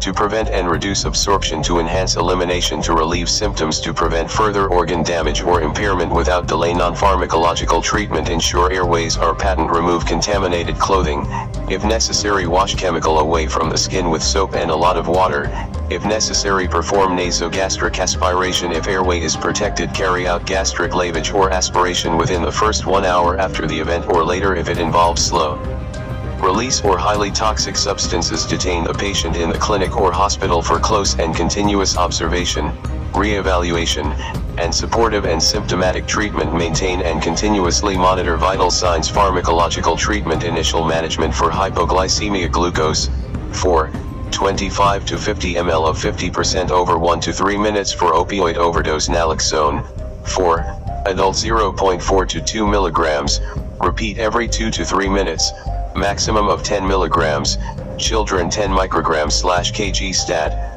subsequent dose of 100 micrograms/kg if no response to initial dose or naloxone, SC, or IM, only if 4-root is not feasible. Adult and child doses same as for 4-root above. For benzodiazepine overdose: flumazenol, adults 200 micrograms given over 15 seconds, then 100 micrograms at 60-second intervals if required. Maximum total dose 1 milligram. Common malignancies: 472. Common malignancies for Wernicke-Korsakoff syndrome: thiamine, 100 mg stat-activated charcoal, oral, within the first 1 hour after the event if indicated. Adults and children GT 12 years 50G, children LT 12 years 25G. Further management supportive treatment of the following, if present. See appropriate sections. Restlessness and agitation, cardiac arrhythmia, seizures. Administer a specific antidote. Check reference literature, instructions on substance container or obtain information from Poisons Control Center. Note: specific antidotes are only available for a few substances. The benefits of the use of a specific antidote must outweigh the possible risks. Referral to a hospital must be considered for patients who do not improve following institution of general treatment measures, or those who require specific antidotes. As much as possible, a sample of the substance, if available, must accompany the patient. Consult the Poisons Control Center. Emergency telephone numbers 021-238636 or 021-243552 for advice. Poisoning by specific substances, carbamates and organophosphates. Onset of toxicity is delayed for 6 to 12 hours. Symptoms: nausea, vomiting, salivation, sweating, fecal and urinary incontinence, blurred vision. 473. Common malignancy signs: watery eyes, bronchial secretions with pulmonary edema, bradycardia with hypotension or tachycardia with hypertension, restlessness, tremors, muscle twitching and convulsion. Investigations: plasma acetylcholinesterase level, if available. Treatment: pharmacological treatment, atropine, IM or 4, according to the severity of poisoning. Adults 1 to 3 mg every 3 to 5 minutes, until pulmonary secretions are dry. Children 20 micrograms/kg every 5 to 10 minutes until TE. Skin becomes dry, the pupils dilate and tachycardia develops.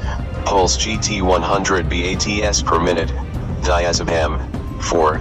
Adults 5 to 10 mg slowly over 2 to 3 minutes, approximately 2.5 mg every 30 seconds, to control seizures if required. Children 200 to 300 micrograms/kg slowly over 2 to 3 minutes, or if not possible then giveth the same injectable form, directly from the syringe, into the rectum after removing needle.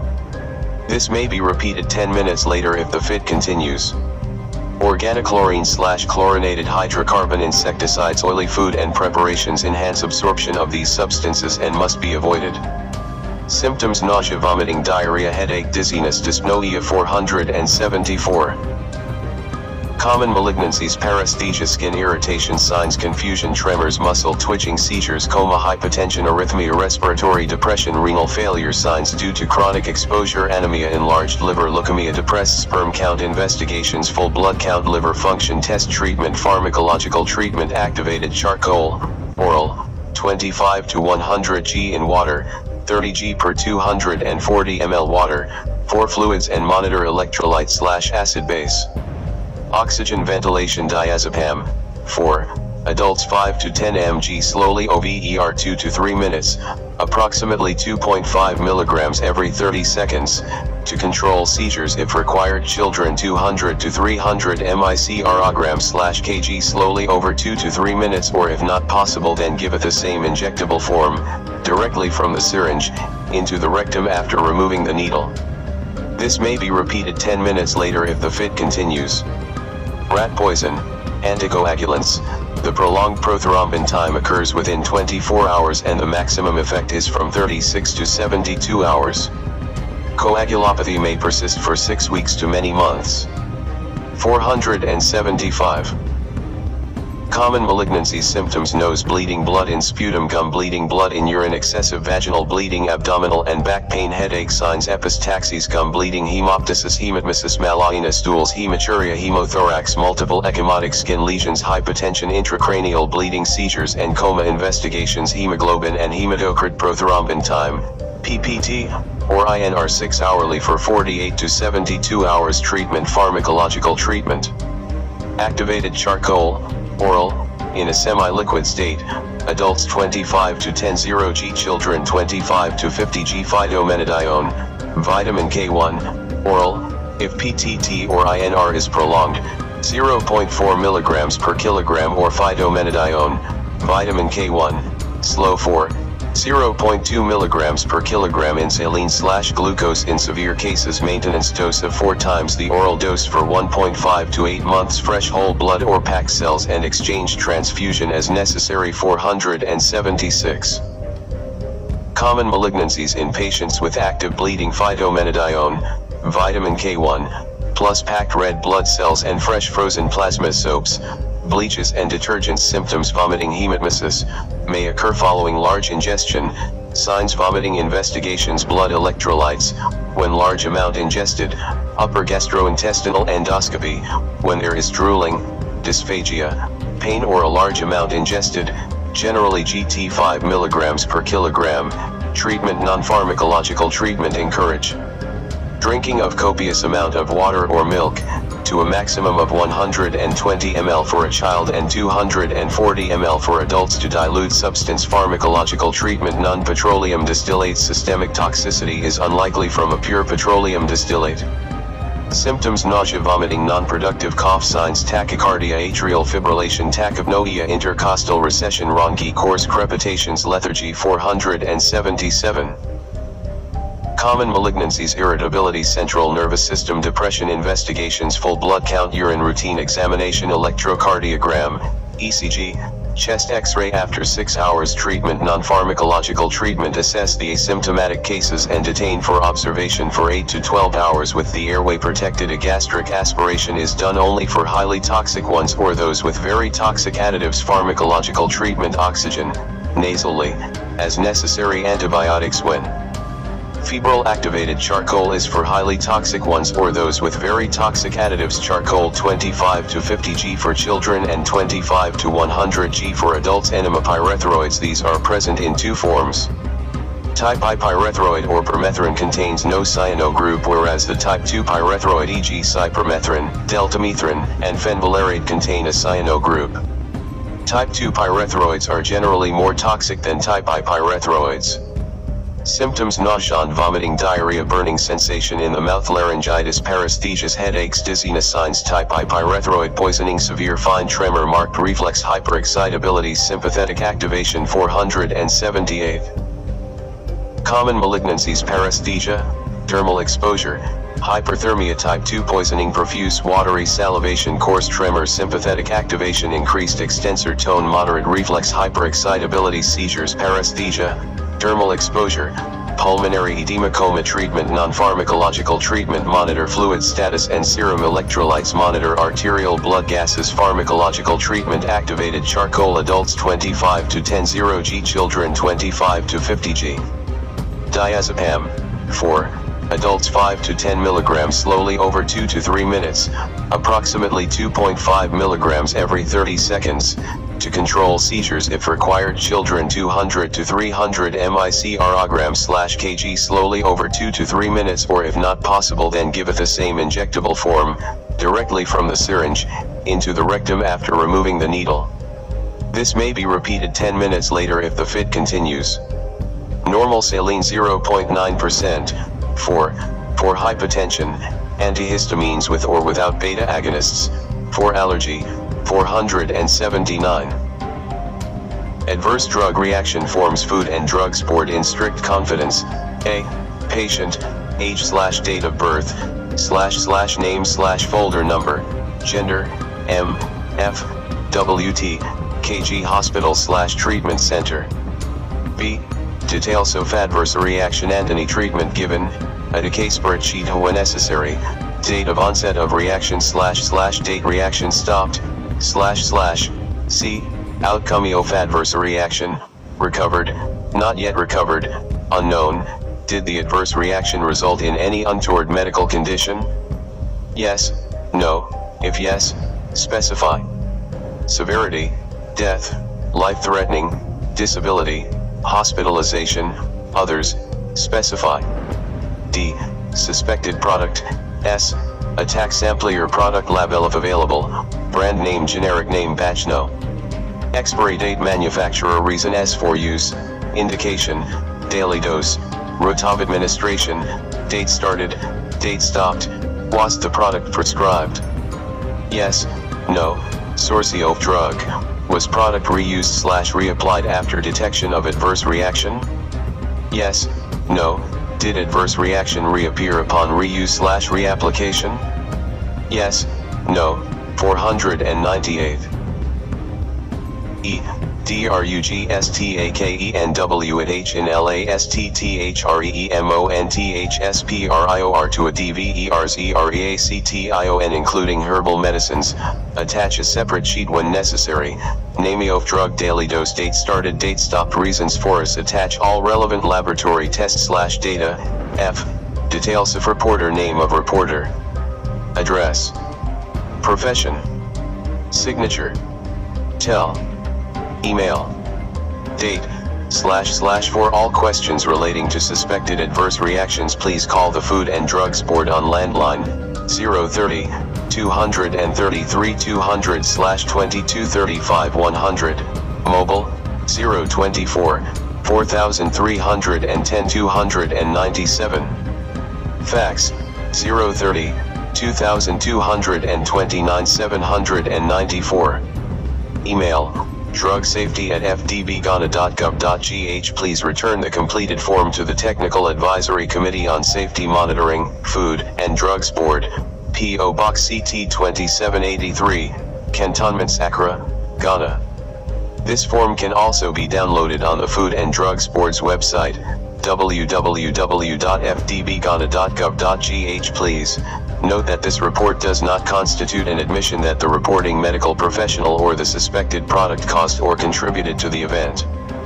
Fold along this line. Advice about voluntary reporting: report adverse experiences with, such as, medications, drugs and biologicals, traditional and herbal remedies. Report product quality problems, suspected contamination, questionable components, poor packaging or labeling, therapeutic failures. 499. Report even if, you're not certain the product caused the event, you don't have all the details. Confidentiality: identities of the reporter and patient will remain strictly confidential. Your support of the safety monitoring program is much appreciated. Information supplied by you will contribute to the improvement of drug safety and therapy in Ghana. Please use address below. Just fold in thirds and mail. Fold along this line. Business reply mail service permit no. GP/BRS/001/2003. No postage stamp required. Postage will be paid by the Food and Drugs Board. Food and Drugs Board, P.O. Box CT 2783, Cantonments, Accra, Ghana 500.